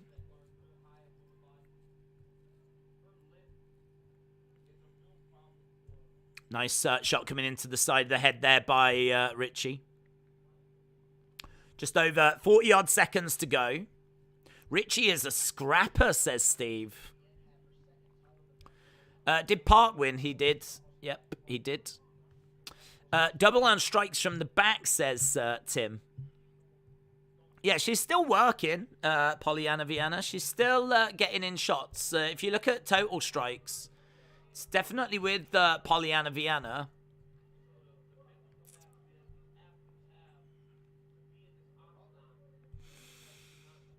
Richie, though, with the control time. She's trying to get Richie off of her. And again, she's kicking out. And there we go, end of the rounds. See, I would be giving that to Tabitha Richie. But it is a good point that even though she had her down, I mean, Polyana Viana was working harder. And 53 strikes to 20.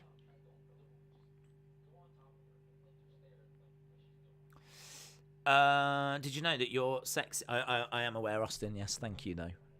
I am aware. Are you doing web tomorrow? And if so, what time? I am doing a web tomorrow. It's going to be about 8 o'clock UK time, which I think will be about 3 o'clock US time.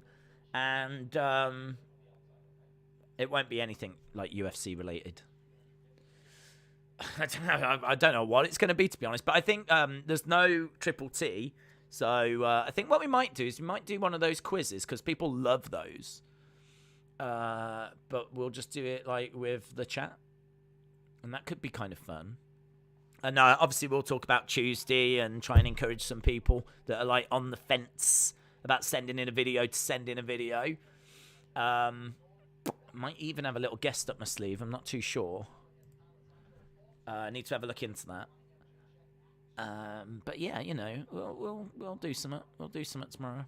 I would like to try and do a little reaction moment as well. I'd love to get a video and watch it with you guys and show it on screen type thing. The only problem is you can get done with copyright and it's like, don't know how good of an idea that is. Probably not a good idea. Certainly if you get done copyright-wise, like it can obviously cause big problems on the channel. But I'm willing to take those risks on that channel. I'm not willing to take those risks on this channel. Richie, we are underway with round number 2.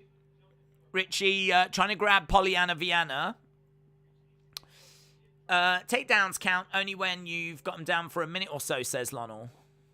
If you like WWE, fine. If you like AEW, fine. If you like Impact, fine. If you like New Japan, fine. If you like what you like, but don't discourage me from what I like, says David.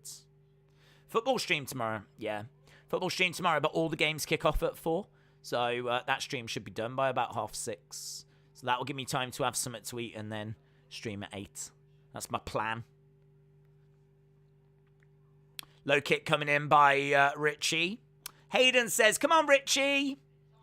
Come on, Richie. Sonny is 7-0.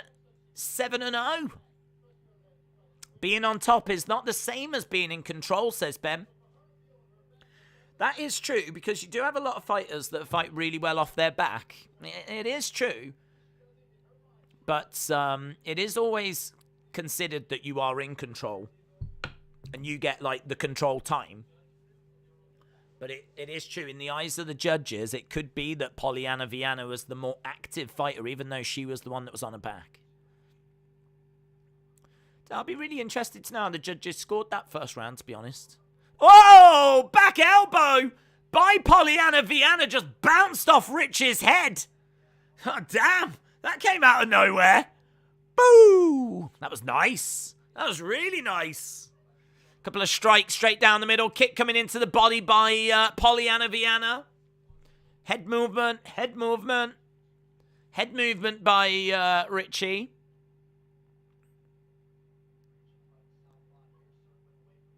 Oh, lovely shot coming in there by Polyana Viana. She's doing well here in this second one. I'd like to get the breakdown, I think. Round by round breakdown. I do enjoy that. Nice kick coming in. Richie looking for a takedown. Getting it. Getting it. 14-7 to Polyana Viana in this round when it comes to striking. Significant strikes. She's definitely edging this. But a big takedown. The second takedown for Richie.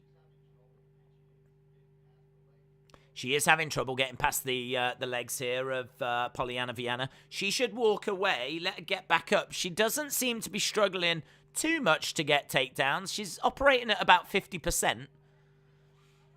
Hammer fists. Richie managing to get into the guard. We got 1 minute 20 odd to go. That takedown, I don't know. I mean, I don't think it's going to counter the 10 significant strike difference that Polyana Viana has. I think I would be giving the first round to Richie. I think I'd be giving the second round to Polyana Viana. We do still have just over a minute to go. She's on her back at the moment. Richie getting more control time. And again, she kicks her off.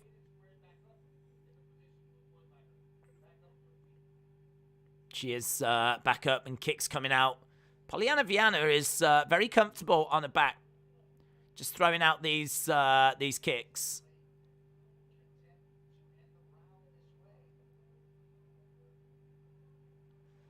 I don't know why she can't get past the legs, to be honest. I mean, there is a moment where Polyana Viana has to put her foot down to, like, move her body round. She's, like, constantly having to move as Tabitha Rich is moving. So there's a moment where there's only one leg that's available for, like, you know, a few seconds. You would think that would be a way in. You would think that would be an opportunity. But she really is struggling to get past those legs. Yeah, 22-8 significant strikes in favor of Polyana Viana there. There were 2 takedowns, though, to Richie.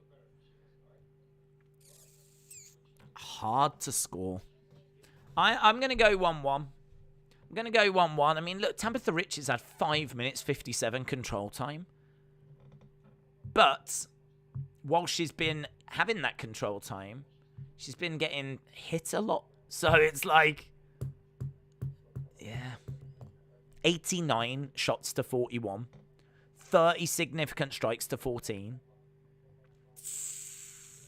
I'm going 1-1. I'm going 1-1. Let's see how this round goes. Ben's got it 2018 to Polyana Viana. Legend Killer, hello. She is good off her back. That's what Colby said. Let's see how this round goes, shall we? I think this is hard to score. Fun little fight, though. I like it. I likes it. Right, here we go. Richie trying to come in. Low kick coming in. Trying to grab Viana. Again, looking for a takedown. Not getting it. Drives Viana back against the cage. She's keeping her pinned up against the side of the cage at the moment, Richie. Will the fight go the distance? Yes, minus 150. No, at plus 110. Richie goes back into the center of the octagon. Polyana Viana shaping up, having a little look. High left kick there by Richie. Kick coming in by Viana.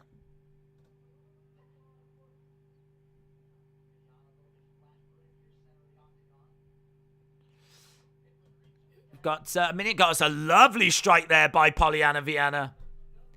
Viana definitely looks the more comfortable in there. Ooh, that's a lovely right hand.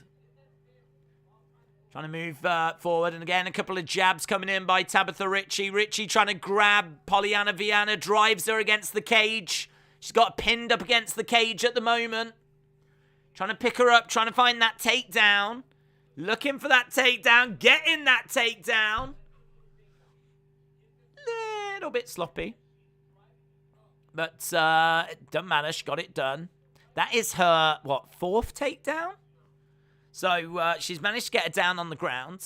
Yeah, 4 of 8. She's still operating at 50%. Yeah, she's got... Look, if she... Don't mess around with the getting kicked thing. Kicks coming in. There we go. Look, Polyana Viana. Kick coming in there by Ricci. Leg kick coming in. Viana just kicking out here.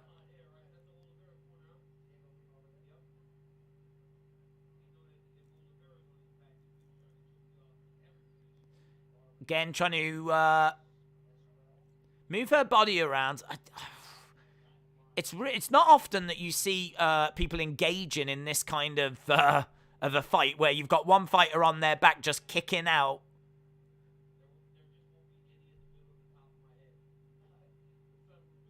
We've got just over 2 minutes to go.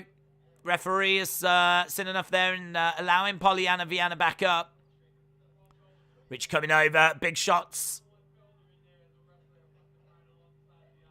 Trying to grab and looking for the takedown of Viana. Lovely reversal there by Polyana Viana. Again, let's have a look, shall we, at this round. It is 9-6 in favor of Ricci. Takedown. Another takedown. Is that a 5th takedown?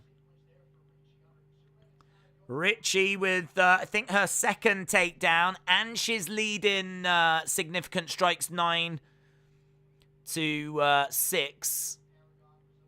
I've got this as a Ricci round right now. Yeah, I've got this as a Ricci round. Isn't the Lady Garden redundant? Only Women Garden. I don't think Lady Gardens are redundant. No, I'm a big fan. I love to, you know, go on visits. Never would I sit here and say Lady Gardens are redundant. Never. I'm a big believer in them. Kicks coming in by Viana. Viana's got this, says Sonny.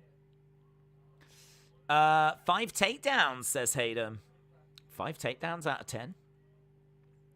8 minutes 30 control time. The striking definitely gives food for thought, though.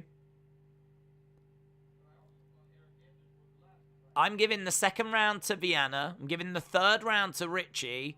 And the 1st round, I think, was... Yeah, it's going to be interesting, this. It's going to be really interesting. I'm really interested to know how the judge is going to score it. If I was a judge, I'd go 2-1 Ricci, but I can see the arguments for why Viana should win. 7 seconds to go. J-Rock said she had 5 takedowns, but she hasn't done anything with them. End of the fight. Let's see what the official decision is. Let me know. Who do you think's winning? Which way do you think it's going? Sucks. Wish it was here. It's just humid and muggy. Decision time, says Legend Killer. I'm saying Ricci did get that 1st and 3rds.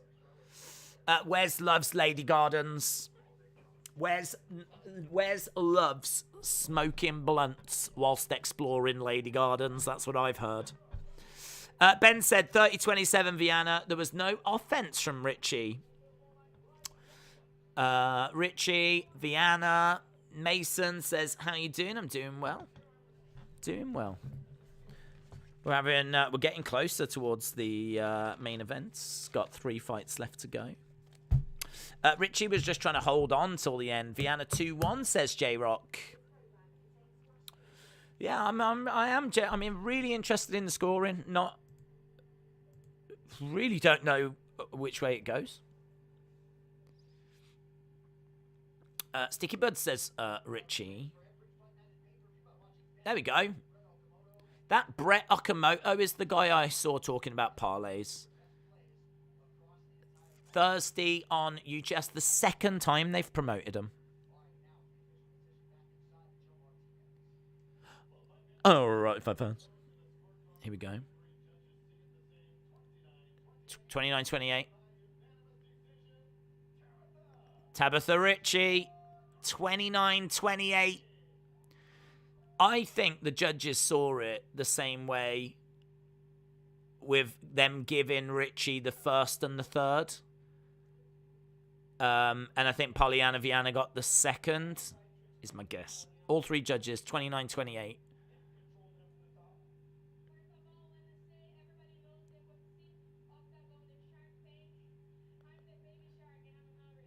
Everyone knows the Octagon is the Shark Tank. I am the baby shark and I am hungry, says Tabitha Ritchie.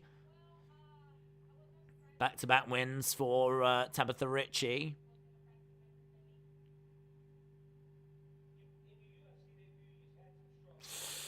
Don't know, man. It's the way that I would have gone, but I totally understand why people had Polyana Viana winning. I totally understand.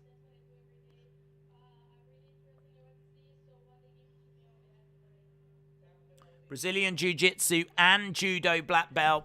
Record now, 7-1.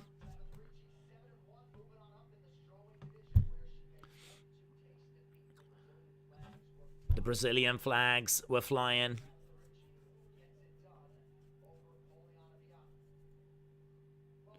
Right. Njukwani is coming up next against Dusko Todorovic. June 4th, Volkov against Rosenstrike. It's number 7 against number 8 in the heavyweight division. That's all right. When's that? That's 2 weeks. 2 weeks' time. Right. Next fight.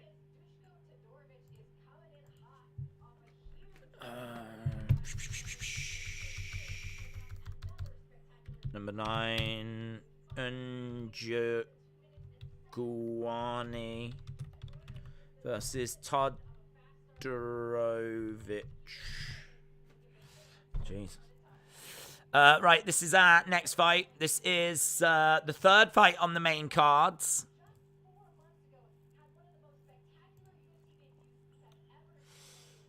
"13 wins by knockout for Njukwani. His 21 wins, 7 defeats, 1 draw. He's 1-0 in the UFC. He came through contenders.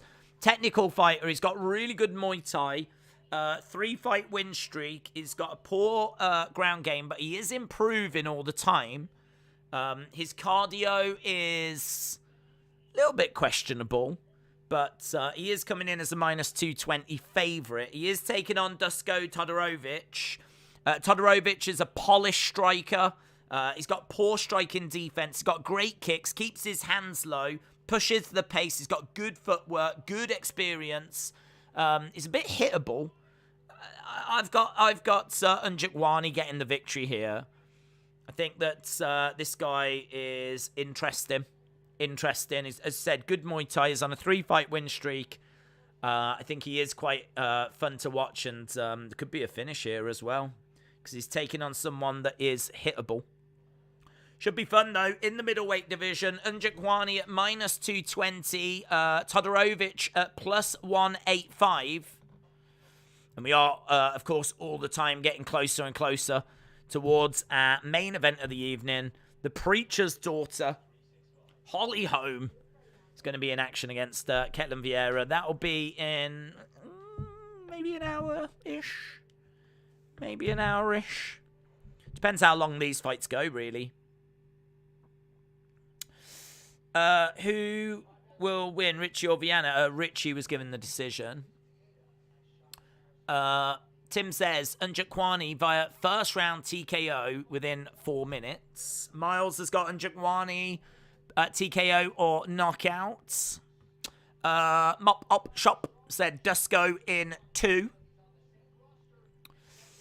Connor is no good anymore, says Ronson.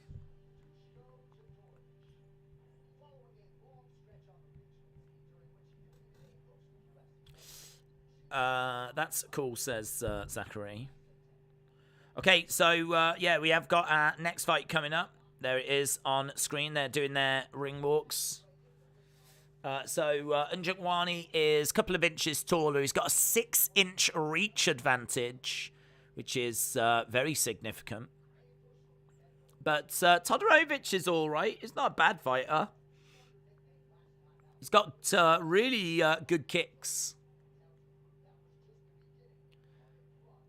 And some decent ground and pound, but I do think Njokwani should be able to get this done, but it should be fun. After this, we got Ponzinibbio against Michelle Pereira. That should be fun as well. And Holly Holm, the preacher's daughter, in our main event of the evening. Ponzi against Michelle Pereira is the real main event, says Ben. Burn It Down says, did you hear what CM Punk has said? No, he says lots of things, doesn't he? What has he said? Gonna pay the juice -150. Fight to end by knockout, technical knockout, or DQ. I haven't seen what CM Punk said about Sasha Naomi. Here's Todorovic.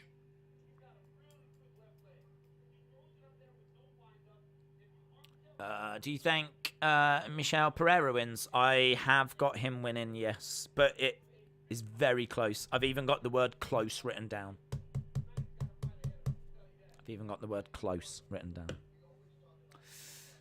Right, here we go. Todorovic, 7 first-round finishes. He's finished 10 of 11 wins, 7 by knockout, 3 by submission.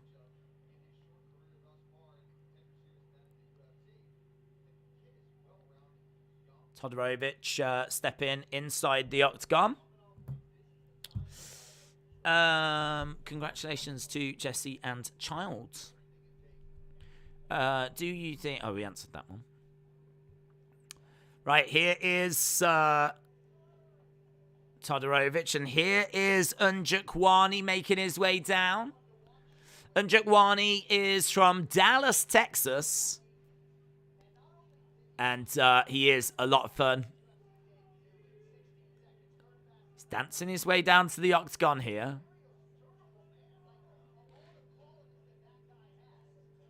He is durable.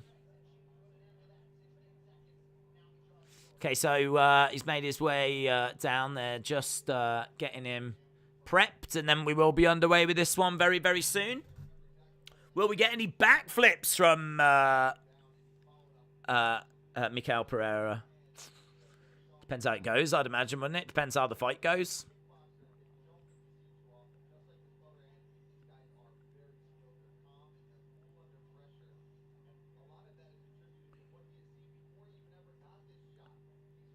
Okay.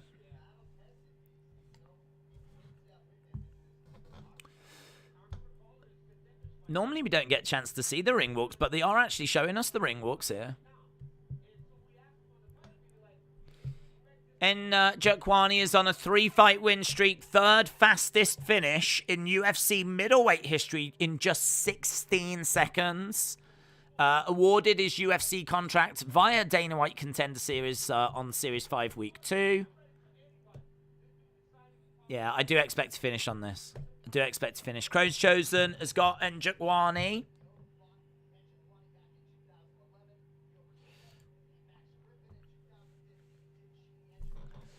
Njokwani stepping inside the octagon and...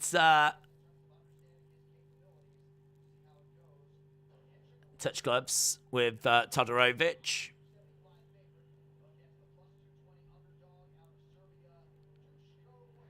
Okay, minus 275 favorite. So it looks like more money has been coming in on Njokwani here. He is 5 years older. He is 33, but I mean, that's not really a problem. He's got a lot of experience. Nearly 30 fights compared to Todorovic, who's only got 13. Joe Martinez is the announcer. No Bruce Buffer this week. I'm swimming upstream. I've got Todd, says Keith.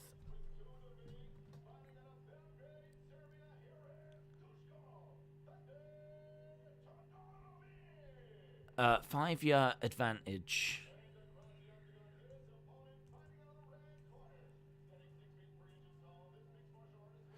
Right, fighting out of Texas, as we said. Minus 275 favorite.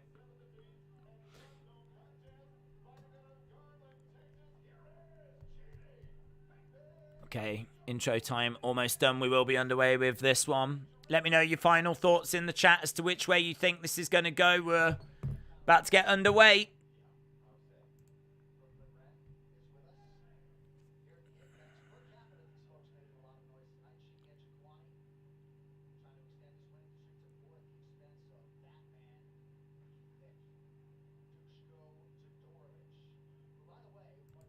Right, there we go. Right, and Shakwani in the center of the octagon. Todorovic on the outside.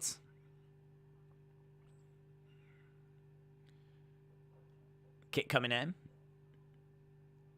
by Unchukwani. He's just trying to set up, try and get his distance management right. And boom, look at that. He throws big right hand. That was great by Todorovic, though. Todorovic was able to get out of the way. Excellent work. And he's managed to grab a hold of the head of Todorovic. And Jitwani down on the ground. Nice little roll. Yeah, he's doing well here. Already Unjikwani has been able to get this down.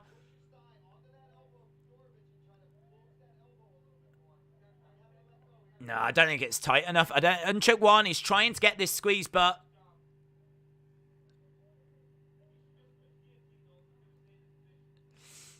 He said, Cormier said, look, he should just switch it to a guillotine, but Todorovic has been able to survive that. They are getting to their feet over by the side of the cage. Shots coming in by Todorovic.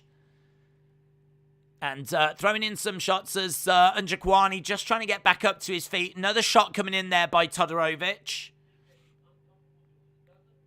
Strike coming into the side of the head by Unjikwani. Legs all being tied up here by Todorovic.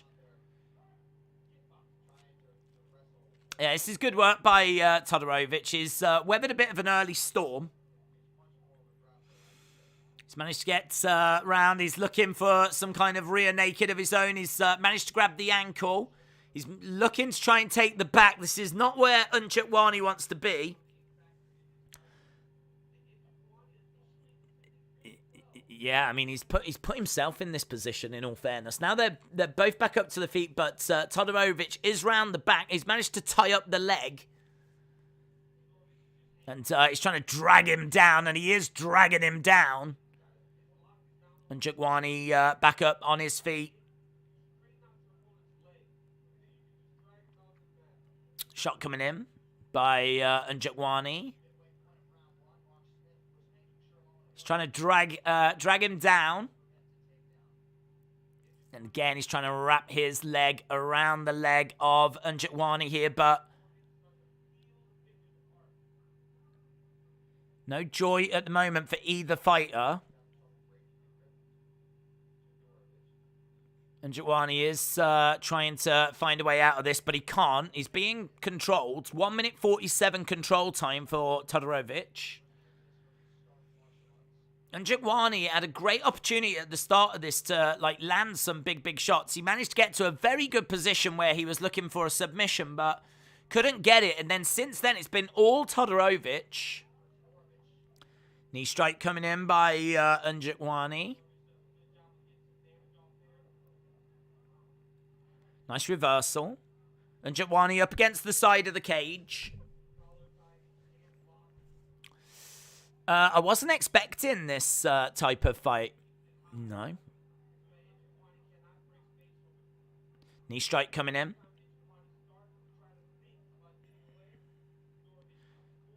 Todorovic over by the side of the cage in the clinch.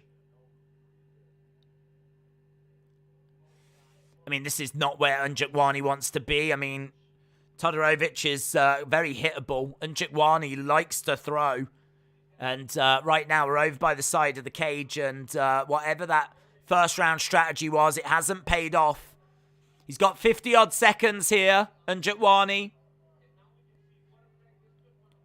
Knee strike coming in, and again, and again. And he's managed to get round the back, Njokuani.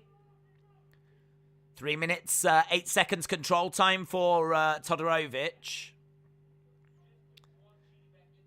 Most significant part of that first round, though, belonged to Njokuani. The striking, there's not much between them. I feel like the control time is quite significant, though. 2 takedowns as well. Oh, big forearm! Oh, it's done!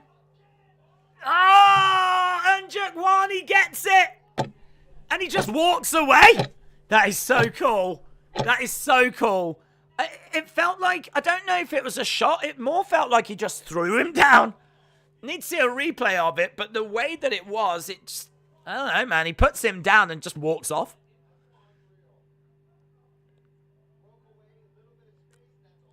Yeah, I mean, he put Todorovic down. Todorovic, referee comes over, checks on him. Let's have a little look. Shot to the body by Njokuani.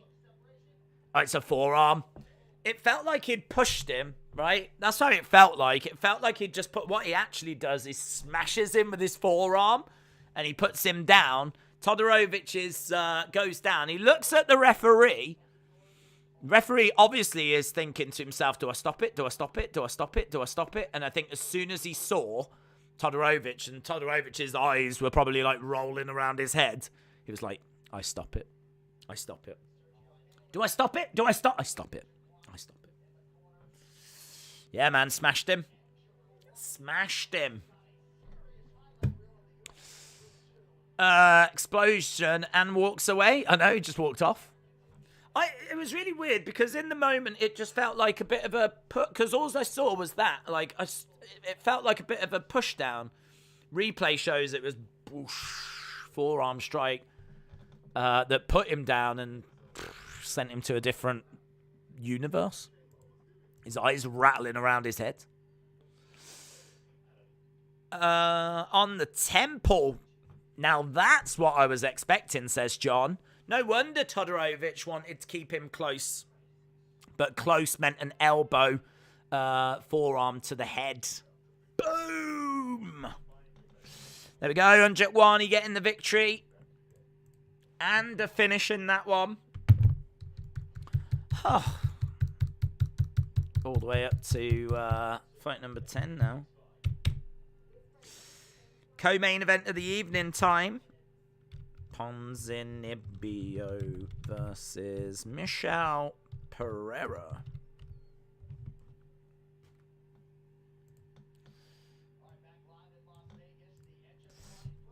I've moved from 7th place on Tapology, says Hayden. Did Colby's go in now? Edward 8-1. It's good. It's very good. And Njokuani, winner by knockout, round 1, 4 minutes 48. 4 minutes 48.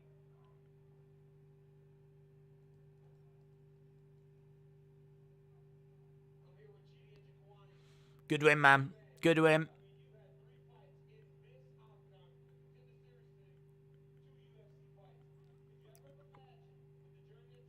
Four-fight win streak.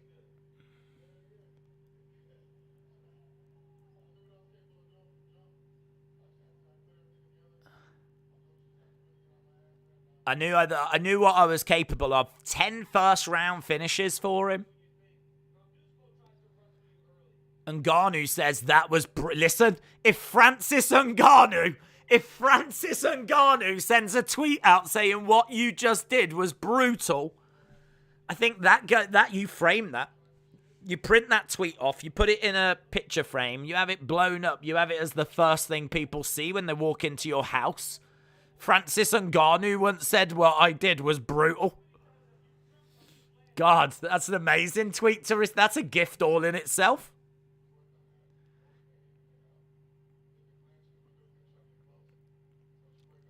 Beautiful elbow knockout by Nchukwi.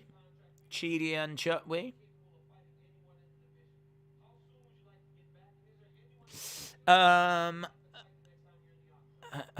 Nchukwi will rise quickly to the top. He's a real prospect. Colby is retiring after he sues Jorge for everything. Retribution said, I only need Holly to win now to win my parlay, but I bet she loses now. Oh, I've got to win him. This could be a good week for you, Retribution.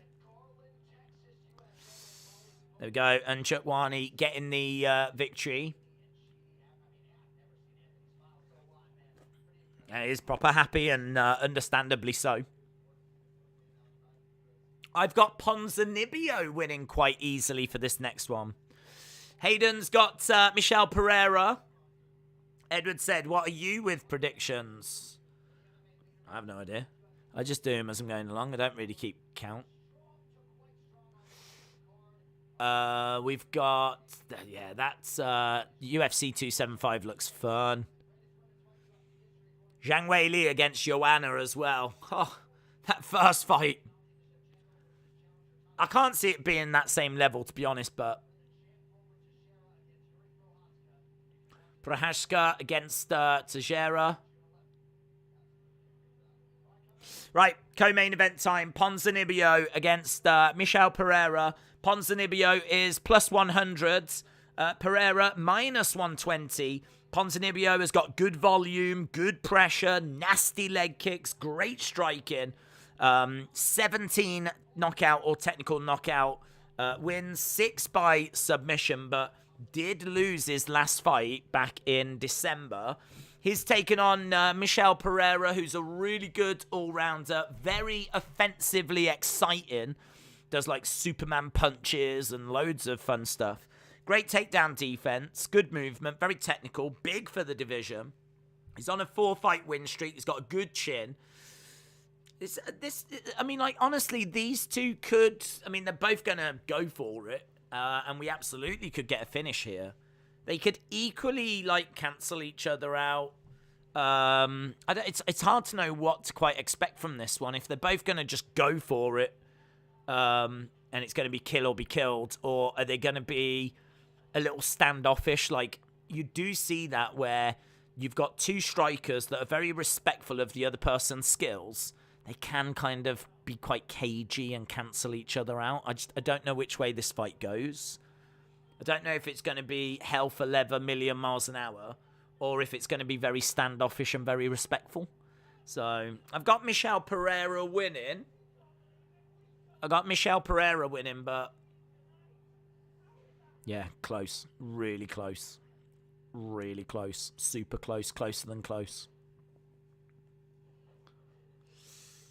Can't wait for Valentina on the 11th. Finally, a real test against Santos, says John. But Ponzinibbio is not the same anymore after that long layoff because of injuries. He is 1-2 in his last 3, says Al Gore. Good point. 29-5. Ponzinibbio, 35 as well. I mean, Michelle Pereira is 7 years younger, which I feel is quite significant. I'm going Michelle Pereira. It's super close. Ponzinibbio can absolutely get the win here. Absolutely get the win. No doubt about that. But, yeah, this is our co-main event. After this, we do have Holly Holm against Ketlin Vieira.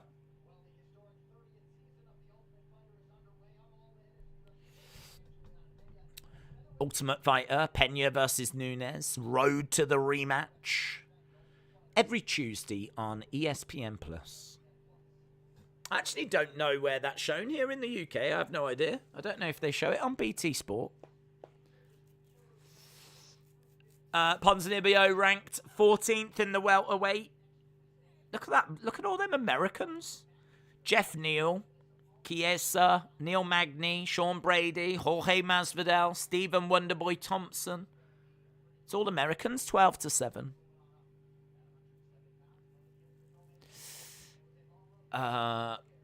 Michelle didn't get TKO'd by Cass Williams. I don't think he gets KO'd by Ponzi. Then again, Ponzi did KO Neil Magny.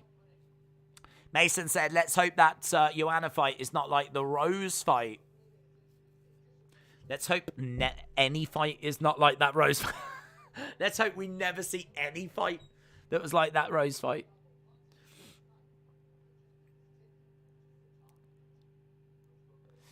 I want to prove that I am able to fight the best in the division and to prove that I will be champion. There's Ponzinibbio, the Argentine dagger. The Argentine dagger. I've got Pereira by decision, says Edwards. Yeah, let me know which way are you going on this one. Which way are you leaning on this one?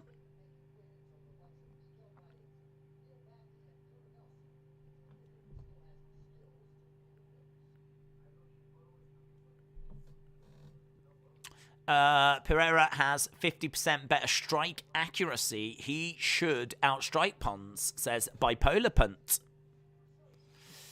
Yeah, I'm going with Michel Pereira, but as I said, I don't feel brilliant on it. Pereira coming in at -120, Ponzinibbio at +100. Not much between them. Both have got clear paths to victory.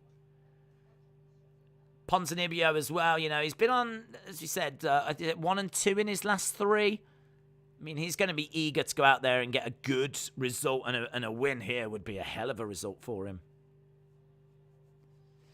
So we've had the little video package. This is our co-main event. Our main event will be after this. Holly Holm taking on Ketlen Vieira. Number 2 against number 5 in the women's bantamweight division.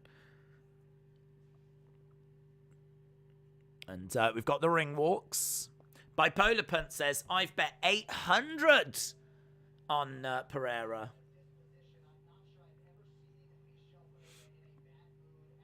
Michel Pereira, one of 6 active Brazilians in the welterweight division.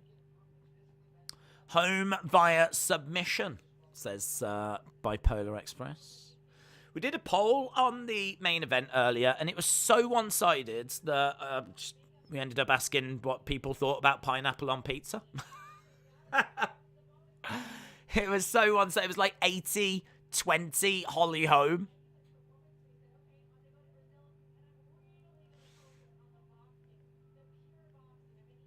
So Pereira making his way down.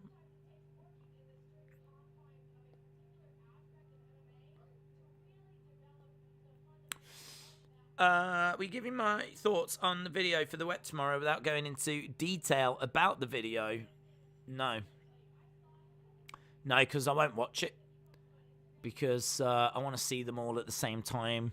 Really for the first time on Tuesday. I mean, I don't tend to watch them all the way through, to be honest. I mean, if it was like someone new, then I would watch it all the way through. Just because, like, you never know. But people that have sent in videos before, I pretty much trust them to not, do you know what I mean? Do anything that clearly should not be in a video. Don't expect, like, you know, anything unsavory. So you've sent in videos before, so I trust there's nothing unsavory in there. So I'd much rather just listen to the start to make sure that we've got the audio and that the picture works and everything. Get it queued up, and then I'll watch it at the same time as everyone else, and then that way I can largely give my initial reaction, like, on stream, the same as everyone else. I mean, obviously, when you get sent something from, like, Miss Clown, and it's like, you know, stripping music or something, then, you know, it doesn't take a genius to work out in which direction that video's going. So there's definitely times where I get an idea as to what's, you know, the videos are about. But yeah, it'll be good. Tuesday will be good. I'm hoping that we get lots of people taking part. William said, I think Days and Trips want someone else to win. No, not sure. It doesn't bother me if you win again, William. Not a problem at all. I just want the best video to win. That's what I want. He's on about you when he says video not being dirty and vulgar. Yeah, well, I do check all of William's video, yes. Here's Ponzinibbio. Sonny said, I bought canvases. I'm going to try and make a painting video. Okay. I know that you might not have, like, any kind of video editing stuff. So, as I've said before, if you film it, you can send it to me. It will take me all of a minute to just put it in my video editing software and speed it up. So, you know, if you send me something that's like a couple of minutes, I can, well, even if you send me something that's like 10 minutes, I can have it go, you know, 10 times quicker. Increase its speed by 10, so you'll be like speed doing it. So I think that'd look really cool, like having a blank canvas and then having a finished piece of art at the end, and you film the whole thing. I can easily speed that up, get it to fit in a minute. Hope Pereira takes him down rather than stands with him, says Bipolar Punt. George said, I think Ponzi has got this. John said, is it my imagination or are welterweights getting bigger? They do look bigger. These are a couple of big welterweights, though. What's the furthest you think Pereira can go with his cardio-heavy style? I mean, I really like him. I think he can get into the rankings, and I think he can probably get into that top 10. I would have big question marks about once he's starting to get towards the top 5. I just think there's weaknesses to his game, and I think that, as you said, you know, that cardio is a problem. I think that it's going to be difficult for him unless he does make some amendments, but he's got so many upsides as well that I can see him getting into that top 10. This one has jumped off the card for a lot of people. Pereira, I've got a piece on him, says George. William is the true non-PG king. Correct.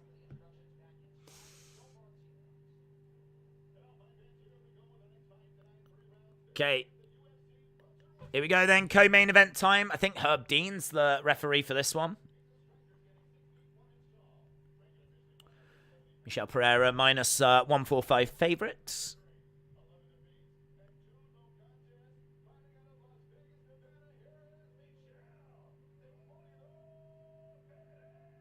Pereira.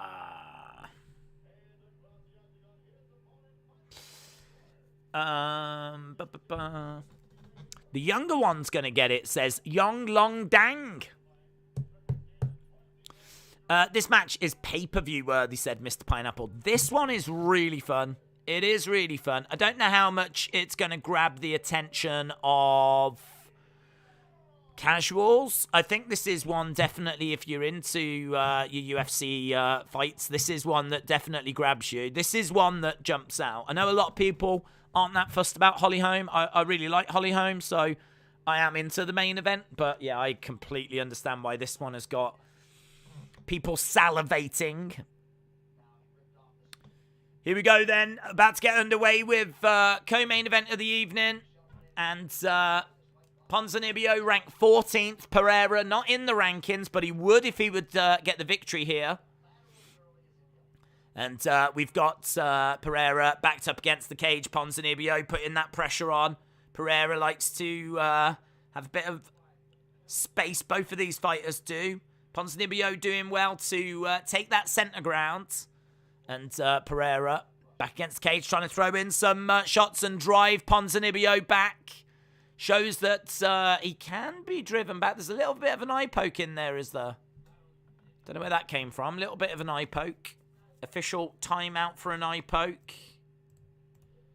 Let's change this over. So, I think, is it Ponzinibbio?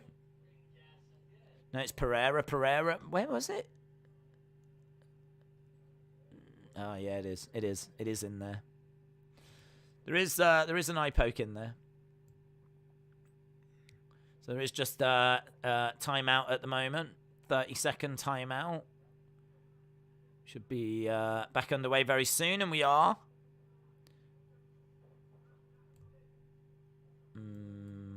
There we go. Kick coming into the body by Pereira. Kick coming back by Ponzinibbio. Ponzinibbio, nice left hand straight to the body. You've got Pereira on the outside. And is trying to find a way of driving Ponzinibbio back. And he does with a right hand and a kick to the body. Yeah, it's fun, man. It's fun. Both of these trying to find openings. Ponzinibbio putting that pressure on initially, but Pereira finding a way of getting shots through.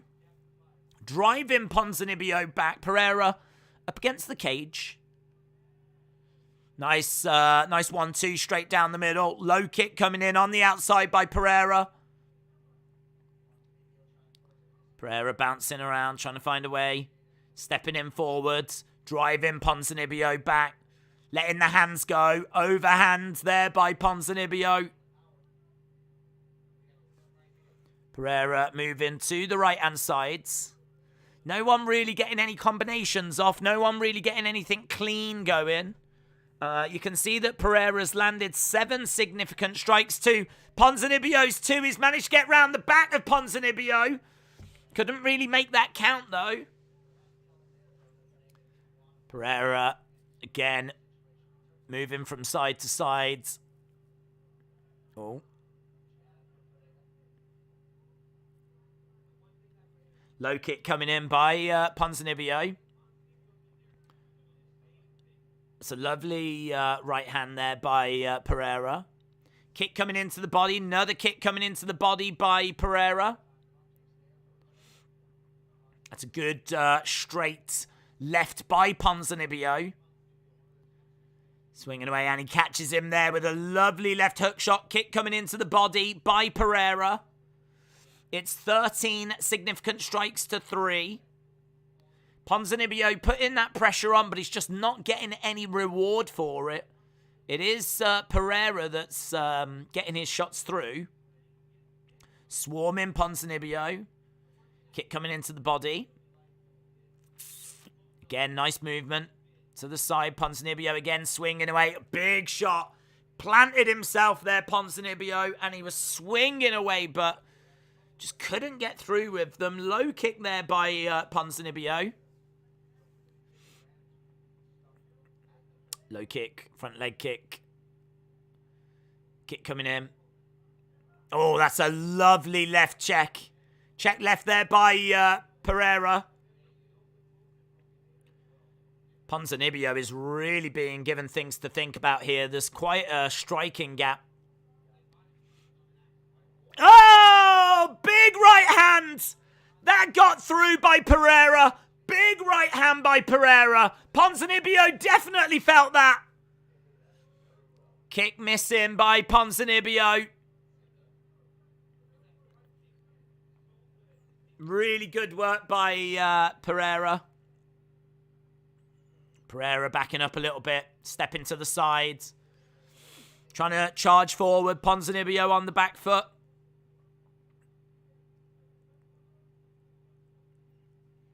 Again, bouncing around. Ponzinibbio backing up a little bit. Low kick coming in by Ponzinibbio. Kick coming into the body by Ponzinibbio.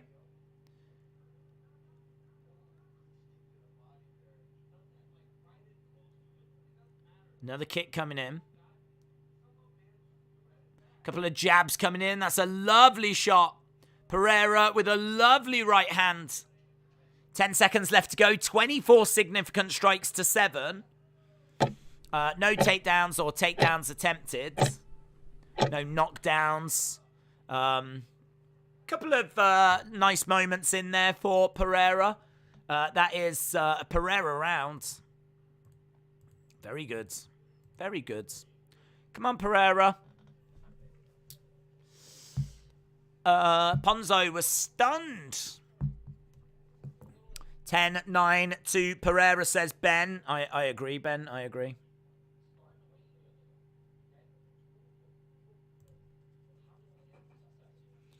Yeah, it was good.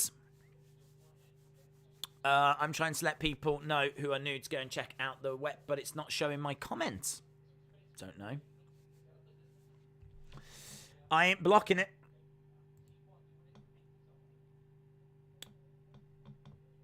Pereira, definitely the stronger fighter, says John. Pereira, 10-9, says Al Gore. Kenny, goodbye. Right, here we go. Round number 2. First round, definitely with Pereira there. They're just taking this opportunity to promote UFC 275. That's in about 3 weeks, I think. It's going to be our next big UFC card, and of course we will be covering that. Right, here we go. Ponzinibbio in blue, Pereira in yellow.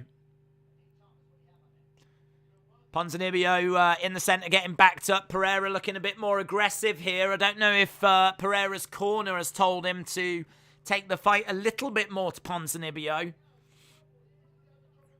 I mean, I thought what he did in that first round was great. Shot coming into the body, and Ponzinibbio trying to get a left hook shot through. Pereira backing up a little bit. That's a nice left to the body by Ponzinibbio. Pereira trying to edge forward. Low kick coming in by Ponzinibbio. That's a lovely right hand by Pereira. That's a nice right hand. Kick coming into the body by Pereira. Another kick coming into the body by Pereira. Low kick coming in by Pereira. Body shot coming in by Pereira. Ooh, Ponzinibbio doesn't look great. Looks a little bit wobbly on his feet. I think he's definitely taken a bit too much punishment here. 35 significant strikes by Pereira. 12 by Ponzinibbio. And we've got Pereira in. Oh, and he's rocked Ponzinibbio again with the left hand. Ponzinibbio. He's like Bambi on ice. Pereira backing up. He's not looking for the kill here. He just seems to be quite happy with getting these moments. Again, it is just constant massive overhand right there by Pereira. You do feel like Ponzinibbio is there for the taking. Knee strike by Pereira. And moves to the sides. It's a lovely shot there by Pereira.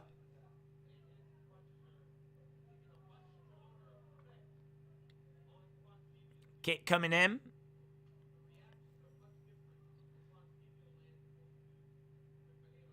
Oh, swing and a miss there by Pereira. He's just having a few moments of frustration here, Pereira, where he's throwing but not connecting. Ponzinibbio edging forward. 47 shots getting through out of 74. 16 getting through out of 68 for Ponzinibbio. Ponzinibbio with a couple of jabs getting through there. Not much in the way of leg kicks. 4 for Ponzinibbio. 5 for Pereira. Nice shot to the body. That was good by Pereira. And again, he's trying to throw in lovely right hands. I want to have a look again at the rounds. This is fun, man. This is what we were hoping it was going to be. I was worried they were going to cancel each other out, but they haven't. They haven't cancelled each other out.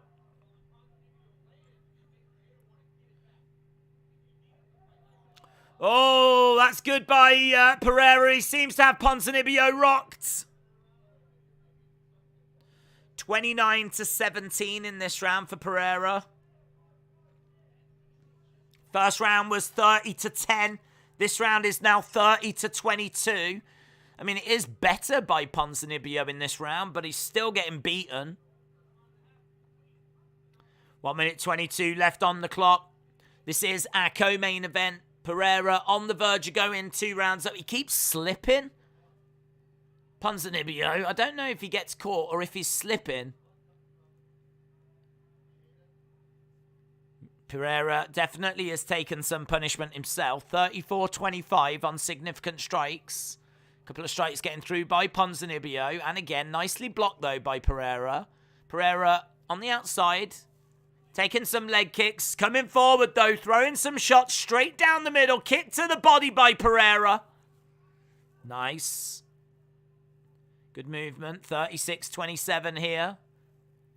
Kick coming into the body by Pereira. 30-odd seconds left to go. High kick coming back by Ponzinibbio. 10 significant strikes difference. Shots coming in. Lovely right hands. 20-odd seconds. And Ponzinibbio with a takedown. Ponzinibbio with a takedown. Pereira over by the side of the cage.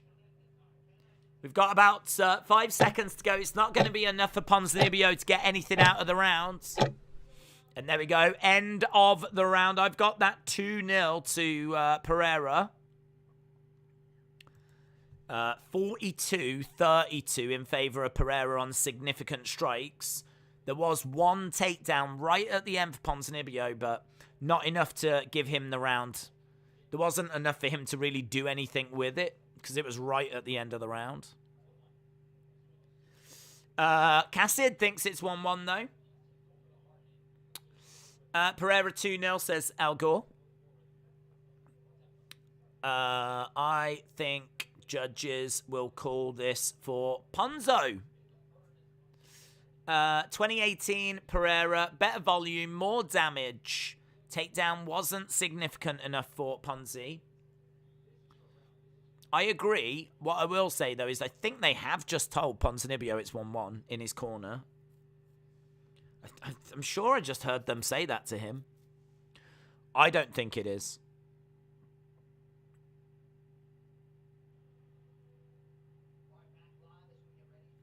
Right, here we go.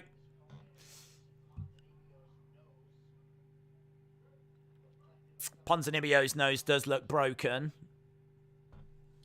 But here we go then. Round number 3. Leg kick coming in for Pereira. There is a bit of concern here. They have said to Ponzinibbio, this is your round. And Pereira does throw a lot. He is offensively very good. Moving all the time. Lots of strikes. It's going to be interesting to see where we are once we get towards the end of this round, because... Oh, that's lovely. Pereira could absolutely fade during this round. Cormier says, Pereira seems to have caught a second wind. Ponzinibbio was definitely getting the better of the fight towards the end of that second. Low kick coming in by Pereira. Lovely overhand right gets through by Pereira. He's looking good here. Michel Pereira on the outside. Lovely slipping underneath that shot. Leg kick coming in by Pereira. Jab into the body. Oof. Some big heavy shot. Oof. Ponzinibbio is just throwing whatever he can here. And as we said, I'm pretty sure his nose is busted. High kick coming in. Patrick, hello. I said, I hear this is the place to be, so I am here. I've arrived to get the party started. Well, it's not a party without Patrick. It's not a party without Party Patrick. Patrick, the party starter O'Neill. I hope you're well, bud. I hope Nolene as well. Body shot coming in by Pereira. A couple of left-hand jabs coming in by Ponzinibbio.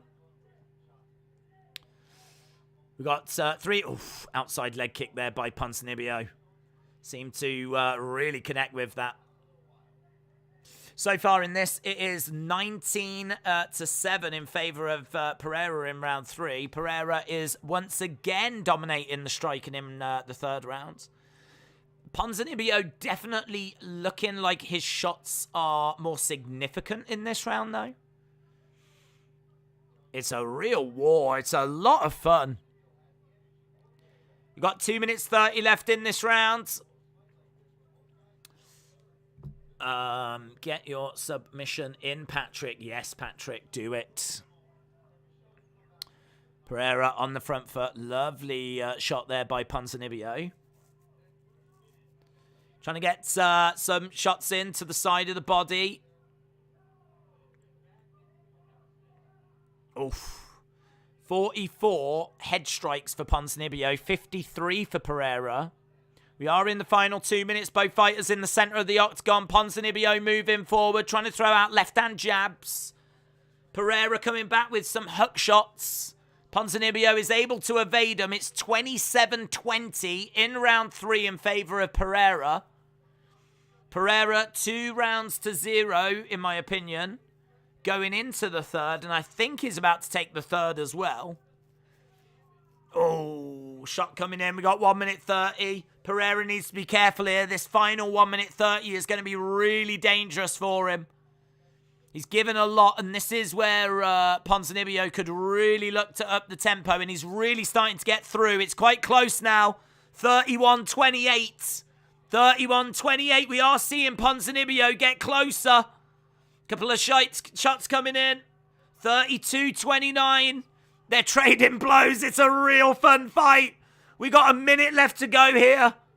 The two just jabbing away at each other. It's 33-36 to Pereira in this round. Both fighters in the middle. Outside leg kick there by Ponzinibbio. Lovely hook shot there by Pereira. Good head movement by Pereira. Ponzinibbio looks for a takedown. No joy. 40-26 is holding on Pereira. Couple of shots coming in, these two. Blood all over their faces. What a war. This fight has been everything you wanted to see, man. These two have absolutely gone for it. 20 seconds left. 47-39. Pereira has managed to maintain that gap. Oh, lovely shot, though, by Ponzinibbio. Hook shots coming in. These two just swinging away at each other. What a fight! What a fight! 2 seconds left to go.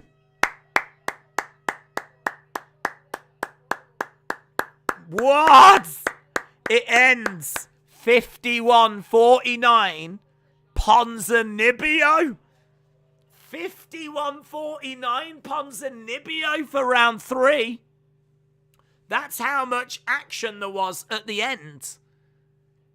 That was just swinging and climbing and going all over the place. So round 1 was 30 significant strikes to 10 for Michel Pereira. Round 2 was 42-32 in favor of Michel Pereira.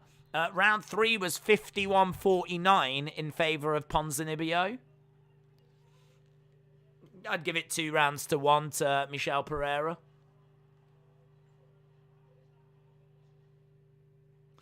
That was the main event in my opinion, says John. 29-28, Michel Pereira, says Ben. 2-1 to Michel, says smooth light skin goodness. What a fight, says Hayden.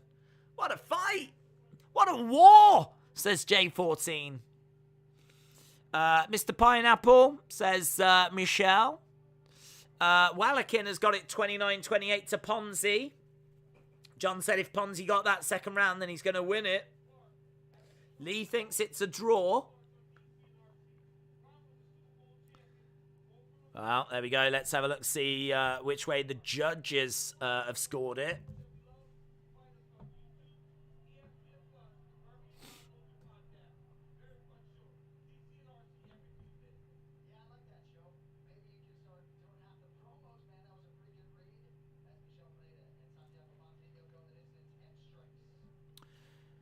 73-71, Ponzinibbio edges it on head strikes.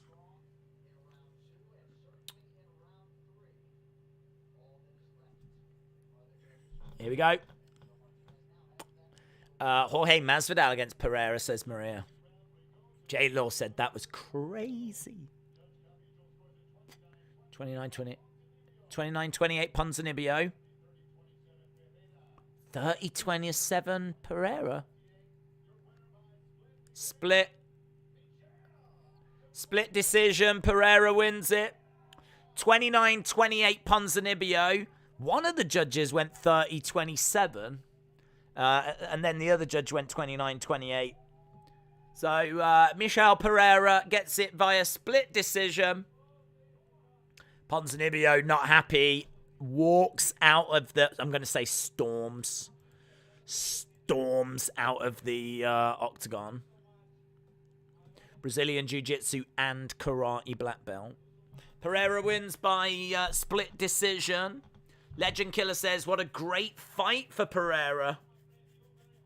John says, could have gone either way.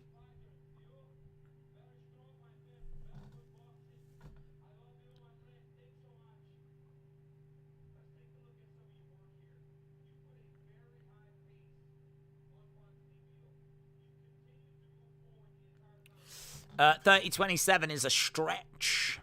John says 30-27 was bull.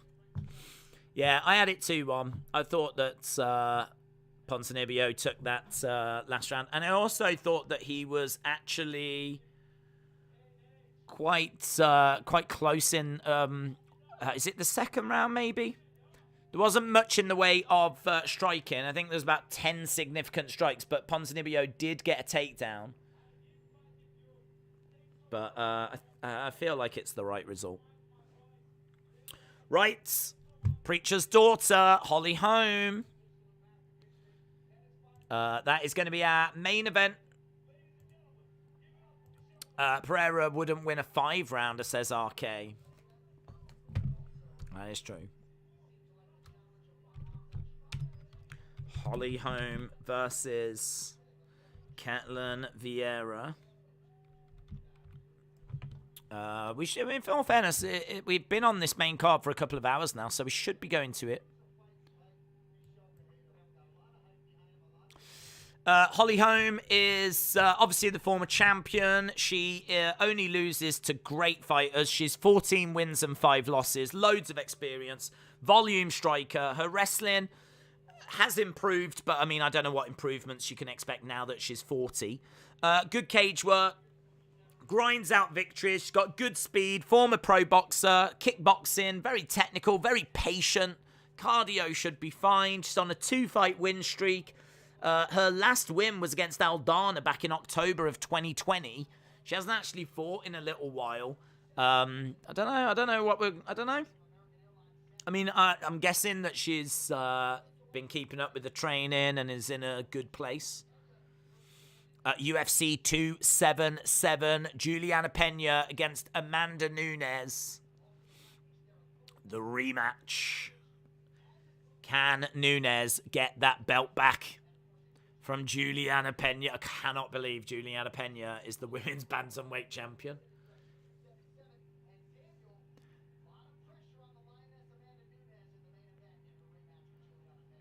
Yeah, it is going to be pressure. UFC 277, but... oof.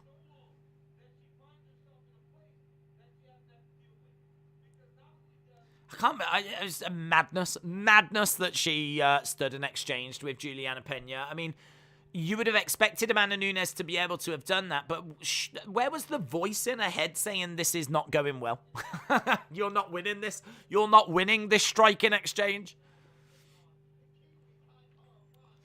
Brandon Moreno taking on Kai Kara France. That is for the interim flyweight championship. God, that's going to be fun. It's going to be nice to see Brandon Moreno facing someone not called Davison Figueiredo.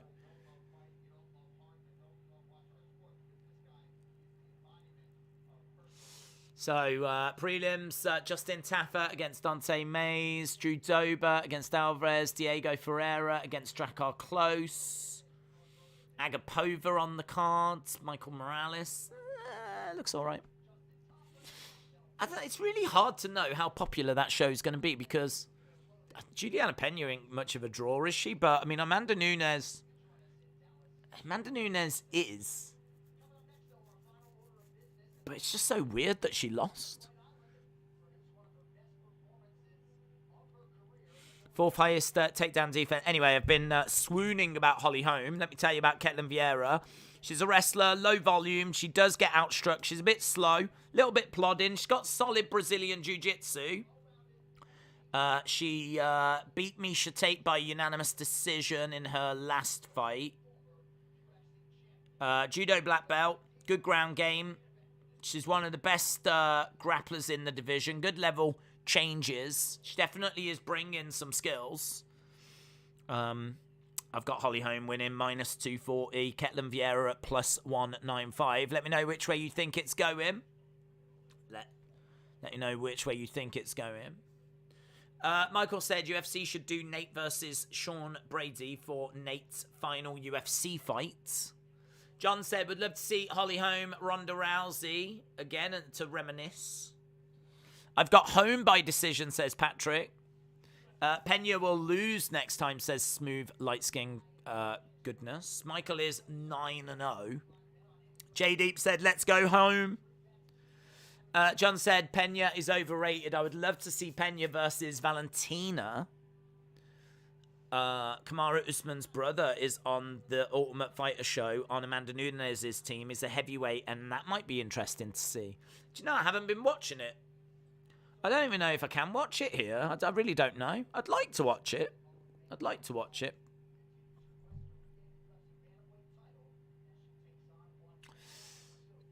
Small Apex ring is going to make it harder for Holm to avoid being taken down. That's a really good point. That's a really good point. The small cage is definitely a problem when it comes to trying to avoid takedowns.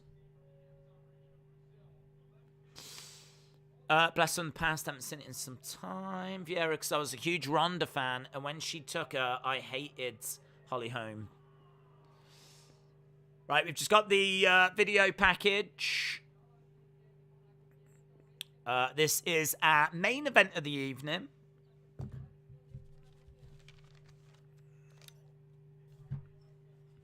Main event of the evening, and it is the Preacher's daughter, Holly Holm, taking on Ketlen Vieira.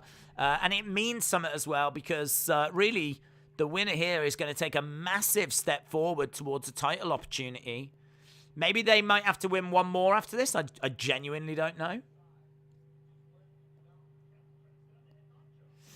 I'm leading in the prediction. 10-0, said Michael. Well done, dudes. Well done. Jay said, looks like UFC 277 is going to clash with SummerSlam this year. Jeez, I really don't know what we do. I wonder if there's a way of watching both. I just don't know. I just don't know. I mean, UFC 277 with that Nunes rematch is going to be big, but SummerSlam could be the second biggest WWE card of the year. Problems.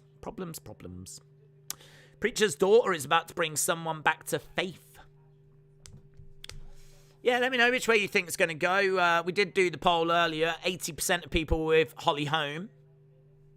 Hayden said it's going to be a nightmare to choose between SummerSlam or 277. I think SummerSlam is going to be a main focus, says Hayden. Yeah, it's hard, and it's really hard.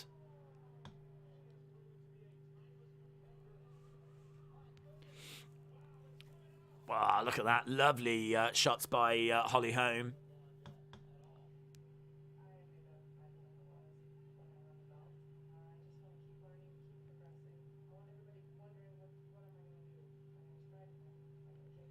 I want people wondering what I'm going to do. Am I going to strike? Am I going to box? Am I going to kick? Am I going to take it down to the ground? I am facing a very experienced fighter, but what makes me dangerous is the desire to achieve what she has achieved. So Holly Holm wants to be unpredictable. Ketlen Vieira wants to be champion. Who's winning this one? I love her kicks. I love her kicks. I love Holly Holm's kicks. Here we go then. Main event time. The reality is, if it's Holm or Shevchenko fighting Nunes like Pena did, instead of fighting cautiously, Nunes would have lost more often. Pena laid out a game plan, but others can do it better, says Ben. Holm's head kick to Ronda never gets on. I know, it's amazing, isn't it? It's amazing. Vieira can bang, so watch out, says John. Here's Ketlen Vieira.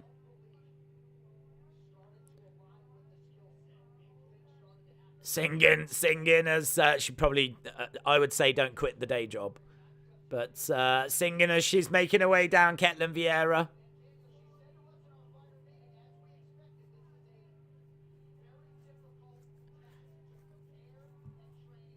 It's good, man. It's got a bit of a big fight feel to this one. This could absolutely be on a pay-per-view card. I'm watching UFC Fight Night, said Ledge Killer. Shout out to you. Holm exposed Ronda.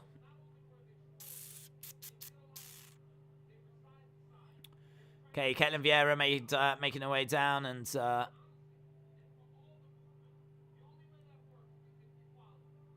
don't even know what the song was that she was singing along to be honest.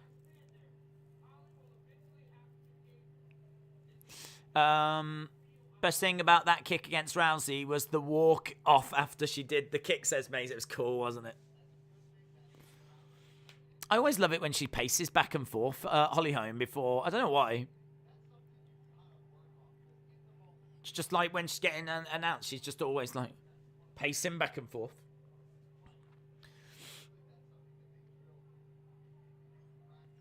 She loving this song.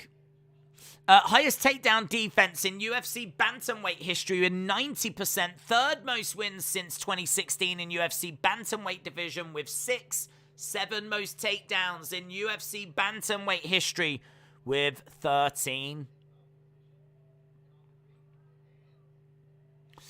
I like the way I got it. Here comes the Ronda killer, says David.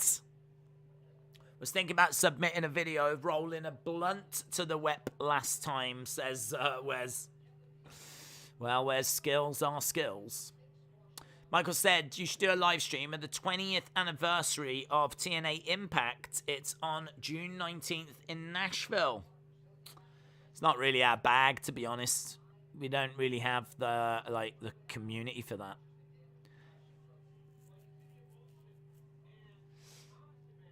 I was tempted to do Impact, but only when they were working with AEW. I think them just being on their own, it's not something that's ever been a focus. Right, here we go then. Caitlin Vieira inside the octagon seems to be getting herself into some kind of a zone, some kind of a mental place, singing along, really focusing on what she needs to do. She seems quite chilled, but let's see. Holly Holm never seems chilled. I can't imagine Holly Holm coming down singing songs. She always seems to be in the zone.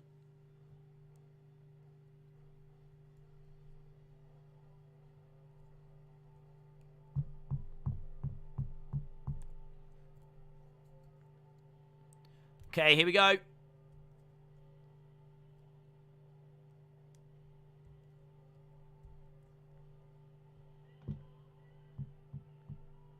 God, it's a hell of a walkout tune as well, isn't it? Coming out to Led Zepp. Holly Holm. From Albuquerque in New Mexico.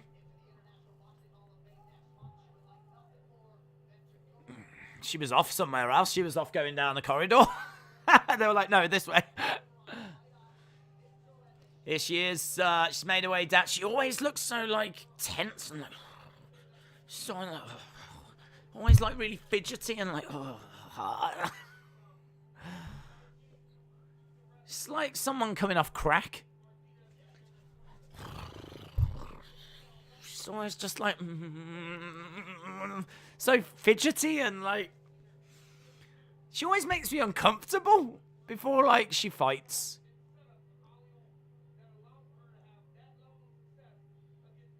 Look, she's got her leg going as she's being checked over.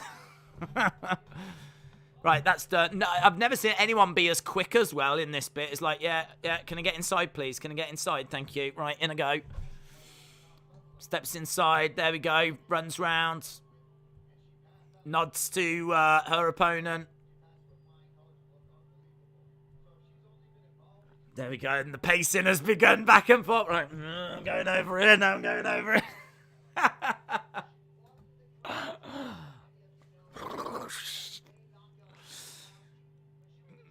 That's iconic to me, that is. Holly Holm doing this, just pacing back and forth, is just iconic. The referee having to walk with her to tell her the instructions. Hyperactive. Crazy, innit? Crazy. I love her, though. I love her. A win for the Led Zepp, says Mark. Been a long time since I rock and roll. Been a long time, been a long time, been a long, lonely time.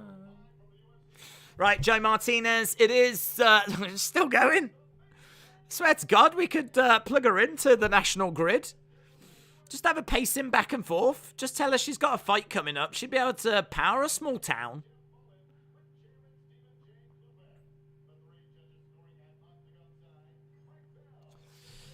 Holly Holm, then. Got to enjoy the little things. After a long day at work, having a soak and letting farts go is quite the party, says William. She's been in title fights her whole life. She's got the routine, says Bipolar Pun. Absolutely. Absolutely. If it ain't broke. Jury for the win at UFC 275. Right, we've got the intro for Ketlin Vieira.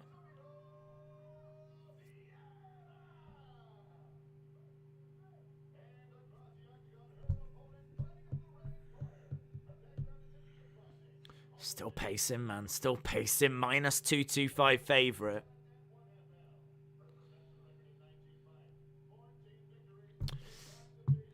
I love you, Dace, but you know Robert Plant. Mercedes, I would never claim to be. I would never, ever claim to be.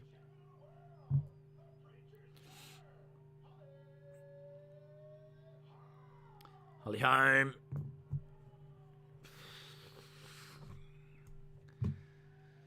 Right, here we go. Come on, Holly. I really wanted to win. I really like her. Holly Holm, the betting favourite, but full of praise for her opponent tonight. Main event time.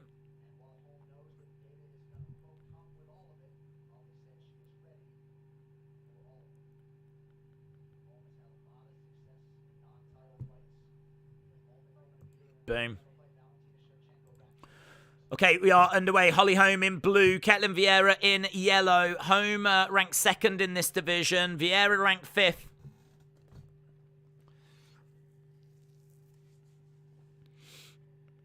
Holm again. Ketlin Vieira going to be very aware of the threat of those kicks.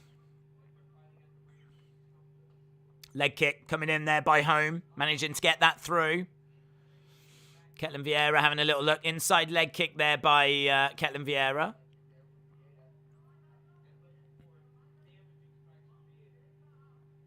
Holm trying to edge forward. Nice kick coming into the leg.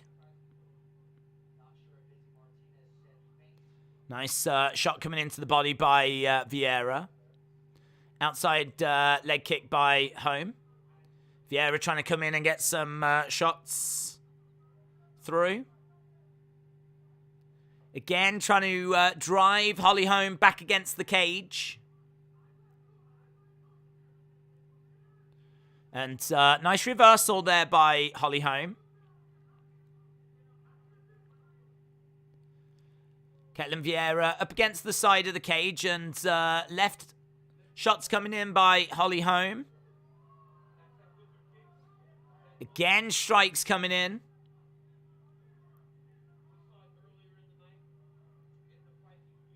And again, nice reversal of position there by Holly Holm. So we're over by the side of the cage. There's not like loads of activity at the moment, but Holly Holm doing a decent job of just keeping Ketlin Vieira pinned against the cage. Vieira managed to reverse it. Holly Holm reversed it again.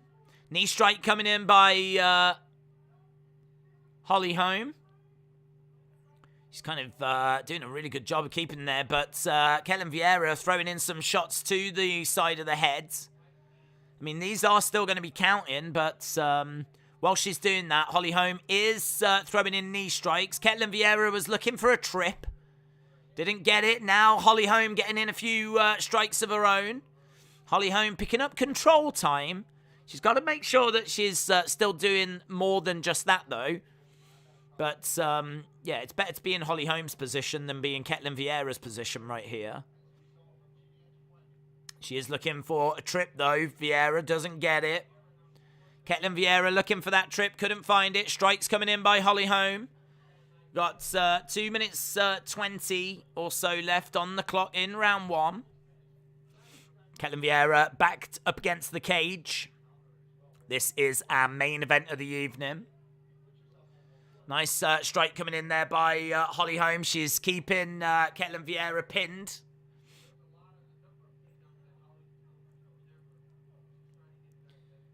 So she's got up against the cage at the moment. Knee strike coming in by Ketlen Vieira.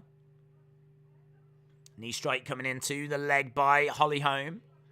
She's still keeping her controlled. 1 minute 42 control time. 16 significant strikes to 3. 23 total shots to 19. It's a Holly Holm round. She's keeping her control, but there's still a minute and a half to go. Still a minute and a half to go. J14 said, let's go home.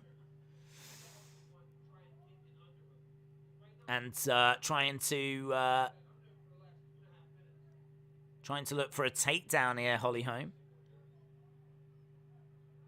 Shots coming into side of the head. So Vieira is backed up against the cage.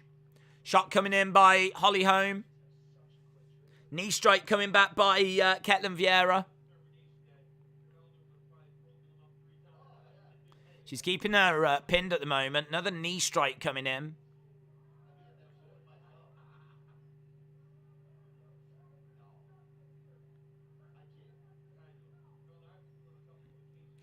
Yeah, she's just keeping her controlled. It's not the most gripping of fights. I mean, right now, she's just got her up against the cage. You can see the numbers. 19 significant strikes to 6. 31 total strikes each. 3 minutes of control time by Holly Holm.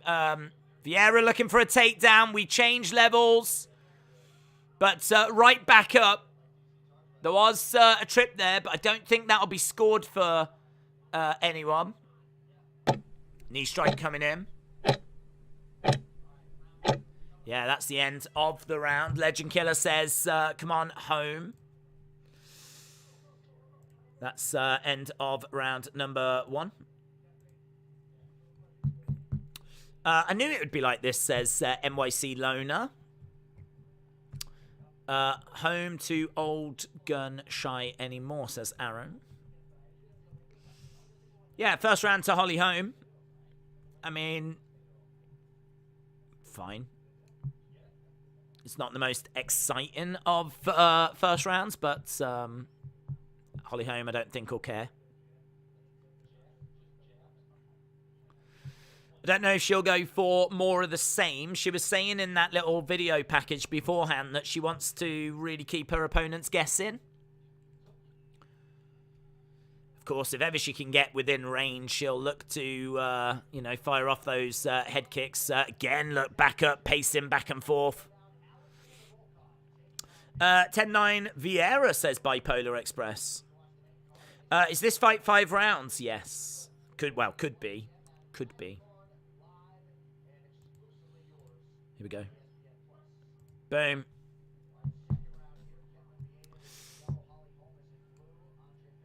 Okay, we've got Holly Holm edging forwards. Kick coming in on Ketlen Vieira. And again, side kick coming in by Holly Holm.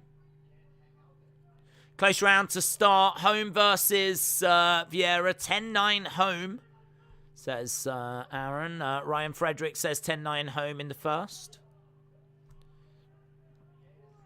Right, both women in the centre. Few shots coming in here by Ketlen Vieira. Holly Holm having a good little look, but Vieira coming in. Couple of shots straight down the middle. Driving Holm back against the cage. Holm moves out the way. Low kick coming in, and that lands on the leg of Holly Holm. Holly Holm backing up a little bit. He's keeping an eye. Outside leg kick. Again, having a little look, trying to find a way through. She throws a nice left, but just falls short. Again, a few little feints there by Holly Holm. Outside leg kick by Holly Holm. Couple of shots coming in by Ketlen Vieira.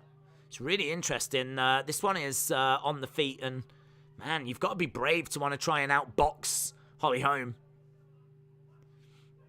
Oh, big, lovely overhand left there, but just falling short by Holly Holm. Total strikes 46-42. Holly Holm again trying to get some shots in, and takedown by Ketlen Vieira. Holly Holm gets taken down. Yeah, that was a big moment in this fight. Great judo throw by Ketlen Vieira. She's got Holly Holm over by the side of the cage. Shots coming into the side of the head. This is good control time. At the moment, it is 7-5 significant strikes for Holly Holm in this round. But control time here could be significant. Ketlen Vieira is going to be getting quite a bit of it. She's got Holly Holm pinned up against the cage. Holly Holm needs to get away from there. She's trying to make a move. She's trying to find a way out, and she's reversed it. Oh, almost reversed it. Not quite, but she does break away. Good work by Holly Holm to not just accept that position. Back on her feet, and she's trying to find a way forward. Throw hands. Looking for that kick. Holly Holm backing up. Having a little look. Looking for a takedown. Trying for a takedown. No joy. She was looking for a double leg, but she's managed to get the one leg, single leg. Yeah, but she's managed to drive Vieira back against the cage. 1 minute 50 odds. 8 significant strikes to 6 in favor of Holly Holm. It's not really much on here.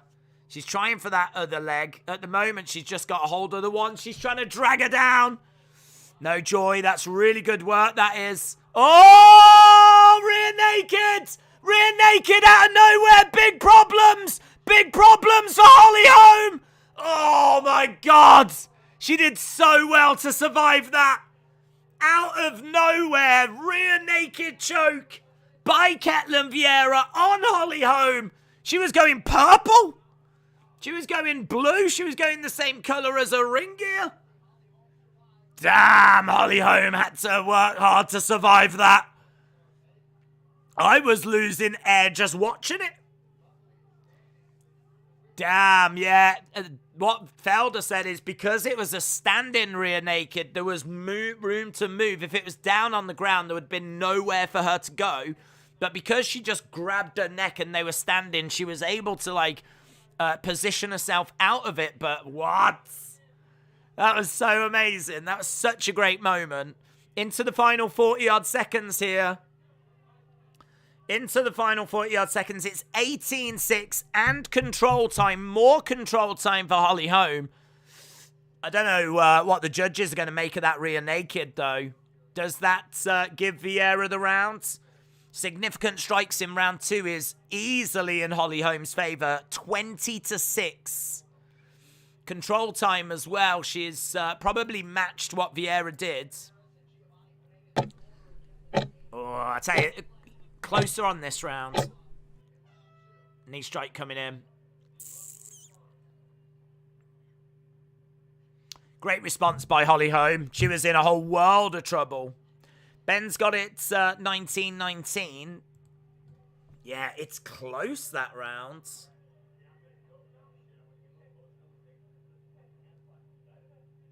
I might say 2-0 Holly Holm. I don't feel brilliant about saying it. I'm sort of whispering it.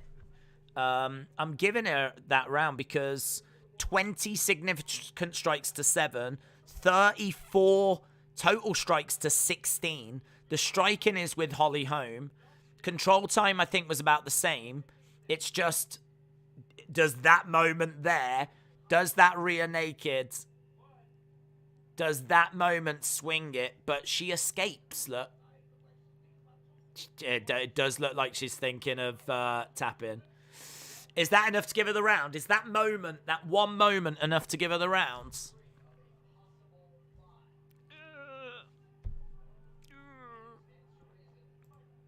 Hard to say. Hard to say. Could be 1-1. Absolutely could be 1-1. Right now, live odds have got it minus 111, minus 110 for Holly Holm and minus 120 for Ketlen Vieira. Aaron's got it 1-1 after 2. Solid round for Vieira, but great work by Holm to escape the choke. Nick Baldwin has got it 1-1 as well.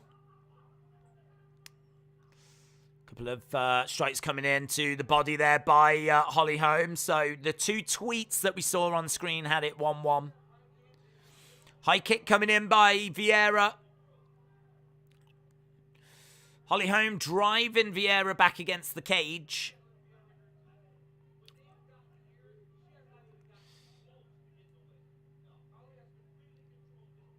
Nice knee strikes coming in. So Holly Holm has got Vieira up against the cage, and she has been very, very dominant in this position. Bipolar said Holly's reflexes just aren't the same. J-Law said she got out. She didn't do anything with it. A non-choke. Dean said Vieira won that. Jordan's got it 1-1. Dean's got it 1-1. I ain't arguing with anyone that's got it 1-1. I think that round's close. Right now, though, this round isn't. And Holly Holm has got Vieira up against the cage, and she's had her there for a little while. Control time will be with Holly Holm. 7 strikes to 5 in favour of Holm. Not much in it. Knee strike coming back. And Vieira manages to break away.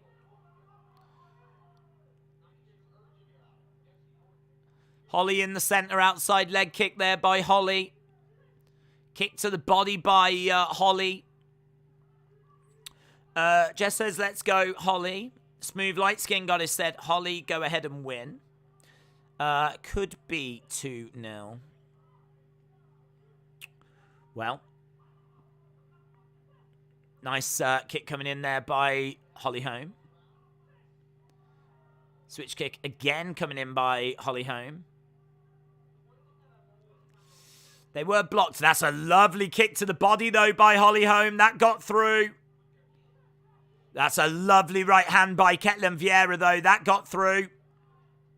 Into the clinch. Holly Holm driving Vieira back against the cage. She's got her pinned against the cage again. 12 significant strikes to 8 in favour of Holly Holm. And she's got a bit of control time. And she's getting more control time here. Knee strike coming in by Holly Holm. This one feels like it could go the distance. Joseph said it's going to be one of those fights.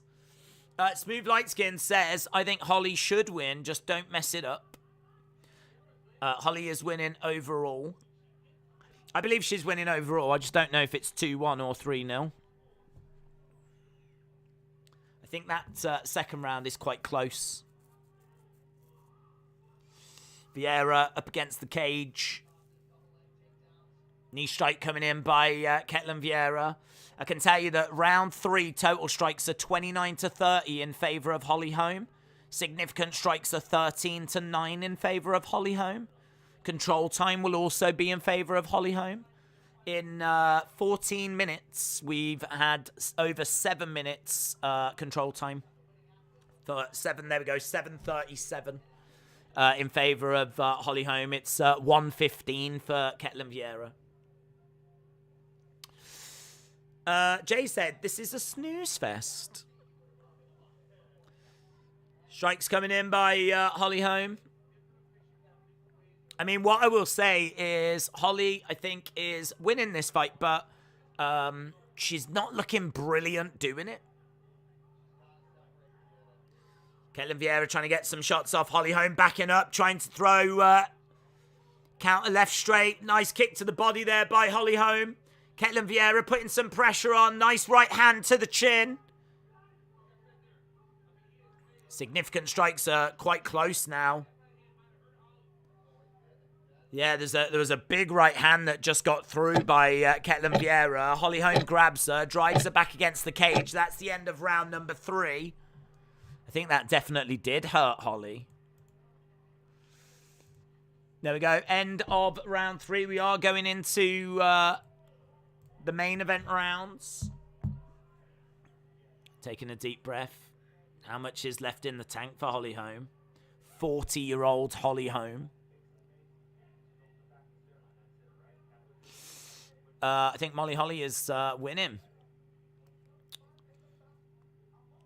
From a technical standpoint, Holly wins. Wes said, I've just sent my video to the web. Thank you, Wes. Nice right by Vieira. Yes, it was. It was. There was a shot right at the end that definitely rocked Holly. 2 rounds potentially left to go then, unless there's if there's not a finish.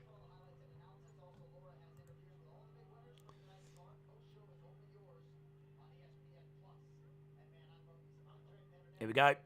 Round number 4. We are underway. Holly Holm in the center. Ketlin Vieira. Oh, nice. Left straight to the body by Holly Holm. She puts out a couple of feints again. Couple of right-hand jab. Feints them. Yep. Some shots getting through again by Holly. Oh, that's a lovely left hand by Ketlin Vieira, though. That was good. Leg kick there by Holly.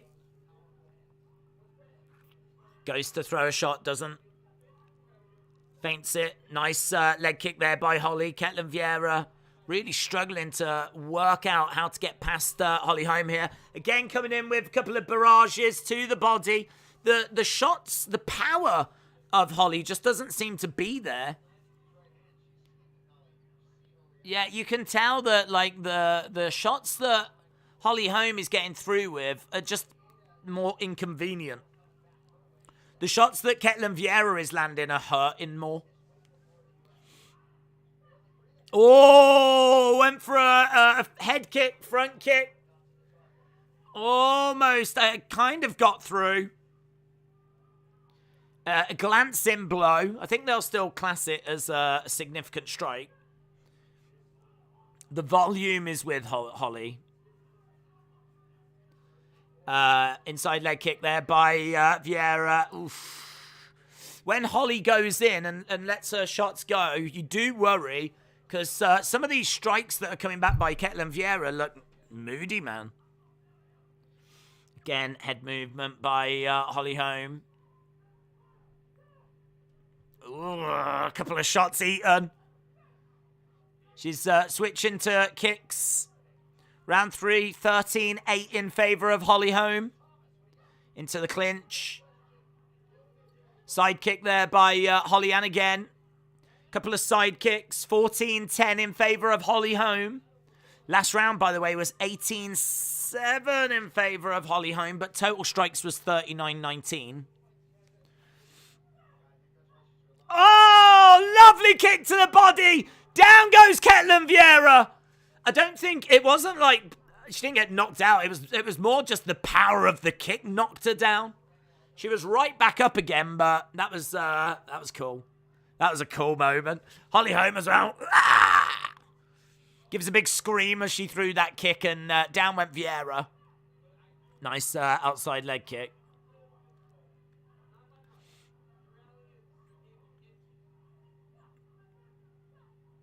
Couple of jabs coming in by Holly Holm. Tries to connect with a left hook shot. Drives Ketlin Vieira back against the side of the cage. 20 significant strikes to 14.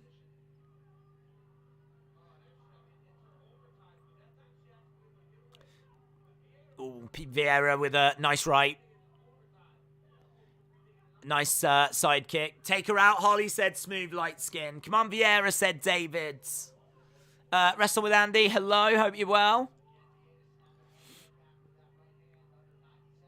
We've got Holly Holm in the center. Oh, big overhand left from Holly Holm. Vieira backing up. High kick coming in by Holly Holm. Kick to the body coming in by Holly Holm. Oh, lovely counter right there by Vieira. That was nice. 22-16. Oh, couple of shots again getting through by Ketlen Vieira. Nice side kick. Quite a close little round, this one again, but Holly Holm just getting the nod. 26-18, according to the unofficial numbers. Kick coming into the body, and again, she's just landing with these body kicks. Yeah.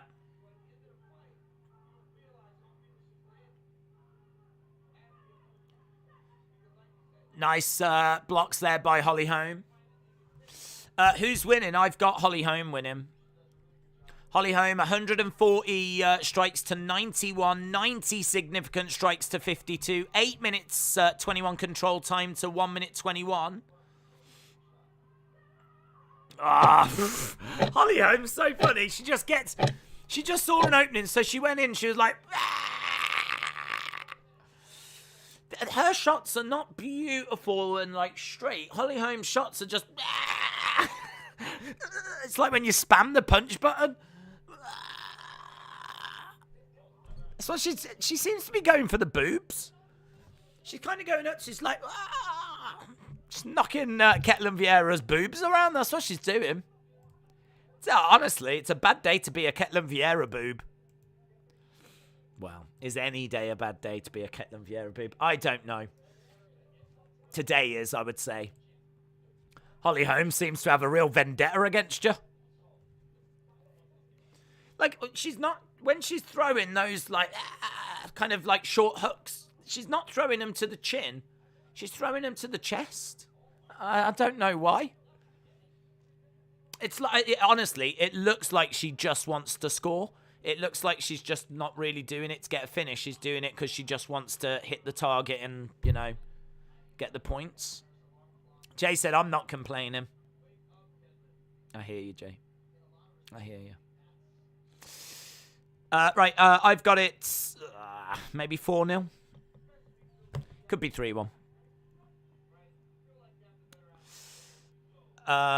Here we go. They embrace. Bipolar's got it 3-1 Vieira. Holm needs a finish. I don't see it that way. I've got Holm winning comfortably. I think it's actually Vieira that needs the finish, but spinning elbow by Vieira. But some of these rounds have been quite close. In fact, a few people are saying they're seeing it as 2-2 here.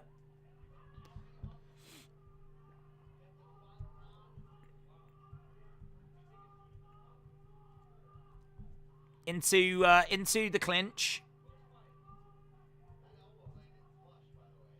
Well, let's see. This round could be really significant. I've got it maybe 3-1, 4-0 to Holly Holm. I've got Holly Holm comfortably winning. I mean, all the stats, outside of maybe that one takedown and that one sub attempt. That sub attempt was good, though.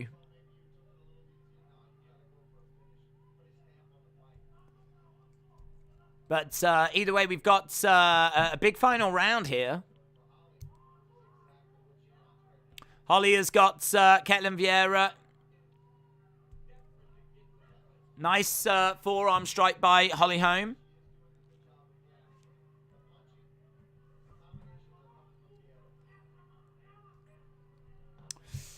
I'm just trolling. I've got Holly winning, says Bipolar. Okay. Well, no, I mean, it's funny you should say that because everyone on screen, the things they showed on screen have it all being a draw. So, I don't know, mate. I mean, like, some of these rounds, you can make arguments that Homer's getting the volume, but you could maybe make arguments some of the better-looking shots are Vieira. And that was a topic of conversation not that long ago about how, you know, are there significant strikes within significant strikes. Like, can you have more significant strikes than a significant strike? Yeah, these front kicks look good by Holm. 8-8 on significant strikes in this round. Very close round. 2.5 minutes to go.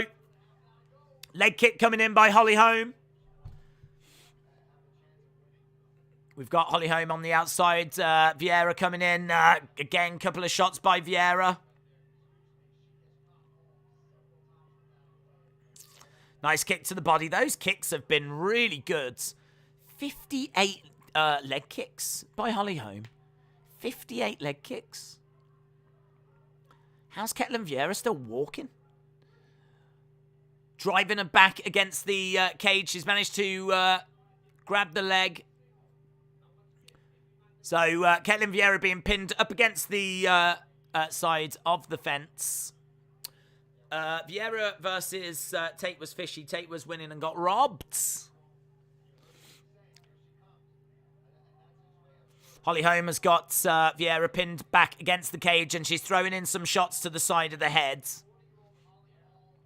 9 minutes of control time. J-Rock said, just avoid the submission, Holly. You have got this. Mr. BA said, I'm guessing Holly is going to be robbed. We go Vieira edging forwards. Kick coming into the body by Holly Holm. Got a minute left of this one. It has been a 25-minute fight. We have gone 5 rounds. Man, I tell you, Holly Holm has had to work so hard here. So hard. I mean, that is a hard 25 minutes she's had to put in.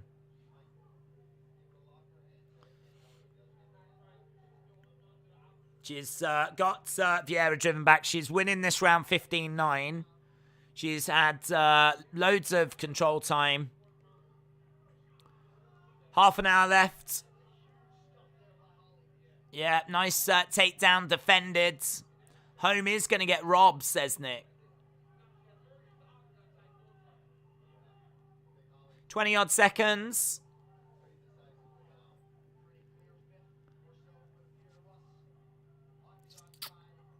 She's got her pinned and 10 seconds to go. This should be a Holly Holm round. Hammer fisting away on the legs. And there we go. End of the round. End of the fight. 25 minutes. Ketlen Vieira puts her hand in the air. I tell you, we said this was going to be a big fight. The reason being because the winner really will put themselves in title contention. I don't think Holly Holm looks great here. I don't think she looks like a champion. That's all I would say. This was like hard work. She had to grind out this, well, maybe victory. I believe she should get the victory. Smooth Light Skin Goddess said, I will be robbed if they rob Holm. Brian has got it 48-46 Holm. Yeah, let me know. What have you got it? Ben's got it 48-47 Holm. Vieira fought unintelligently. Co-main should have been the main, says Mr. Pineapple. I understand why this is the main, though. I think Holm, what with her beating Ronda, is maybe a bigger name. It was never going to be a more exciting fight than the co-main, but this one as well really puts the winner in title contention. 114 clinch strikes to 56.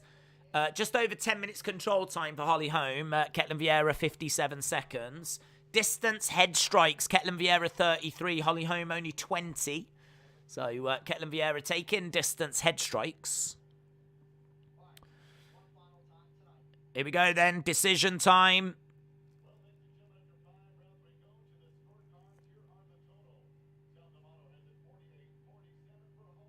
$48-47 Holm. 48-47 Vieira. Split. Ketlen Vieira wins. Ketlen Vieira wins. Ketlin Vieira, 112 significant strikes to 63. 183 total strikes to 104. 10 minutes control time to 1 minute 24. Lol.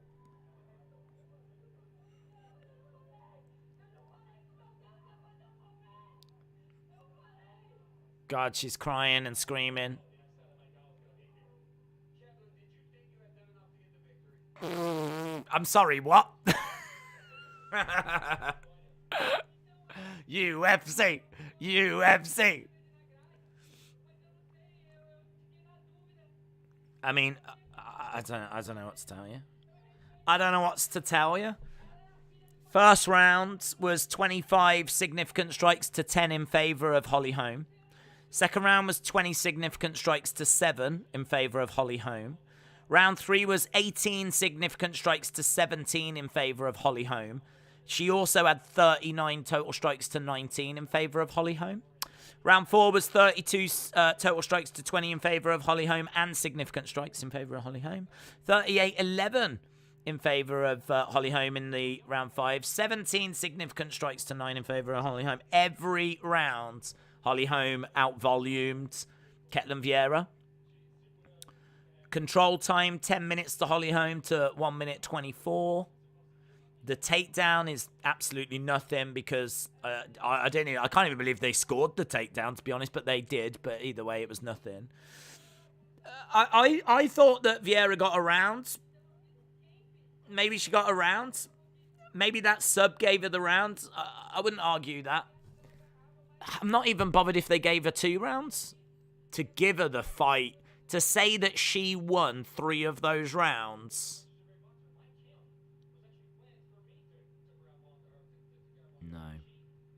No.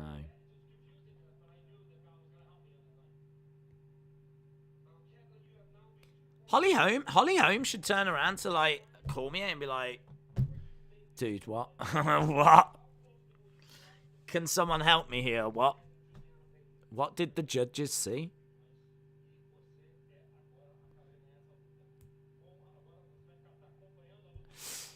Doesn't make sense.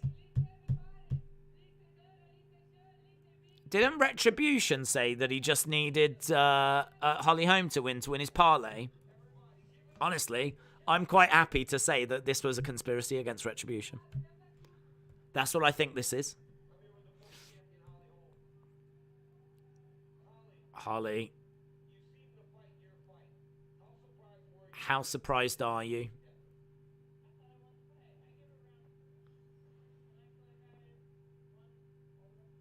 Yeah. Holly said I gave her round 2.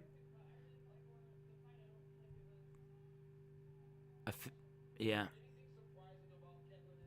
She said, I really think I won that fight. I gave her round 2, but I think I took all the others. And that, I must admit, round 2 is the only round that we were like...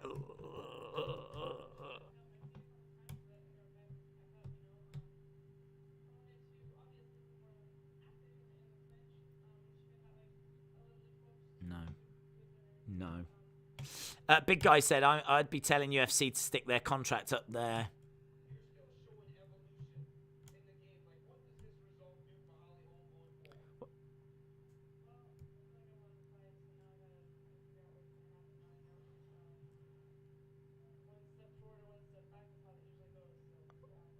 One step forward, one step back is usually how it goes. I feel like I won that fight. I'll be real interested to see what Dana has to say about that.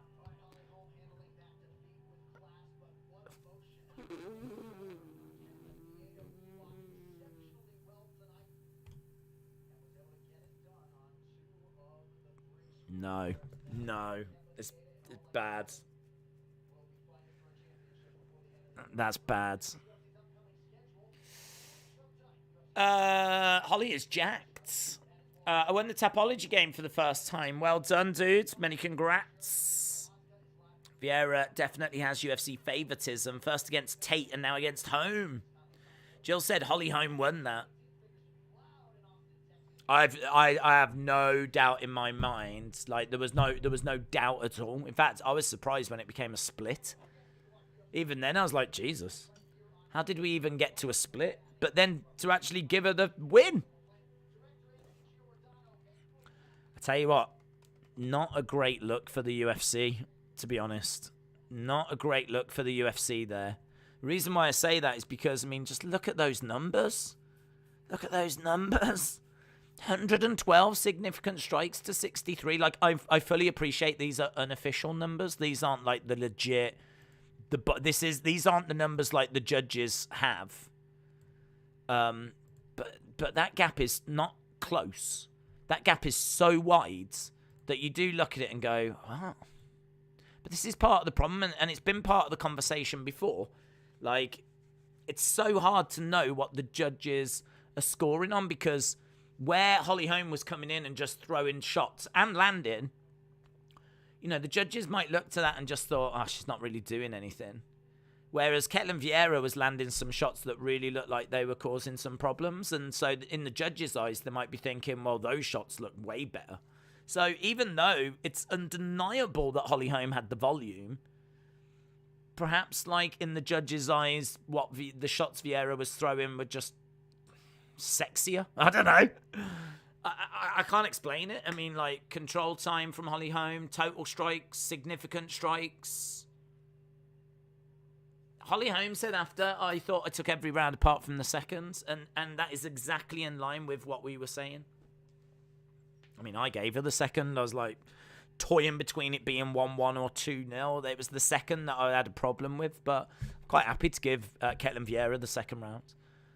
But no way did she win 3 rounds. No way did she win 3 rounds. I can't wait to see the scorecard to see what 3 rounds it is she's meant to have won. The second, fine. But what other rounds did she win? What other rounds did she win? Yeah, man. Not a good look. Not a good look. And that's why I don't bet UFC. Because you just never know. Never know. Right, guys, we're done. I'm going to go off and do some more crying because I'm a giant baby. Even though I didn't have any money riding on the fight. I still feel like you lot were cheated. And that hurts me more. That actually hurts me more to know that you lot were cheated. Do you know what? I mean, all joking aside, there will be people that have lost some serious money there. There will be some people that have lost some serious money to that fight. Because Holly Holm would have made up a lot of people's parlays.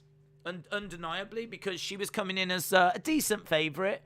You know, but not someone that was so wide that it was like not even worth having her on your parlay. She was that nice range where she was about minus 240. You know, you wouldn't really bet her on her own because the odds aren't great, but you put her in a parlay and then things start looking a bit juicier. People have lost money there, and that really sucks. I mean, it really sucks for Holly Holm, but it's going to really suck for people that have just lost some money. Of course, equally, some people will have just won some money, so I'm sure they're happy, but annoying. Right, really appreciate the support, guys. I hope you enjoyed hanging with us for 6 hours is what we went for in the end. Not bad for a Saturday night, so appreciate it as always. Thanks a lot for the support. We are back next week, I think. If there's a UFC show, then we're here. I know they do have a week off soon, though, so we'll see. But, of course, I am back tomorrow as well for the final games in the Premier League. So we'll be doing that over on Football Days. Appreciate the support, guys. Thanks a lot for watching. I'll see you again next time. Bye for now.